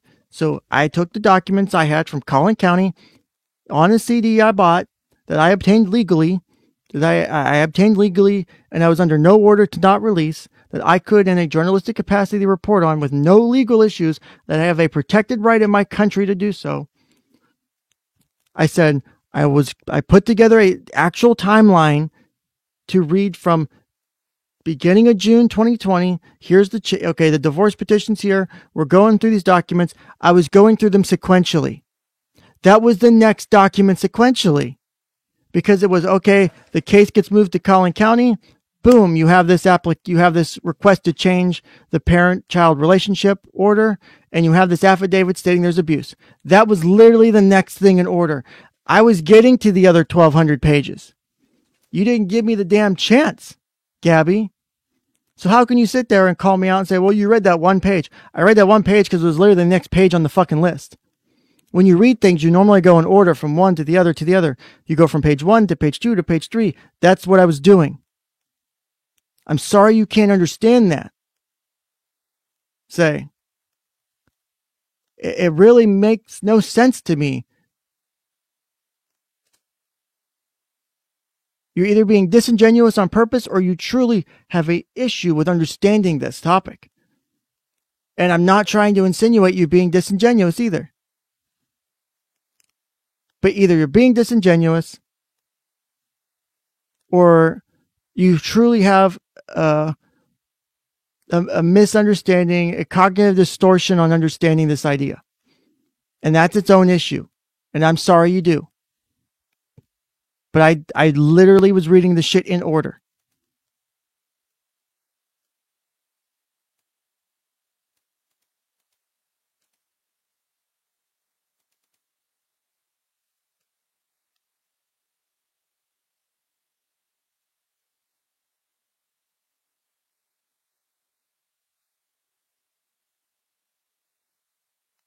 So there you go. That's the answer. It's not sick to read an allegation. This is a problem. It is sick for you to have that kind of understanding of this issue. You have a mental health issue if you are doing that. I'm not diagnosing you. I'm not your therapist. All the legal disclaimers before someone tries to throw my ass under the bus again. It's not sick to read an affidavit. It's not sick. Is a judge sick if he goes in there and reads out an affidavit and says, well, this person's giving this accusation. So the judge is sick because he read it out loud. He's disgusting pervert because he read it out loud. You have a problem, Gabby. You have a fucking problem, Gabby. And it's actually sad. I didn't fucking do it. I wouldn't do that disgusting shit. Fuck no. No. Even though I have a goal to try and help people with that issue, with people who are attracted to children, I believe there are ways to deal with it and minimize overall abuse. Still, fuck no, I'm not going to do that. I'm not going to support that. I have nothing to do with it. Reading it doesn't make me that person. Reading it doesn't make me the person who made the shit up or put the shit on paper or is telling the truth. Whatever the case may be, I'm not sick for just reading it. That's no different than calling someone who reads an audiobook that has sexual content in it or sexual abuse in it disgusting or sick. An audiobook that discusses something like that, they're sick. The person who did the audiobook version of Lolita, they're sick because they read the book. Because they just read the book and the words. They're sick because they read the book. No. Do you see the breakdown in logic here, Gabby? You have a breakdown in your logical processing here. It's kind of sad. What therapist is on YouTube reading stuff like that? Any therapist covering cases where there's child sexual abuse and there's allegations of abuse, they're going to read the allegations. Any lawyer or anyone doing something like that, they're going to read the allegations word for fucking word. They're going to go through the petitions. They're going to go through the affidavits. I am sorry that you struggle with the fact that people can talk about sex or sexual abuse and that it's a difficult topic. Maybe you have your own personal reasons. And you can have your opinion, but it's a bad opinion. It's a bad opinion and it's a bad understanding of how things are. It's a difference. It's not necessarily an opinion at this point. You're distorting the facts. You're distorting the truth. You're trying to make it a statement of fact. You're trying to say, I am sick because I read it. That's different than saying, well, I feel like people who read this stuff, regardless of the context, they're sick. No, you have made it out to be like I am the sick person here. That is a fucking problem, Gabby.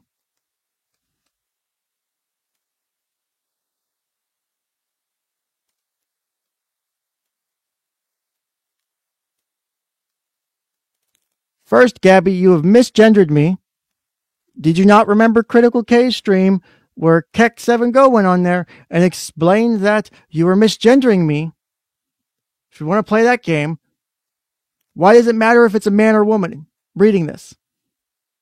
If I want to play my trans card right now, which I technically could, I'm a woman. So why is some random woman reading stuff like this about your child? Like, why does it matter if it's a man or woman? That is sexist, number one. I hope you realize that. That men just reading about this doesn't make them an automatic, sick, twisted person. That is its own cognitive distortion, Gabby.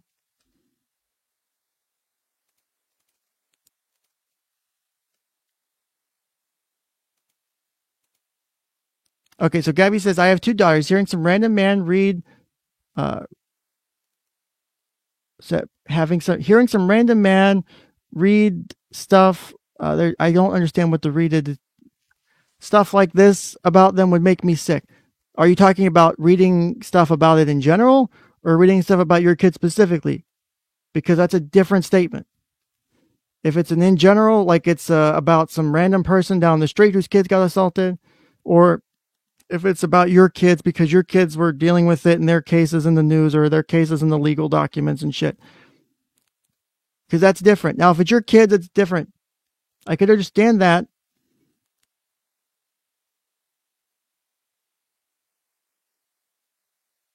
That's different. I'll give you that. If it's your kid, I can understand that. Just like people have said, Kelly shouldn't have to come on here and hear this. No, she can click off of the damn video.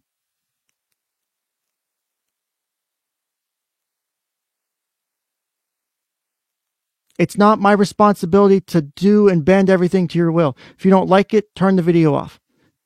Don't go after people for it.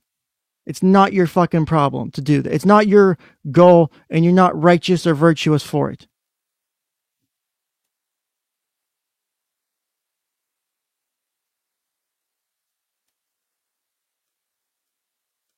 It's a public case. I can discuss it publicly.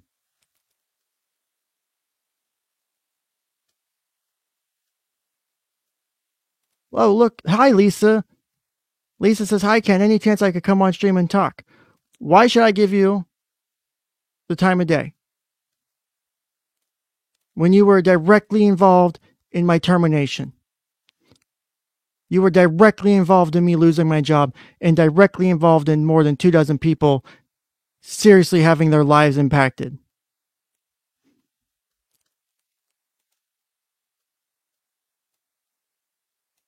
Why should I allow you on my stream? After all the shit that's happened, you don't get to just come on. You better justify that. You better have a good fucking reason to justify that.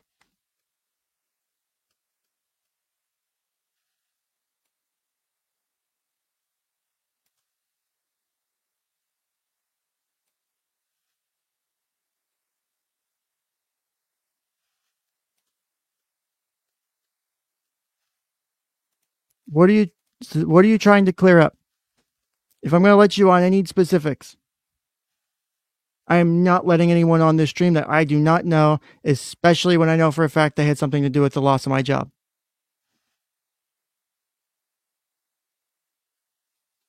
I will wait for a specific response, but I'm not just going to let you on, especially after everything that's involved. Because now I have at least 24 people whose lives I have no idea the state they're in right now because I'm no longer their therapist.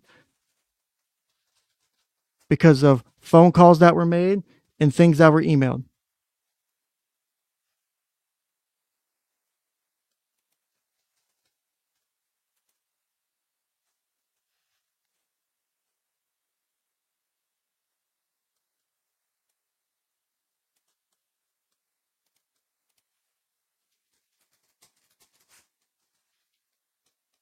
Give me 1 second. I need to mute for a second.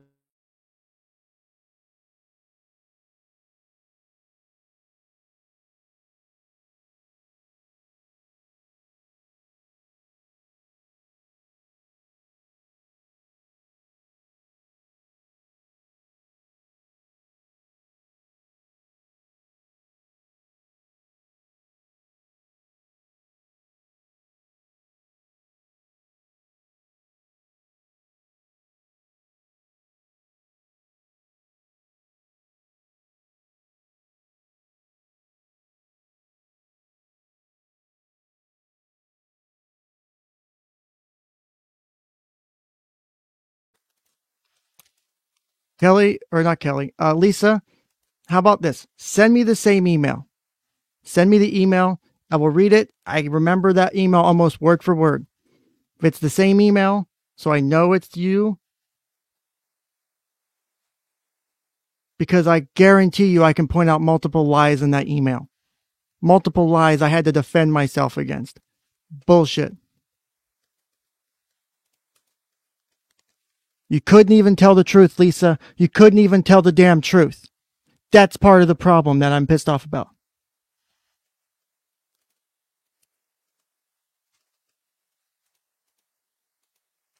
How can you say you didn't make any phone calls when your phone number's on my phone? When your name and email address are on an email complaint that's at my office?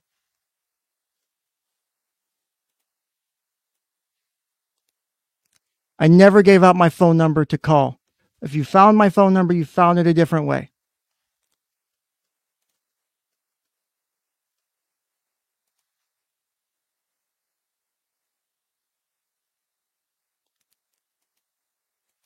I was taking personal calls during my live stream because my wife was reaching out to me for a couple different things.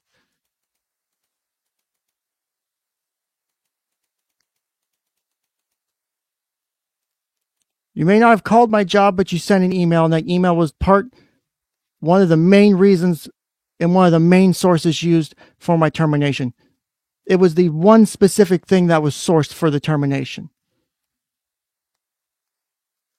Period.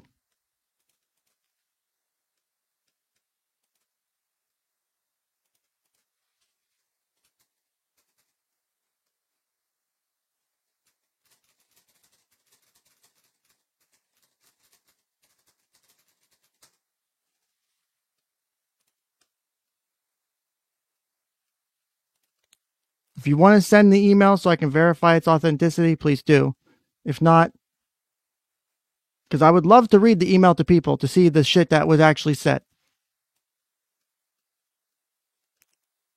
You can forward me the email to my email address. Please forward it, because I know that when you submit a complaint on the website, it sends you a copy. Please forward that copy notification with the email itself and not just copy paste, so I can verify that you were the one that sent the complaint. That I can verify that the email is the actual things that you said.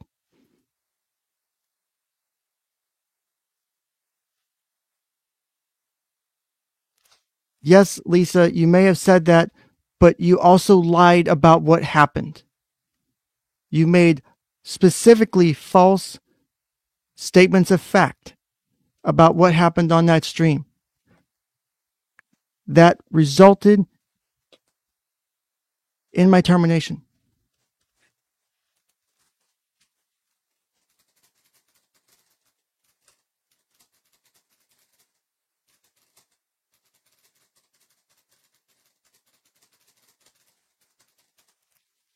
I've got my inbox open. I'm waiting for any emails. That's all. I'm waiting for that. So what I'm going to do is I'm going to kick the restream back up so it can get going. But I'm going to wait for an email to come in. So then you can forward so if that's the case, then you can forward the email that you sent. So go to your outbox or your sent box in your email and click on it and click forward. So that way I can see the email headers. The email headers will let me verify that it was you and that you sent the information.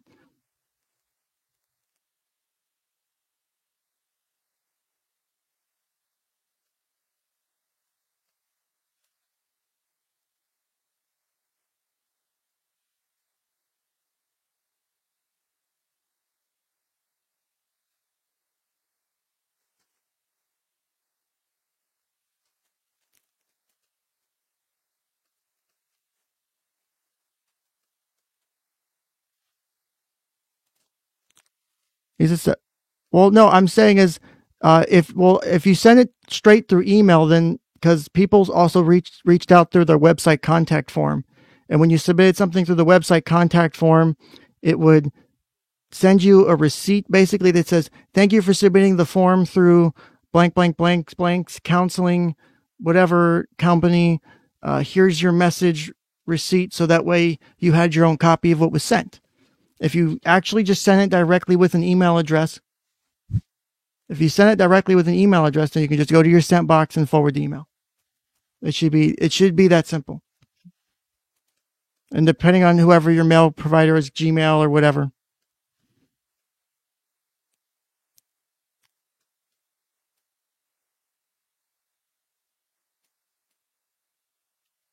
Either way, if you sent the email from your inbox, from your own email, and you didn't use the contact form, it will definitely be in your outbox or in your sent folder.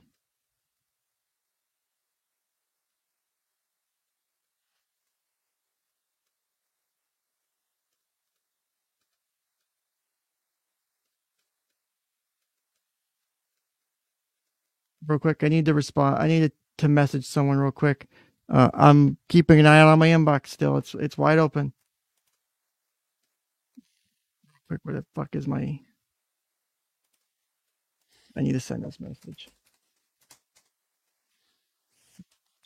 Say, I'm muting. Forward the email. I can block it out. I need to verify I was actually sent.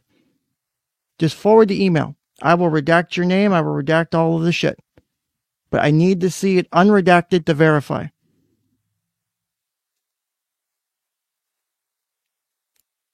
I've redacted anything I've released sans as it relates to the case. Just email headers you can verify email headers. It's very easy to verify. It's extremely difficult, if not impossible, to fake those. And you have to be very technically skilled at that. If you want to verify that it's actually your email and it wasn't fucked with, forward email. Trust me, I'm not that great at computers. I can do semi-good computer shit. I could Photoshop an email in 5 minutes. It's not hard. I can Photoshop dates out. I can Photoshop times out. I can Photoshop information in. People were already claiming that the screenshots I took of my own email as it relates to Crime Stalker were fake.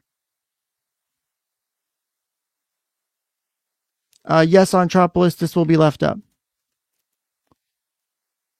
It's like, I don't dox people. I don't like doxing. You were not doxed by me. I did not dox you.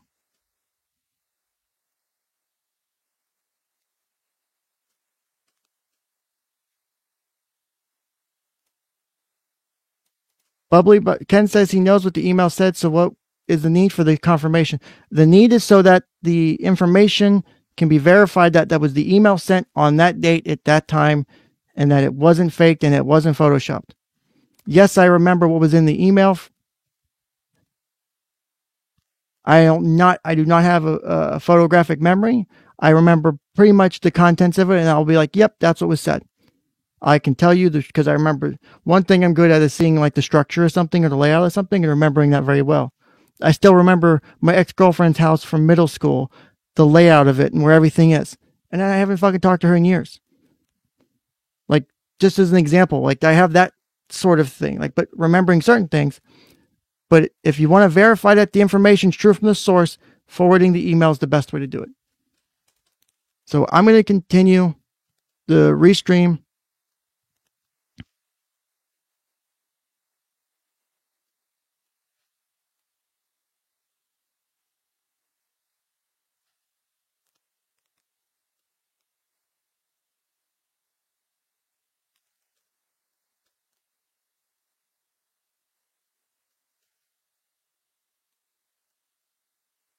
Lisa, if you can verify that the information was obtained through someone else, I will happily take the information. If you can, if you, and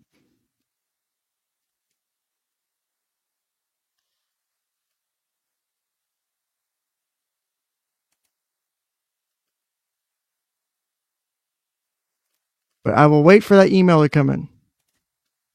Until then, I'm going to continue the restream. I'm going to put the banner back up. Lisa, I will wait for your forwarded email. So let's go ahead and pick this restream back up and finish this thing up because I am going to be running out of time soon. We will have to finish by a certain time today. So let me get this thing going here. Will we have enough time to get through it? That's the question. We may have just enough time. So please, if you really, please send the email with the forward. I'm keeping an eye out for it. And, from there, we'll go from there. So, but I am keeping an eye out for it. Once I get it, or if I see it, I will let everybody know, and I will read it and go over it.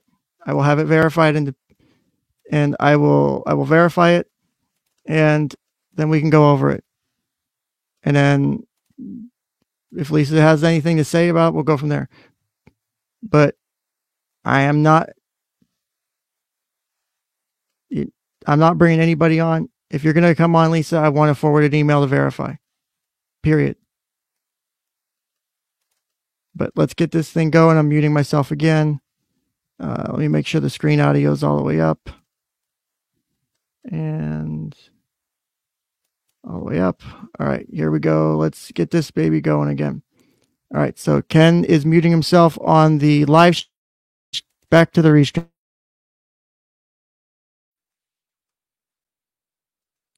Affidavit of Courtney Chalmers. Courtney personally appeared before me and stated under oath, quote, "My name is Courtney Chalmers. I am over age 18. I am competent to testify and therefore make this affidavit. This affidavit is based on my personal knowledge and the facts are true and correct. I am the stepmother of the children in the above named suit. The children are currently in the possession of my husband, Michael Long, who is the father of the children that are subject to this suit. We've had possession for the summer visitation since June 15, 2020. They are due to be returned to their mother today, July 27th, 2020 at 6 p.m. At this time, it is necessary to prevent the return of the children to protect their safety and welfare as outlined below. Sophie Long, age 9, is one of the children subject of this suit. When the children began their visit with us in June, Sophie behaved as though she was uncomfortable and told me that she needed to talk to me about girl stuff. And that's in quotes. She described feeling like she has, quote, needles in her VV. And that when she was at mommy's, it felt like a, quote, pole was up her VV. I know her to use the term VV to describe her vagina. She disclosed to me that she let her mother know about the discomfort and that her mother told her, quote, if we take you to the doctor, they will look at your VV. This was concerning to me. And after discussion with Michael, we determined I would take Sophie to the doctor. I took her to an urgent care center and she was diagnosed with a urinary tract infection and prescribed antibiotics. At that time, they did not have a look at her vaginal area, but took a urine sample and indicated there was bacteria. Michael let the mother, Kelly Long, know and was questioned why she had not already taken Sophie to the doctor. Approximately 5 days later, Sophie was still very uncomfortable and having a hard time sitting. I took her to Little Spurs Urgent Care in New Braunfels, and they determined that she might have a yeast infection from the antibiotics and prescribed some cream. The weekend of July 10th, Sophie and her siblings returned to their mother, Kelly Long, for a 2-day visit. We sent the cream with her, and Kelly knew about the yeast infection diagnosis. When the visit was over, the children came home, and it was quickly apparent that Sophie was again very uncomfortable sitting and seemed to be in pain again. I took her back to Little Spurs where they prescribed a stronger cream. They also seemed concerned that Sophie described being told at her mother's to, quote, be tough and hold it or piss your pants, unquote, by her mother and her mother's boyfriend, Jacob Bellington. We have had concerns for several months about the domestic violence between Jacob and Kelly. There are numerous 911 calls and a CPS investigation that was initiated regarding the domestic violence. There have also been concerns about the people Kelly is allowing around the children and incidents the children describe happening at, quote, Nana's house, not Kelly's mother, and at Uncle Dan, who we have later determined is a man named Daniel Wayne Apperson. This past weekend, Sophie told me that her, quote, bug bites on her butt were bleeding, and she indicated they were not just on her butt, but were in fact, quote, between in her VV. I called Little Spurs, and they said the police needed to be called and that they did not do those types of exams. I was eventually able to find a hospital in Austin that could take us and examine Sophie. We went to Dell Hospital in Austin, and Sophie was examined. At that visit, the police were called, and a CPS referral was made. She was diagnosed with, quote, sexual assault by bodily force, and we were told we could not return her to Kelly. After getting home from the hospital, Sophie has become more descriptive to me about the abuse. The most alarming thing she has told me is that, quote, Uncle Dan, unquote, has a, quote, big penis that looks weird, and that, quote, he made me sit on it. These things are all happening in the home of Kelly Long or at her boyfriend's family's home. Additionally, Sophie has expressed repeated concerns of someone taking pictures of her VV, to which to our understanding law enforcement is also concerned about. We have been told to expect a forensic interview be requested, and we are eager to have that done to assist in finding out what has happened to Sophie. Perhaps scarier than anything else, Sophie has disclosed to me repeatedly since Saturday that she is afraid they will kill her because she told. I do not want her to be placed in a situation where there will be retribution against her. I want her to be safe. Therefore, in order excluding Kelly Long from possession of or access to the children, the subject of this suit is necessary to protect the safety and welfare of the children. Signed by Courtney Chalmers, State of Texas, Notary Public. Then this is a standing order on handling, I guess, family case stuff. Basically, things to do and not do. Like I said, that's more legal stuff. That's just signed by all the circuit court judges or district court judges in that area. And then the e-filing page. So, obviously, that was a difficult read. Obviously, the legal part was its own thing. And then the affidavit by Courtney was a whole nother topic, right?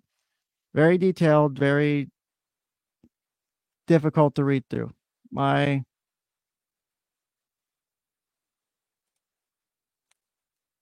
I don't understand why you think I'm getting excited of it.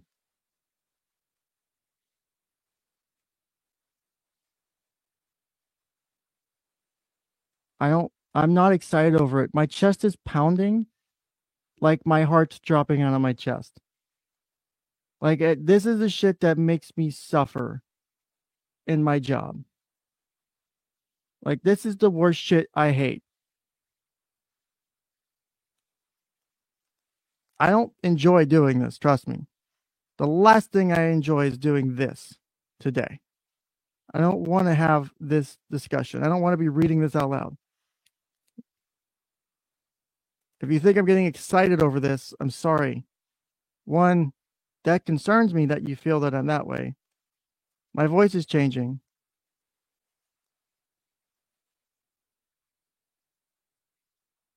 And I'm doing this because, not because I enjoy it, but because it's necessary. Because this is a topic that requires discussion. It is, in its own essence, newsworthy, and it has an impact on more than just this family. The fallout from this will impact people for years to come. Whether people see that now or not, how this case gets dealt with, how people understand this case will matter. Squishy says, I've asked you numerous times to have a discussion. You would rather ready this, I'm assuming, read. That's sick, dude. This right here, Squishy, is why I asked you, one, to wait till I got through some of this, because I think it was important in any discussion I was going to have with anyone to read it. Two, insulting me and calling me sick doesn't help your argument to getting on this show. There are other people I would rather bring on at this point who have treated me respectfully the entire time, who haven't pushed the issue, who offered, who didn't want to like bully their way on, who didn't spam the chat. Like that is, so the fact that you feel that I'm doing this because this is something I'm enjoying, I'm not. And you think it's sick that I'm doing this rather than talk to you, it's not. Trust me, I'd rather have anyone on my show in some circumstances and talk about anything other than this. I picked this topic for discussion. And yes, these are claims made by the stepmother. The mom has made her own claims. Everyone has made their own claims. I am trying to demonstrate the court's failure. It's later in the documents. If I go back to the timeline, like I mentioned earlier, so let me stop sharing that for a moment, bring this back up. I think everyone's missing the purpose of this set of streams I'm doing.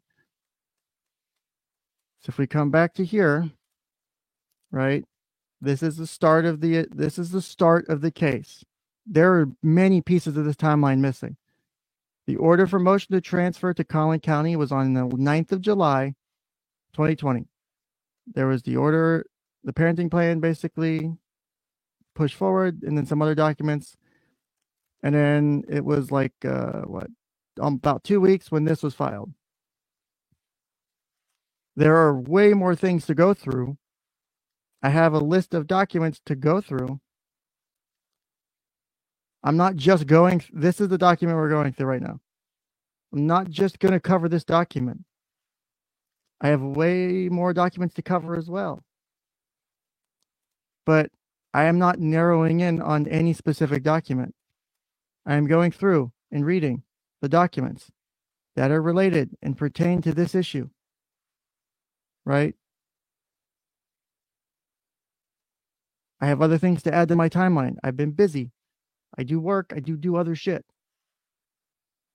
But I'm not narrowing in on one specific issue. I'm sorry you see it that way. I'm wanting to go through, like I said, I wanted to go through this because it talked about these two things, the request for the restraining order and the temporary orders. This is what set off the masses. This is where shit started going downhill.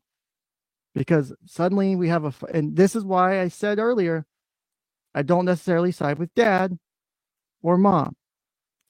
Because within 2 weeks of a transfer of venue, you have this petition. That can come off as suspect. I will agree. That doesn't mean you still don't need to validate whether the information is accurate or not. And you guys are sitting here assuming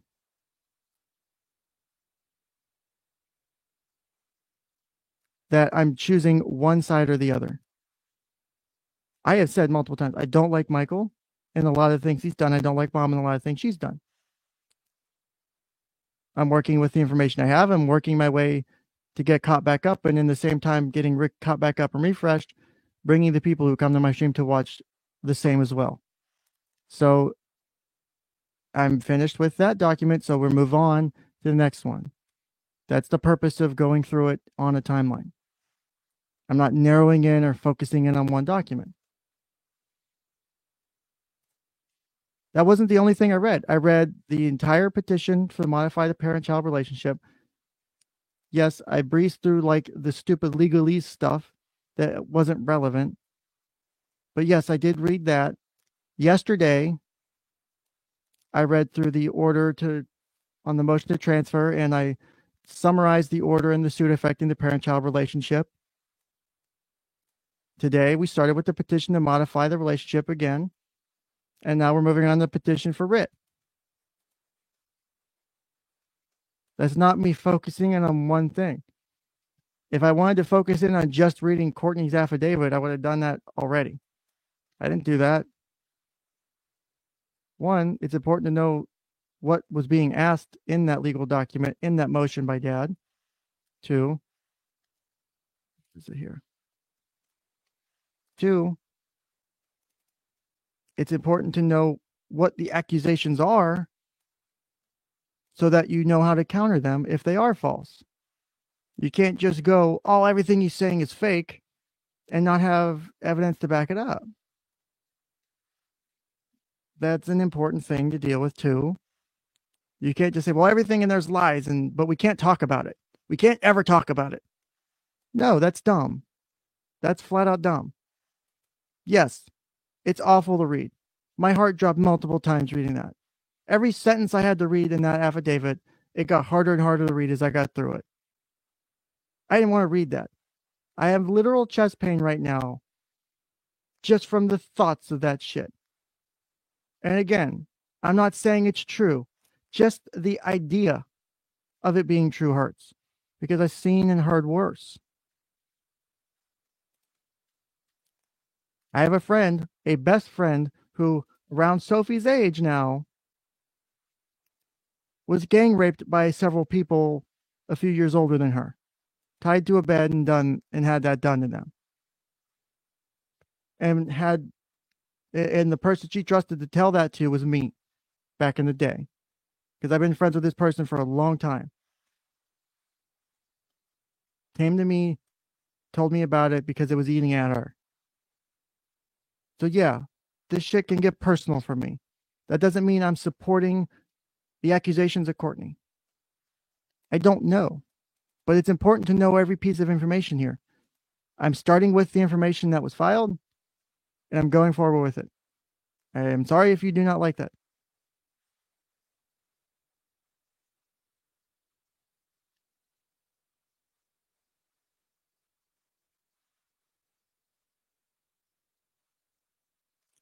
I am trying to find the next document here. Where is the, where'd it go here?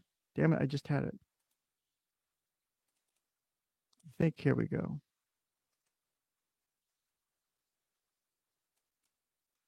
All right, so let me review. Holy shit, this is long.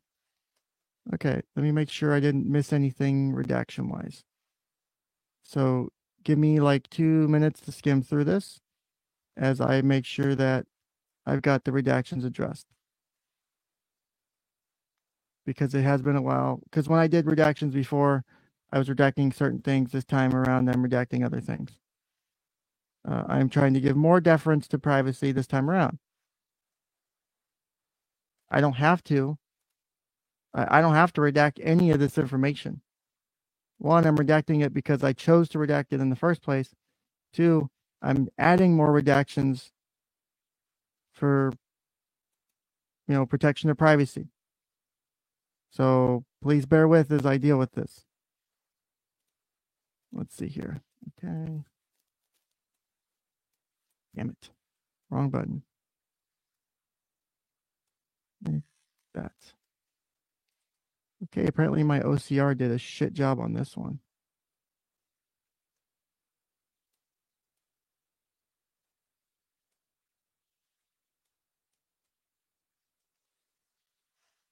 Okay. There's that, and then there's a few pages to this, so I gotta make sure I don't miss anything, because all right. You know, birthdays were a big issue yesterday, so I'm making sure birthdays are covered. And then, all right.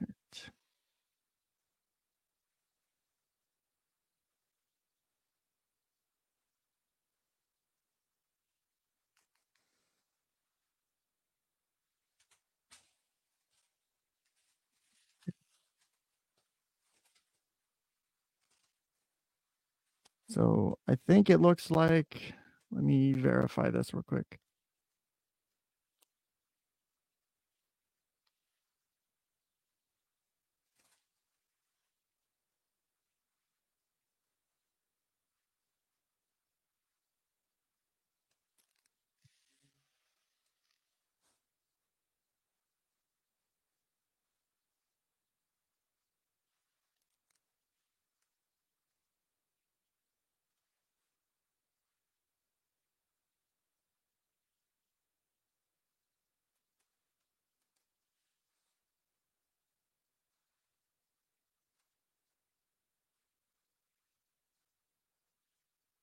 Okay, I think what this ends up being is the first part of the next document, which is the respondent's petition for writ of habeas corpus, is it goes over,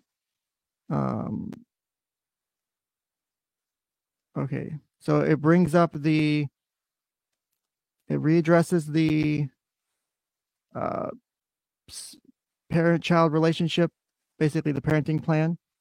And then I believe it then addresses, oh God, there's so much shit to redact on this. Just do that. I'm just redacting core stuff at this point. I don't care about the rest. Their law offices, I don't care about their addresses. It's obviously publicly available. And then, oops. So I don't understand why people are suddenly going out of nowhere and assuming that I'm just being a puppet for Michael or whatever. I'm not. Literally preparing the next document, verifying that it's redacted properly. And this is literally respondent, which is Kelly's petition for writ of habeas corpus. If I was speaking for Michael only, I wouldn't be reading this. I'm pretty sure that makes sense in very simple logic in my mind.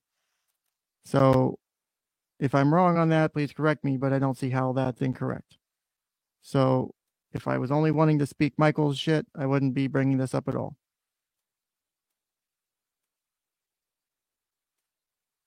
So, okay. Holy shit, there's so much stuff on this. Okay, there we go. Let's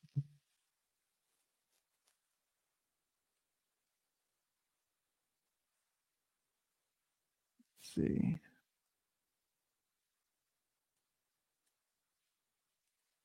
Okay, there's a birthday I need to take care of real quick. And then a couple more.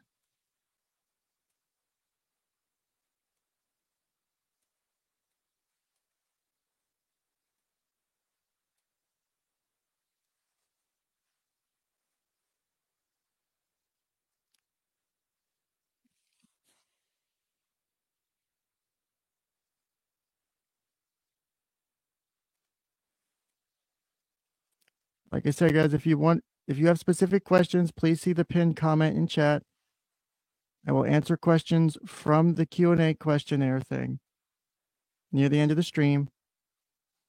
I'm trying to get through these documents. I'm trying to, before I end the stream, balance a fair amount of both sides' documents.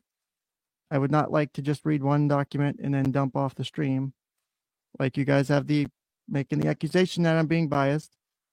That would appear biased if I just went with Michael's document and then just didn't read anything else. So I'm going to read at least one of Kelly's documents too. I think that's a fair assumption and a fair assessment.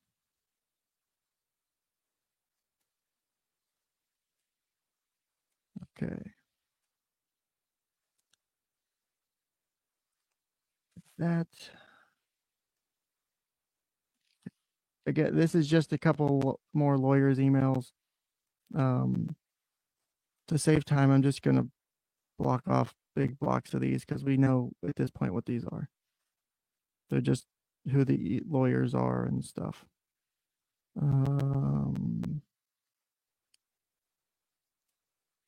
That's just easier to do it that way.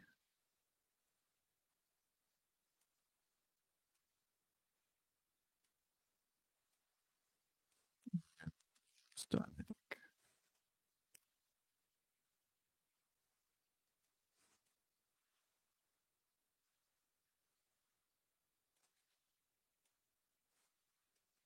My goal here is not to side with anybody.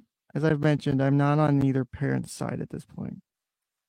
They haven't earned my support because as a parent, you need to earn a support in a situation like this, especially when it's been lost. Is if it's not fair, for example, me to pick one side or support both sides, right? If I say I support both mom and dad, I guarantee you that would be a problem. I bet people would not agree with me feeling that way.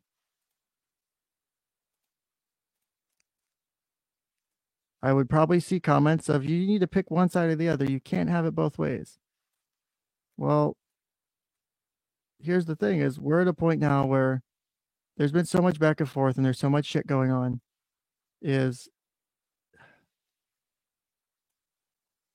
the parents have to earn trust, in my eyes, and earn the ability to do that, because there's been so much shit that's been thrown back and forth, so much hatred, and it goes both ways. Michael's done it, Kelly's done it. I've read these documents before. I know what they look like. I know some of them I read better than others because some of them were pretty damn intense. So let me apply these redactions. So, okay. Let's scroll back up.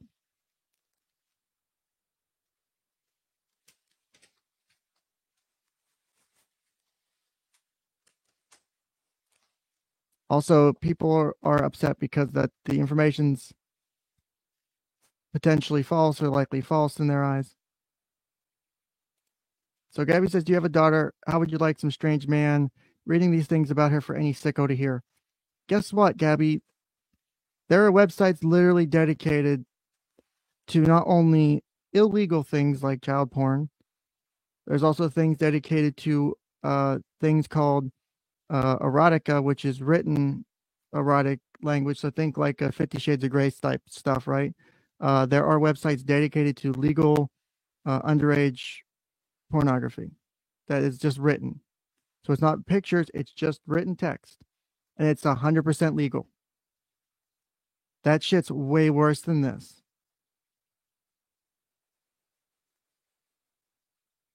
This is an interesting argument I constantly see is people bring up, well, what about your children? What if you had a daughter? What about your son? Or what about your daughter? The thing is one, trying to silence people doesn't help. If you truly want this to go away, don't keep attacking the people bringing it up. There's an inverse relationship on the amount of pressure you'd put on someone to stop saying something to the likelihood of them doing it. The more pressure you put, the less likely they're going to do it. You really want me to shut up? Don't attack me. Like, that would be the simple answer. And I'm not saying you are. I'm just in this general thing, right? But as a whole, It's helpful to go over this. It's helpful to read it. I'm not saying it's fun to read.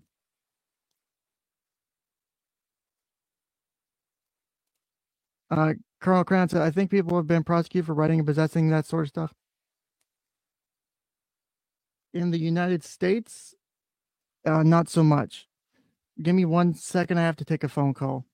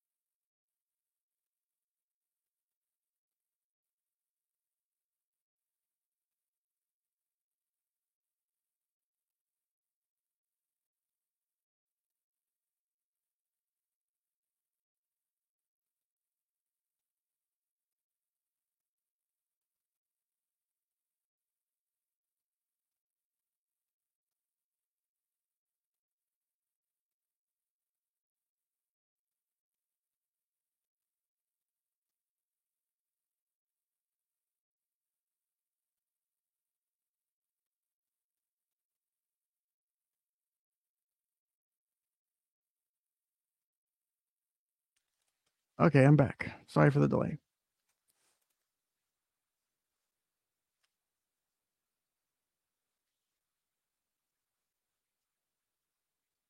Stegus, you don't have to time out people for that. They're free to say that because unlike them, I'm okay with them having the free speech to accuse me of that. I think it's a dumb take. I think it's a really bad take. But my next step is to pull up the petition for writ of habeas corpus by Kelly Long and to go through that. To go through her counter to these accusations and to counter the information that was put out there in the petition to modify. Right? That's literally the next goal. But apparently that's a lot to do. I don't know why. But apparently trying to get through that and just move through the documents themselves is too much. I don't get why. But apparently we can't do that.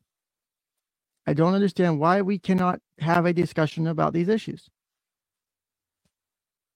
I understand being worked up and upset by these things.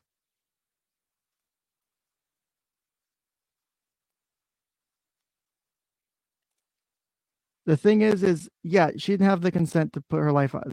She didn't choose that. That if you want to blame anybody, blame her mom and dad. That's whose fault it is, because these files were created by mom and dad. They created the documents, they created the record. I didn't do that. Any document filed with the court system is public. You are able to go to court and watch court proceedings if you choose to do so. A lot of court proceedings are now put on YouTube for live streaming if you want to watch. You have every right to look at them. There are very, very few cases where you don't get to watch a court proceeding. These documents were obtained prior to any sealing and therefore are obtained legally. I have the legal right to discuss them. I have a protected First Amendment right to discuss them. In the capacity of my YouTube channel, I'm acting as a journalist in a journalistic capacity to go through this topic. I can discuss a lot of things because I have no relation to any of the parties. I have no idea who anyone is involved in this. In a personal matter, never talked to them, never spoke with them, nothing. So I can go through this stuff. It's okay to go through this stuff. Trying to silence one side of this doesn't help your argument. If you really want people to pick your side at the end, you got to review things. You got to go through and say, well, okay, this is a way to disprove that argument. Because the right way to do it would be to go through this. And if you really want to, at the end, you go back and go back to the initial petition. You can go, okay, well, these accusations here can be disproven by this, this, and that. We have these records to do that. But if you don't have the whole record to understand, then you're working from your, because, for the people who have jumped in, you guys have followed this in more depth than I have, right? That's the thing I'm hearing, is you guys have followed this in more depth than I have. But it's not fair to the other people who haven't to only give them biased pieces of it, because whether you like it or not, you are biased on your side of the topic. Welcome to psychology. I am doing my best effort to help minimize my bias in this. As I've said, I've been as open as I can be. I don't think I can be any more open. I side with Sophie. The parents, I don't really care about in this point. Parents are doing their own shit at this point. I was accused of having a document I didn't have by the attorney for Kelly Long before my stream even ended yesterday. Someone either gave her incorrect information or she heard incorrect information somehow while watching my show. And she sent me a cease and desist letter. That was the way my 5 o'clock started yesterday, though I didn't really notice it till this morning because of going through my emails yesterday. But guess what? Even she's sending me a cease and desist for something I don't have, right? She sends me a cease and desist for a document I don't have. That doesn't mean I don't like her or anything. She's an attorney acting in the best interest of her client. That's her job. I don't have a problem with the attorney. I get why the attorney would be doing that. Even though technically I could release the document if I wanted to. If I ever had it or if someone gave it to me, right? I could. How do you think journalists release classified information all the time? Same process.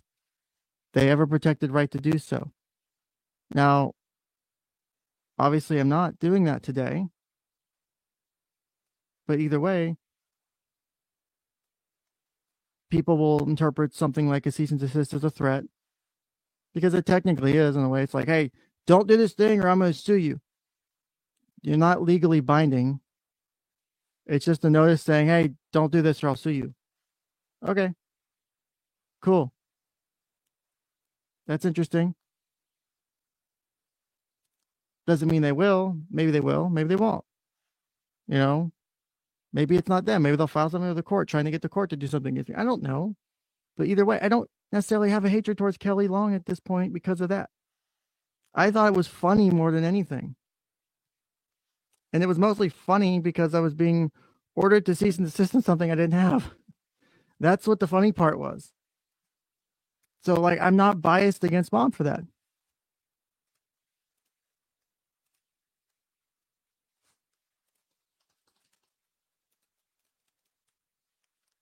So that's where shit gets interesting.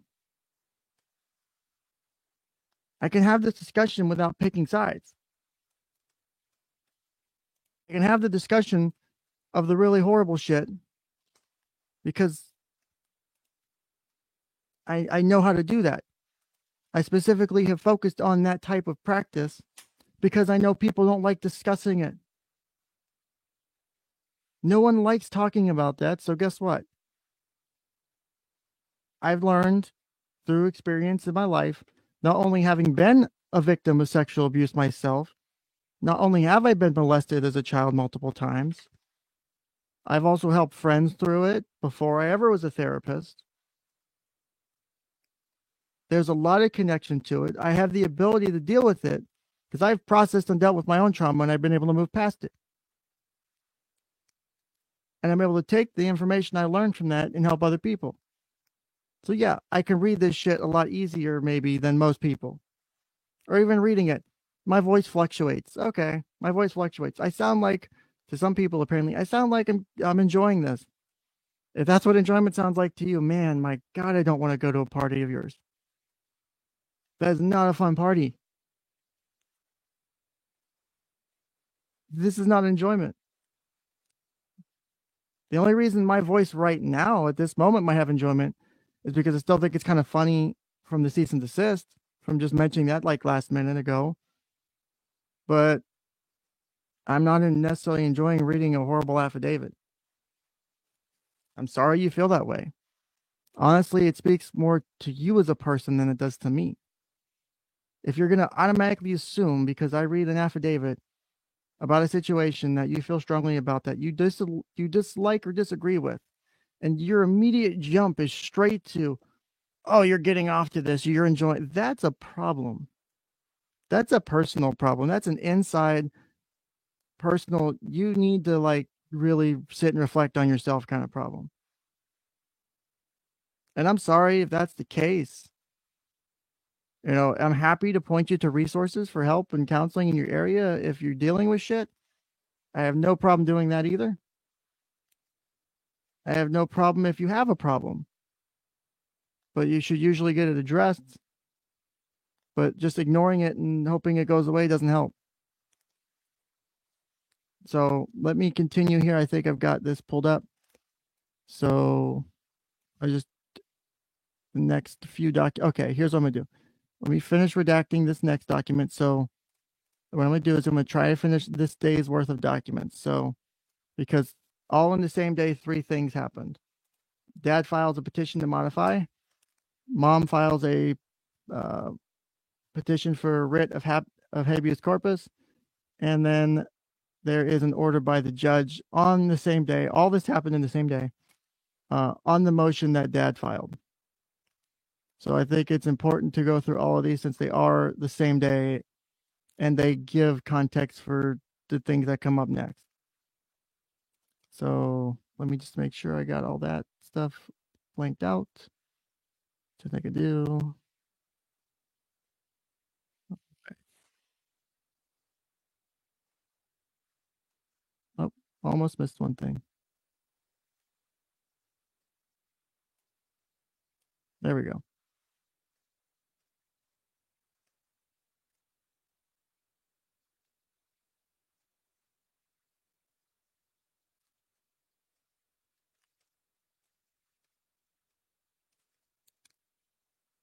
Okay, there we go. That's all blocked out now.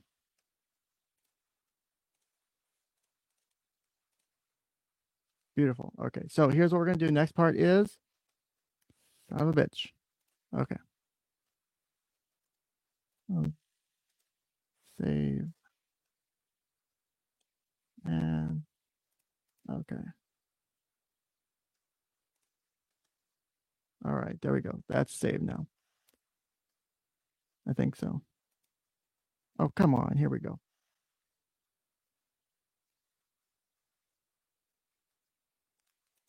The last thing I would think is someone would come listen to my stream for pleasure.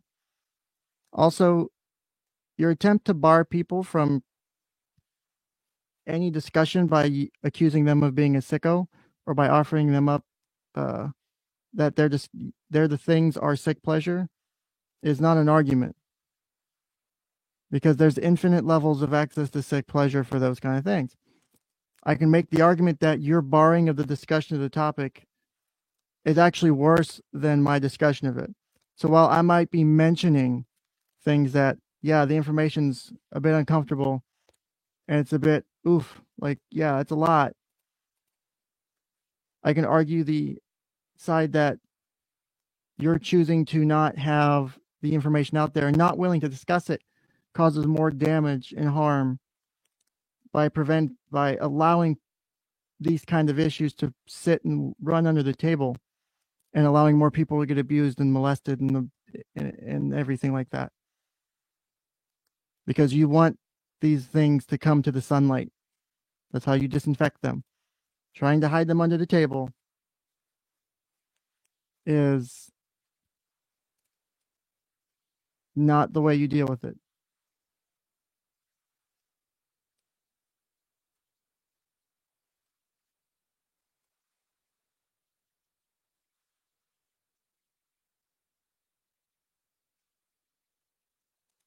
Also, the cease and desist had nothing to do with the documents I'm reading. The cease and desist was focused on a very specific set of documents. They were all involving the writ of mandamus filed by Michael Long recently. That cease and desist had nothing to do with anything I'm talking about right now. So, even if they request it, I don't necessarily have to abide by it if I'm not violating the law.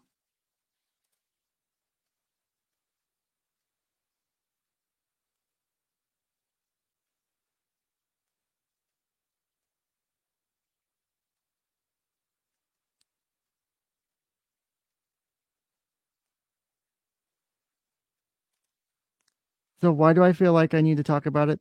Oh, hi, Lisa. It's good to see you again. I tried giving you my email yesterday, but I think you left for church before I had a chance to actually post it again for you to see it in chat. But it's good to see you back. But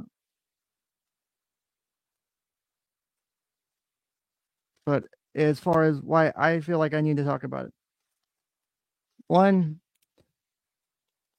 because I've been interested in this case, and pretty much since the moment it hit the wire, because I too, like everyone else, was, oh my God, what the hell's going on? Like, oh, this poor child, and then I had to step back. It's very easy to run one way or the other with this out the gate, as a lot of people have done. At the end of the day, I stand for Sophie. I support Sophie. It's not my purview to get in between mom and dad. They have made their decision. They have done what they've done. We are here now.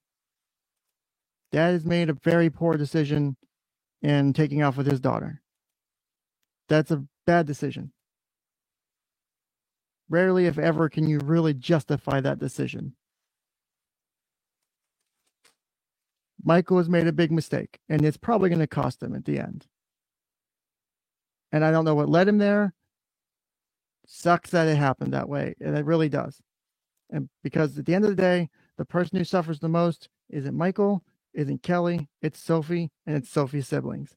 Period. But I don't necessarily feel the need to talk about it in the sense that, like, oh, I need to talk about it. There's this desire. I think that it's not necessarily this case, but it's this principle of watching people go through these kind of situations and the damage it does. Because I could sit here and probably predict for you what the next 3 to 5 years of therapy would be like for someone like Sophie. Because she's going to suffer greatly. And it's all supposed to be, and it's mostly to all at the hands of people who supposedly love her. That's the sick part of it to me. Is the people who apparently love and care about her, those are the people who are causing the most damage right now. Whether you support Michael, whether you support Kelly, whether you support no one. This back and forth is a parent-initiated thing. It didn't have to escalate this bad. There were ways to probably mitigate it. I don't know enough personal details to go through that. Either way, no one is innocent here as far as adults go. And that's not to like throw anyone under the bus, mom wise, dad wise, either way, right?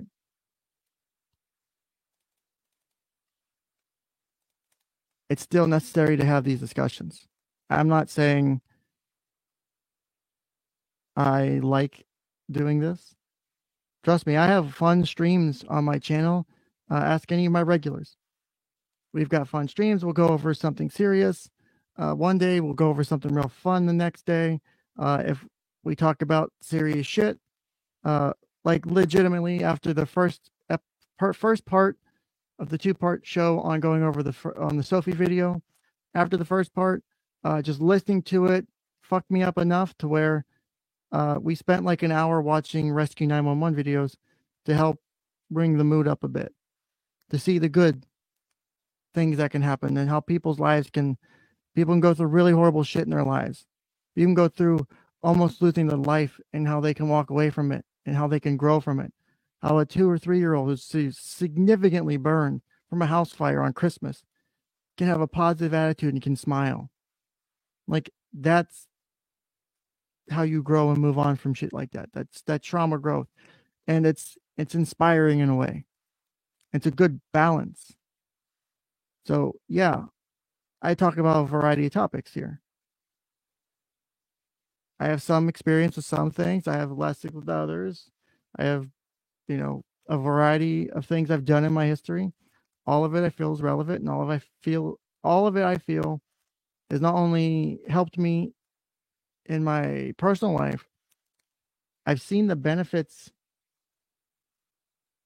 being a therapist, the different things I've had happen and how they've changed the way I practice, how they've influenced the way I practice, and how people have grown from it too. How, you know, what's the phrasing for it? I have yet to have a client fire me because they don't like what I'm doing. Yeah, maybe people have left because of scheduling or conflicts, things like that. No one's left me as a client because they think I'm doing things wrong. I'm not a therapist who just sits there and listens and takes notes for an hour. I challenge, I push back, I bring up stuff. I've had sessions where people end up, I say I make people cry. It's a joke, but I've had sessions where people end up crying because of the shit we bring up. But some of those sessions were the most important sessions they've ever had. I've had sessions where I've got siblings screaming and yelling at each other, almost getting to fucking fist blows. But yet, they've been able to grow from it. I feel as though I have something to bring to the table for a lot of things. And I'm not normally one to feel that way about myself. Usually I'm actually pretty down talker about myself. I do have some self-esteem issues. I'm honest about that. But I see a case like Sophie's and I can't just walk away from it. Do I really want to have these discussions out like, no, I really don't. If it was just a decision for me, I would probably say probably not. But it's not a decision where I'm just factoring in on me. The decision I'm factoring in on the potential, the potential for long-term impact, the help, the good that this can do. Just like I mentioned before, the discussions I've had on treating sex offenders, treating pedophiles. There are ways to treat people like that who have those disorders, who've had those histories, that will scientifically reduce the number of people who get molested every day, the number of people who get raped every day. But yet we will not approach it as a society because we feel uncomfortable about it. So who's to blame for the increased amount of rapes? It's the same type of blame you guys are putting on me. I'm to blame for more content out there for people to get off to because I'm talking about a legal case. That's a stretch. I can make the same argument that by not addressing sex offenses and stuff in a different way, everyone else in this country is basically facilitating more rapes and abuse. It's a very easy thing that you can just jump on and spin off and escalate real quickly on, and it serves no purpose. And that's my point, is that serves no purpose. Having these conversations serves a purpose. So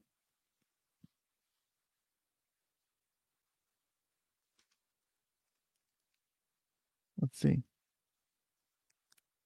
So Critical Key says, if you don't believe this person's a therapist type 1, my master's degree would tell you otherwise. My license would tell you otherwise. All the clinical hours and supervision hours I had to do would tell you otherwise. But okay. You can have that belief. That's fine. The case is currently sealed. The documents I have were not under seal at the time of attainment. I have every right to discuss it.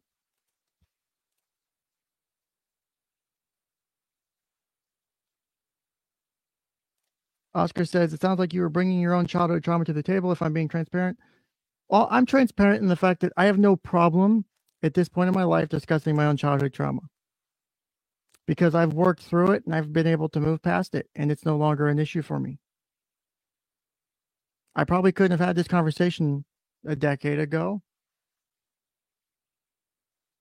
but I have been able to since grow from that.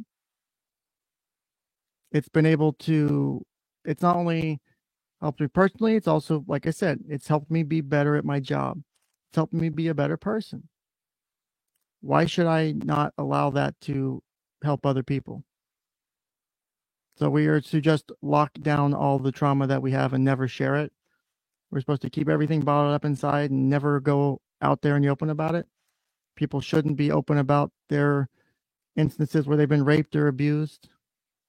That runs kind of counter to a very popular movement that's gone around in the last few years. You can take that information, you can take those experiences, and they can be points of growth for what is normally a very horrific thing to go through.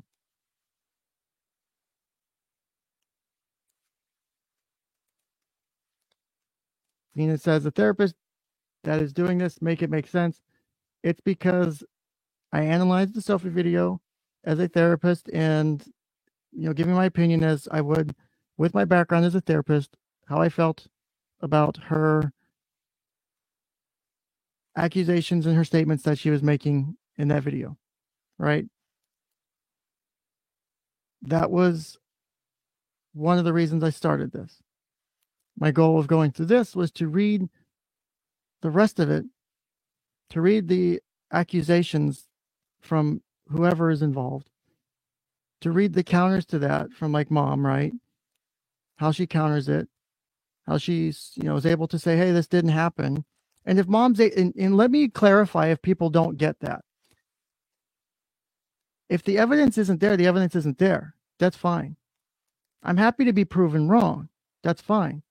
I have no problem being wrong.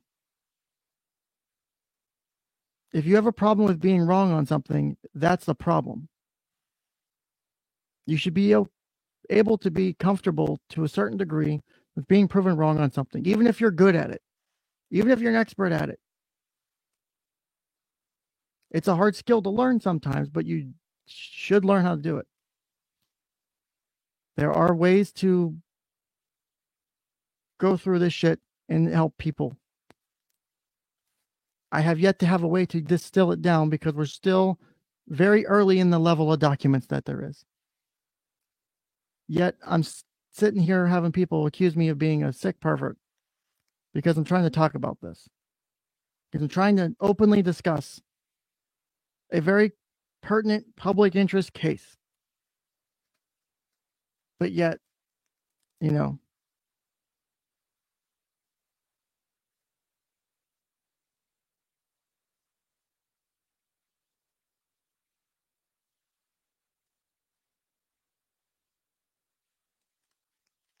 so let's see.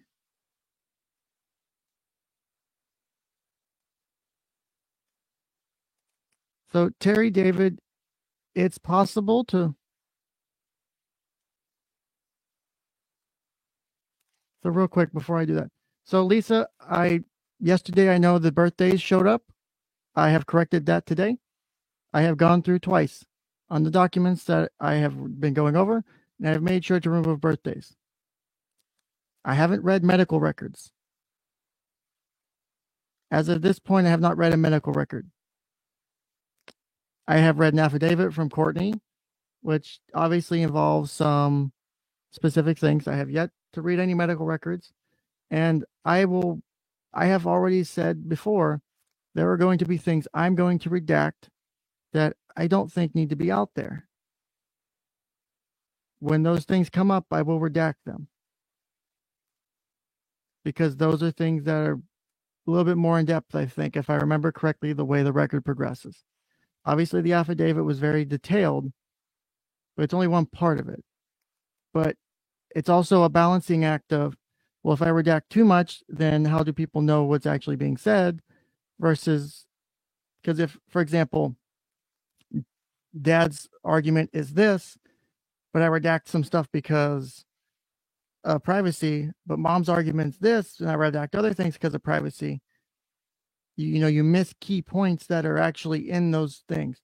The specific phrasing, the language, the way people quote things, the way people phrase sentences, all of that language matters. Just pulling big chunks of it out does hurt. So, redacting a name or redacting a birthday, that is not that big a deal. Versus redacting like huge chunks of things. Or just leaving out whole documents. Like, And also, I'm fine with you coming on if you'd like at some point. But I have, you did ask that. You guys did ask that yesterday. I did follow up with that. I was fine with doing that. And I apologized yesterday for accidentally leaving the birthdays up. So, also, Terry, you are a bit wrong, though. It's not uncommon for therapists to talk about clients in an abstract. Like, for example, if I'm like at a convention, therapist convention or a continuing education thing, or talking in general. I have a 34-year-old female, this and that. They struggle with depression. The situation happened. That's okay. That's not a violation of ethics or the law. That's actually somewhat normal. You'll normally hear that in a lot of contexts from professionals like that. You see it with doctors, you see it with nurses, you see it with therapists. It's pretty normal to hear. So.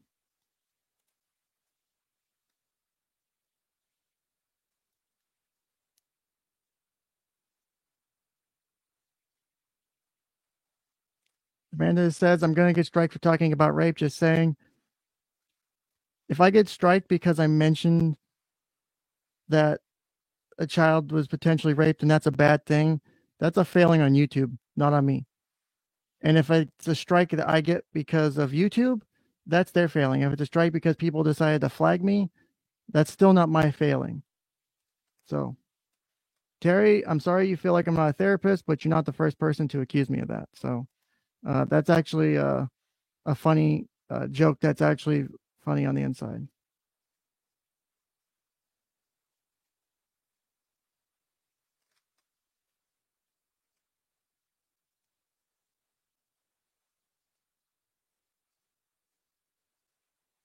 So, Amanda, here's part of the problem, right?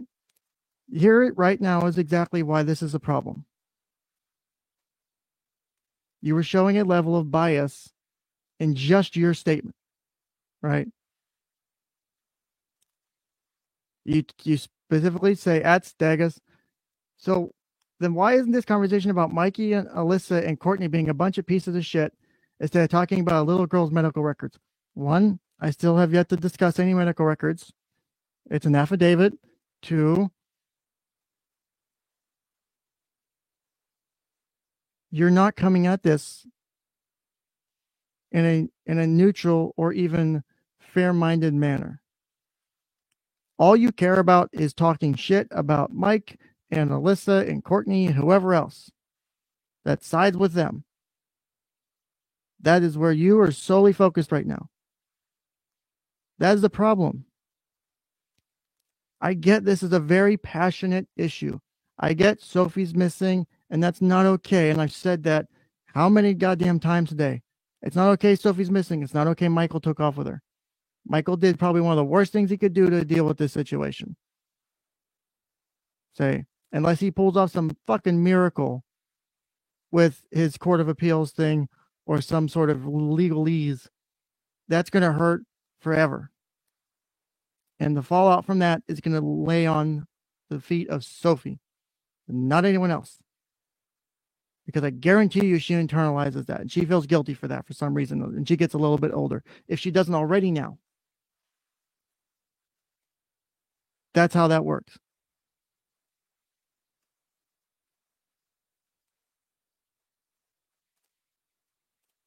Anyway, hold on one second. I clicked off of it by accident.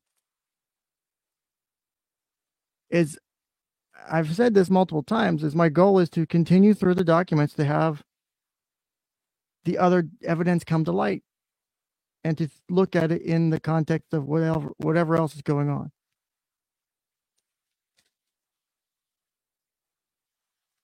All that is important to this discussion, but you can't just have it one way. You can't just say, oh, we can only talk good things about Kelly and bad things about Michael. Also the same for the other way. You can't just say, oh, we can only talk bad things about Kelly and good things about Michael. No, that's not fair to anybody. Honestly, it's not fair to Sophie, if you want to be honest. That's actually more hurtful to Sophie than anything. Because you're not giving a fair chance for for the information to come to light and to be disproven. So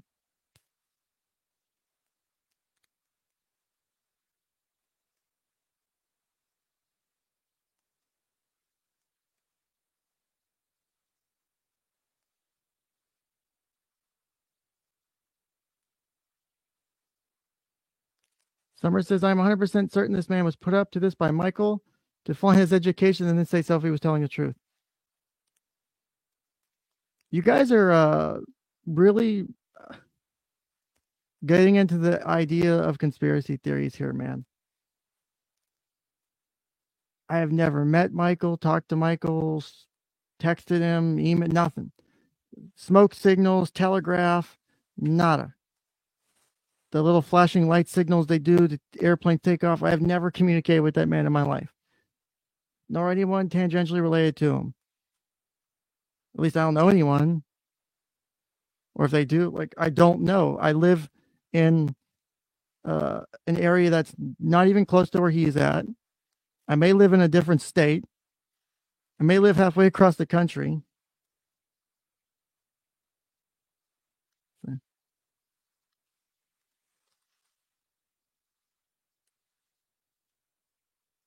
So give me 1 second here.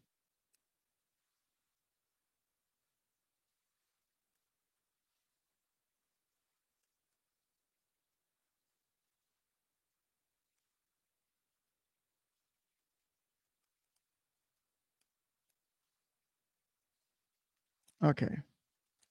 Sorry about that. Had to deal with a small message. I'm not here to flaunt my education. I already tell people, and I've told people who've watched my show before, I'm not like some 30-year expert in this field. I have no problem saying that. I ended up in this field because I had to deal with, getting out of the military, and I needed a job that I could deal with my disabilities because I have a physical disability because of the military, and this was one that worked.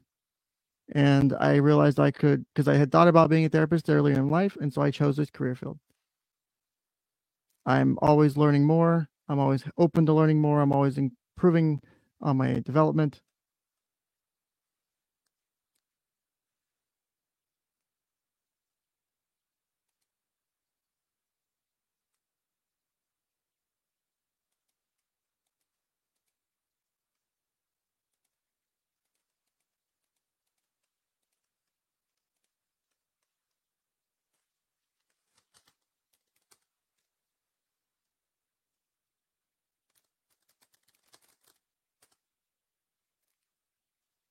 Say, give me 1 second.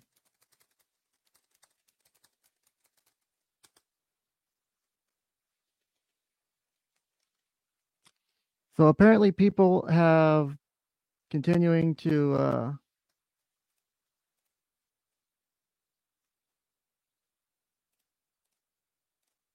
accuse me of things, and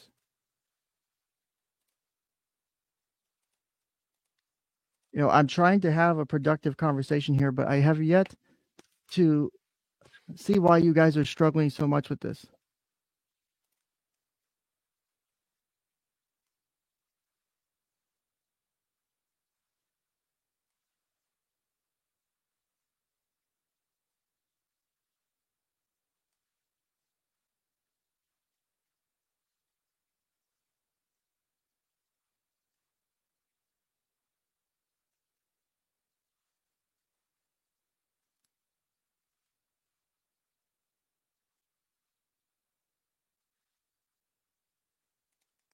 So I don't understand how I'm harboring a fugitive when I have no idea who that fugitive is, as far as like a personal contact or anything like that. Like I said, I don't know any of the parties to this case. I've never met them. I've never communicated with them. Nothing like that.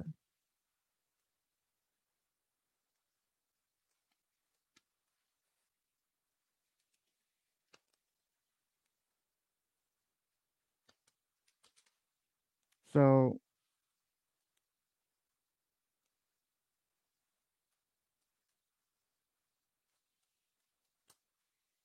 I still don't understand why it's difficult to have these discussions, right?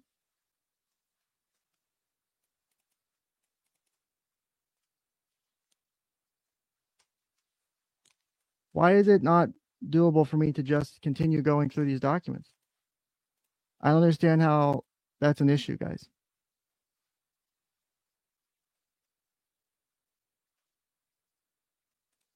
I don't.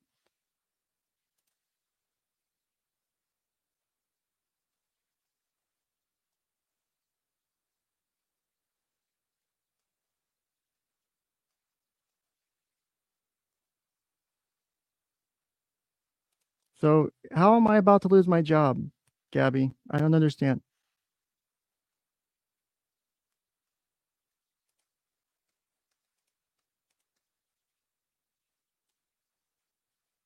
What have I done necessarily to lose my job?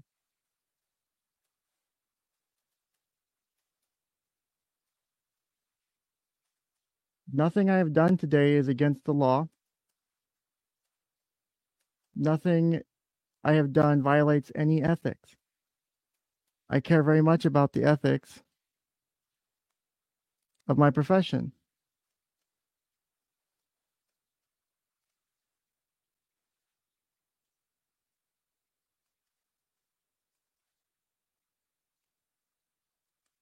Twizzler, I have discussed the missing flyer already. So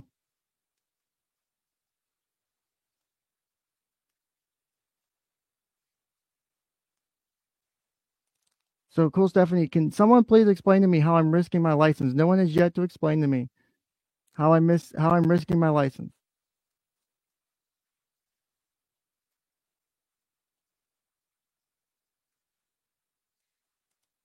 Also, how is the critical K trying to call me?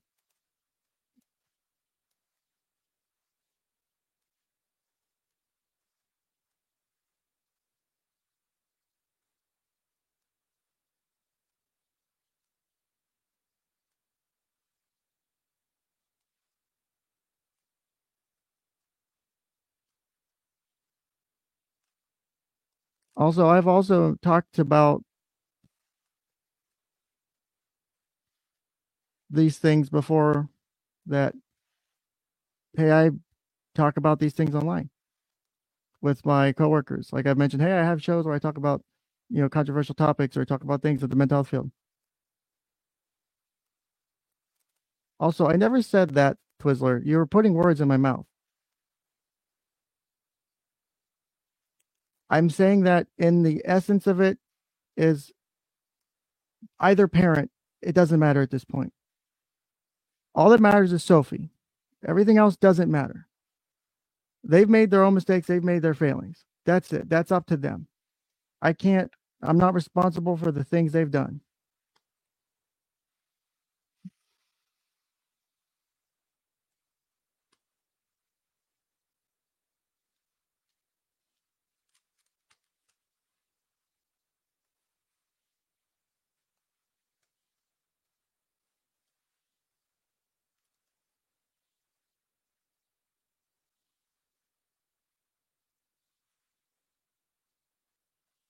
The fact that you guys are coming at me like this, that you guys are seriously threatening my job over a discussion. I have done nothing illegal.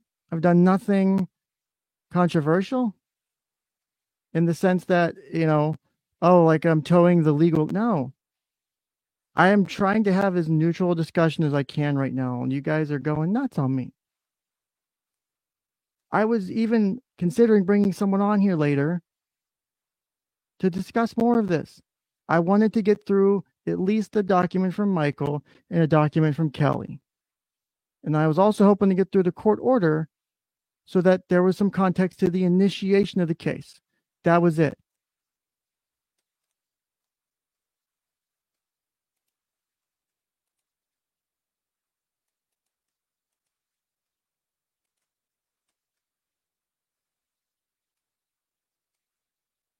I don't see how that is this massive crime.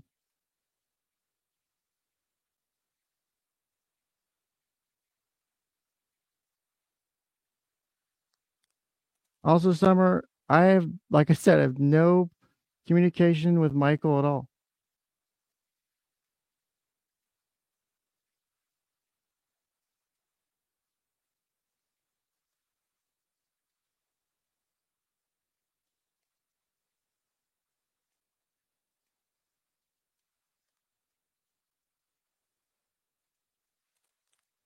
And I know this is from earlier, but just because the word can trigger doesn't mean I can't say it.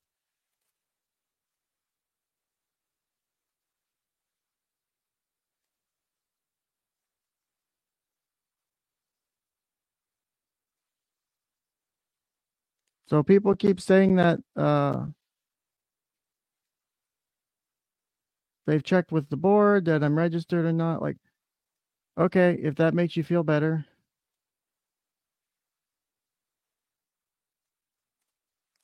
But you guys are not helping this at all.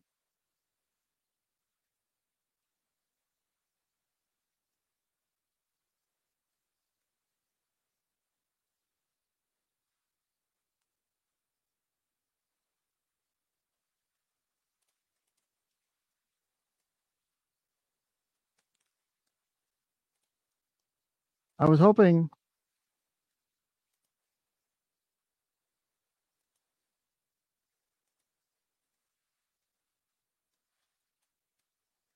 say this is just I don't even know how to process some of this. This is kind of just over the top. I can't have a simple discussion with people without it going nuts, without people losing their shit. I don't understand that.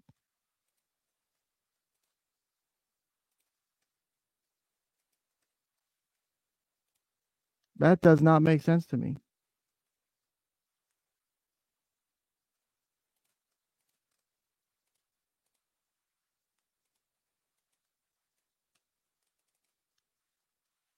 Why are you guys opposed to any type of rational discussion?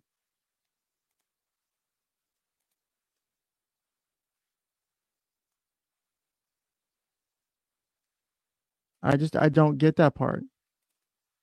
I'm trying to have a nice discussion with you guys. I've yet to attack anybody. Nothing like that.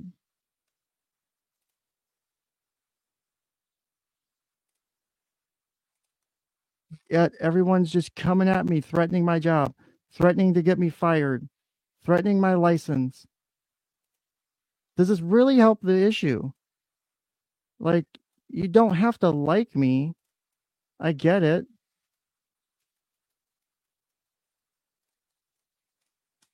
But is it really worth taking someone's job?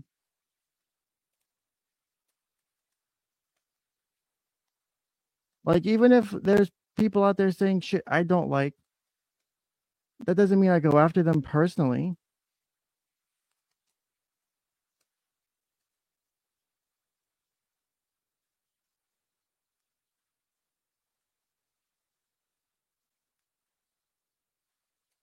Gabby says it's illegal and not talking about a 9-year-old's vagina is disgusting. All I said about that was before reading the document was there are different types of abuse and how those abuses work as far as the different kinds. And I used anatomical terms, and that was it. How is that disgusting? A doctor would do the same damn thing. So,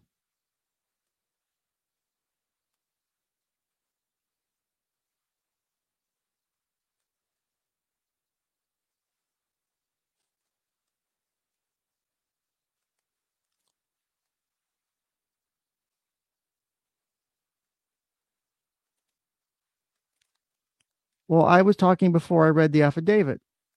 I said I had mentioned the different types of abuse and the ways that abuse could have occurred that would not necessarily be detected. That's fine. Then I mentioned I read the affidavit, which includes that term.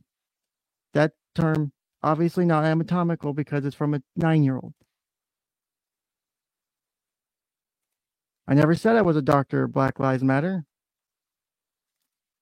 That's different. You're now, I said I have a master's degree. I'm a counselor. It's different.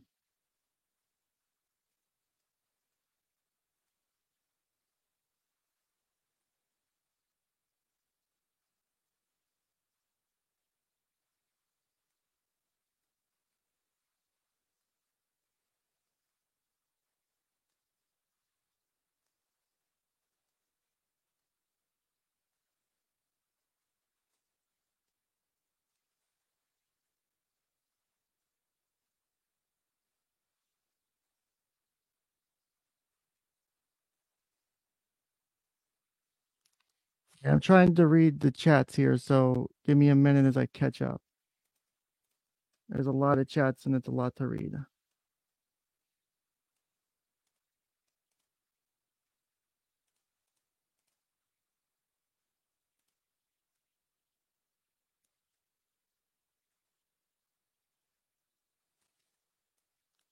Pardon me as I do try to catch up.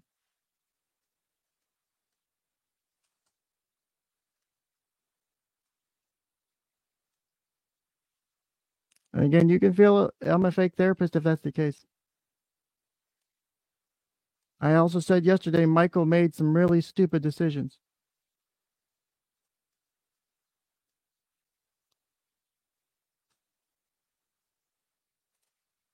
Lisa says, Ken, it seems you want to help. Do you have any ideas how we could find her? Potentially. Also, Lisa, if you're still interested in coming on, I will extend an invite to you. I do trust you because you have been very calm and rational during these chats. I know we've disagreed. You have yet to do anything out of the ordinary. If you want to come on, you can come on the stream. It's up to you.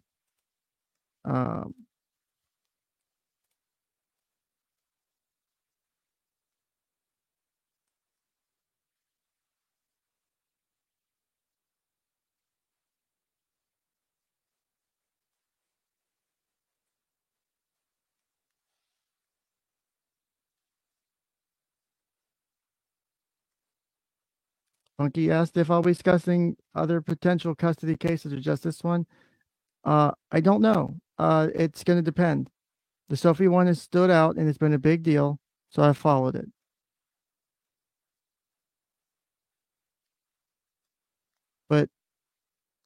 And people are continuing to accuse me of things I'm not doing. I'm not here to regurgitate Michael Long's narrative, quote unquote. I'm here to discuss this issue, which involves multiple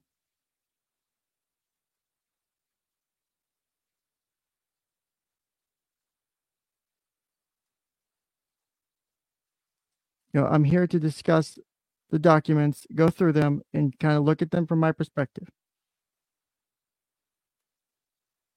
I don't see how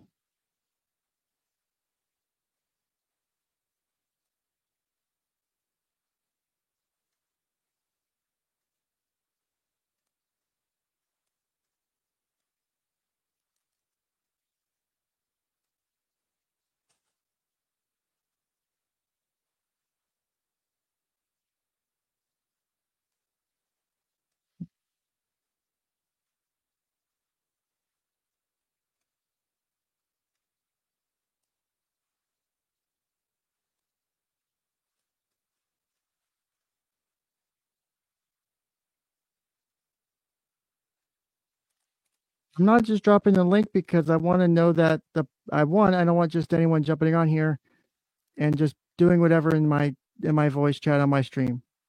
I've seen what happens when that happens.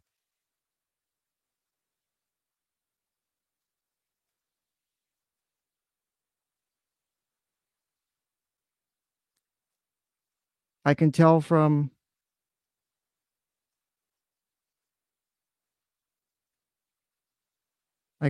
chat yesterday that Lisa was very respectful, and today Lisa was very respectful, and people were suggesting she come on. And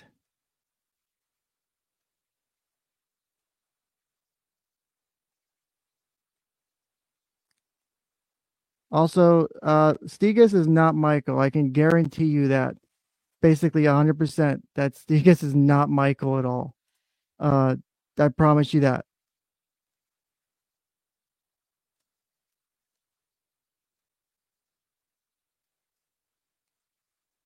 So why would I talk about one of my clients by name, Izzy? That's stupid. I've never once talked about one of my clients by name because you're not supposed to. That's literally confidentiality. As I mentioned earlier, you can mention things like, it's not uncommon where you'll hear like with doctors, psychologists, anything like that. 34-year-old patient with this, we treated them with this, that, or they were going through this type of situation. Like, that's not uncommon because it's vague and it's not attached to any particular person. None of my clients I've ever mentioned their name in any of those vague mentions I've ever talked about them. Ever.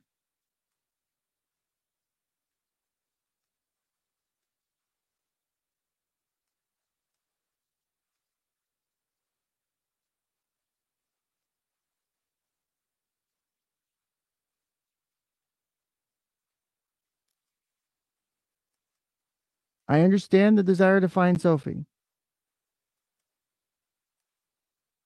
I really do. There's a limit to what I can do.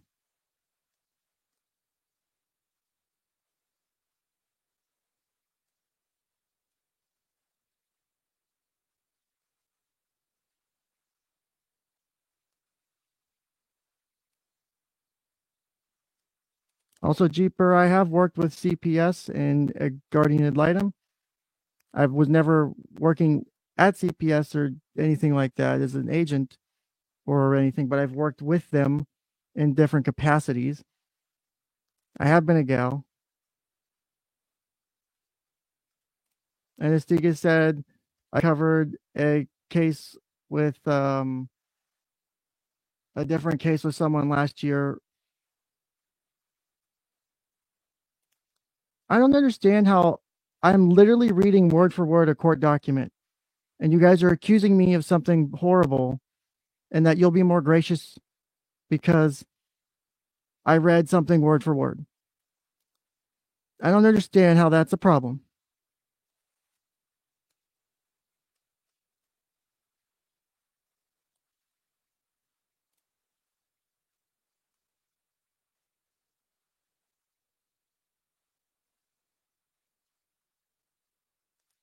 But that doesn't mean that I have to spend an entire stream just doing nothing but making it the missing poster for Sophie.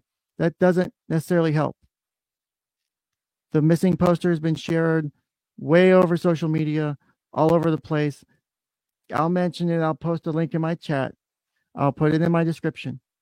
That doesn't mean I can't have a discussion about other things.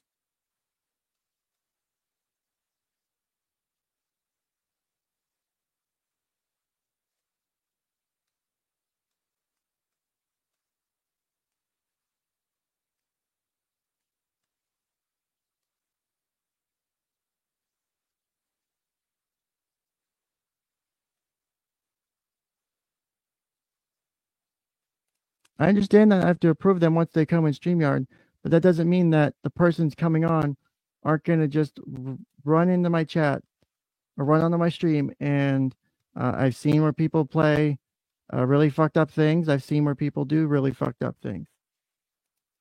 So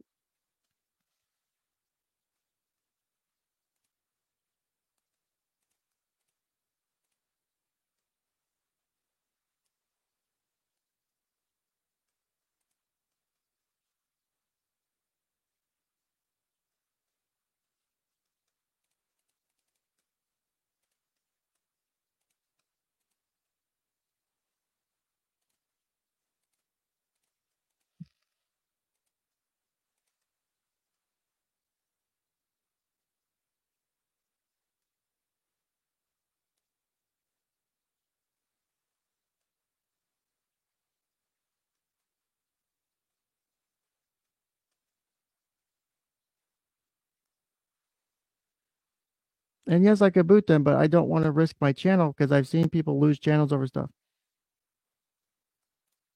Wrong is wrong, and a therapist with morals would know that. I'm just saying, how do I not have morals with what I'm doing though? Is my question. I can have this discussion and still have morals.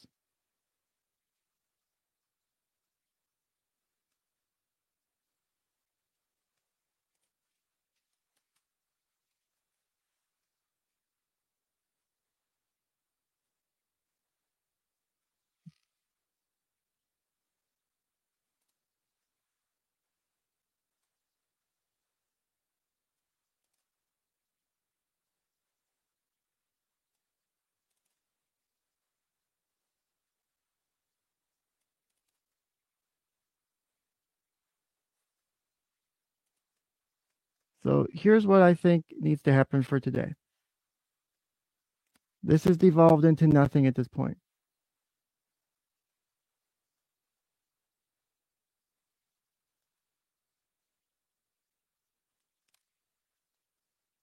I'm not going to have a chat after everyone's been riled up. Period. People have come on here and done nothing but threaten my job, threaten my livelihood, threaten my family.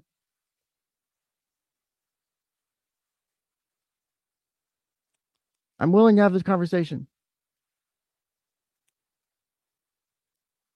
What I want to do is I want to talk to the people behind the scenes first, right? Whoever has emailed me, I believe it's Squishy, Critical K. I think someone else has as well. I will reach out to them in an email and I will communicate with them.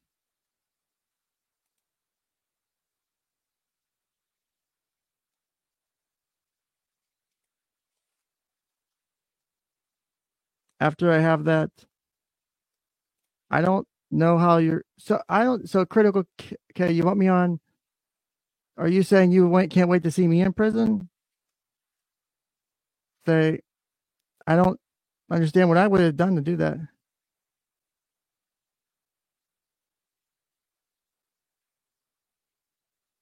Say, Stigas has been around way longer than Michael has been online.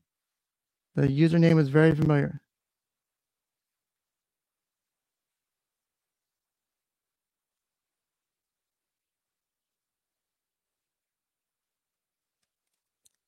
I do want to say though, regardless of whatever other shit's going on in chat, Punky, I'm sorry that happened to you. That is awful. That's clearly very traumatic. I hope you've been able to seek therapy to some degree. If not,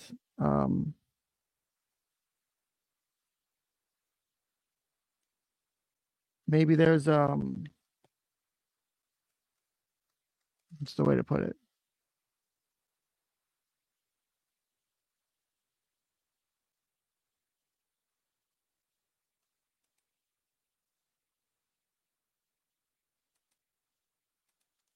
Punky shared he pulled the trigger and I was lucky, then he pulled the gun himself and wasn't lucky. Wow, wow man, that's really awful. That's pretty tough. I don't know if you've had therapy yet for it, but I do recommend, you would seek counseling for that. There are very qualified experts in the field of PTSD. For something like that, if it's extremely traumatic, EMDR therapy is a very, very highly recommended type of therapy for that. You can definitely, go about that type of counseling methodology to assist with that. I don't know, like I said, I don't know any of your history with treatment, but there are ways to help with that. So, but what I'm going to do today is because I actually have something to take care of, I forgot.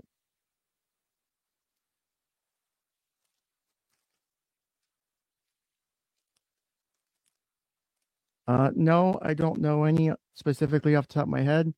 I'm sure there are some out there, but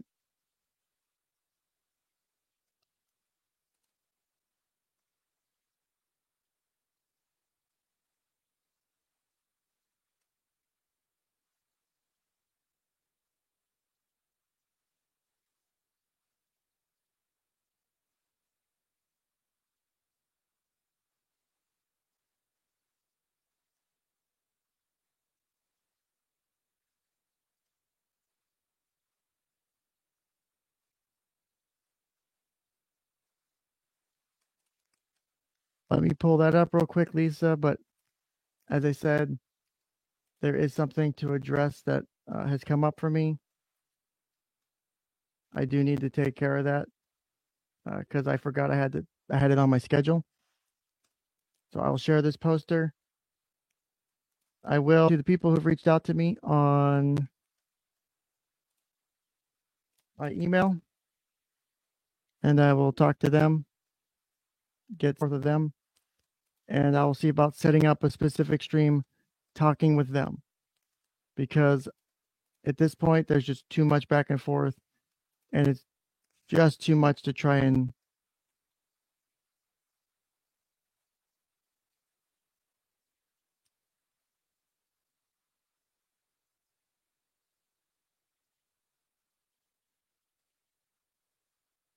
so when you say your verbiage is way off, I don't know what you mean by that. Because I'm recommending EMDR for PTSD.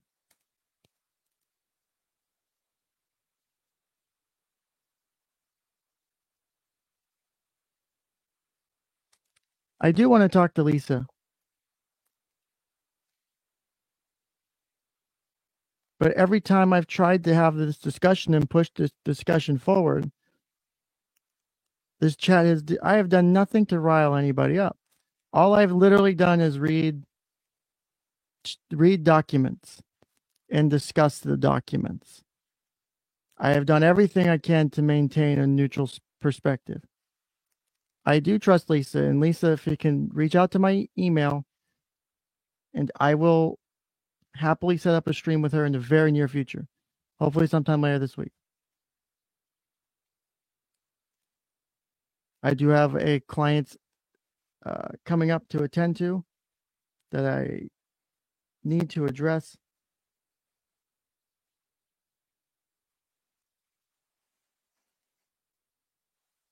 But also, hold on one second. I need to go answer the phone real quick.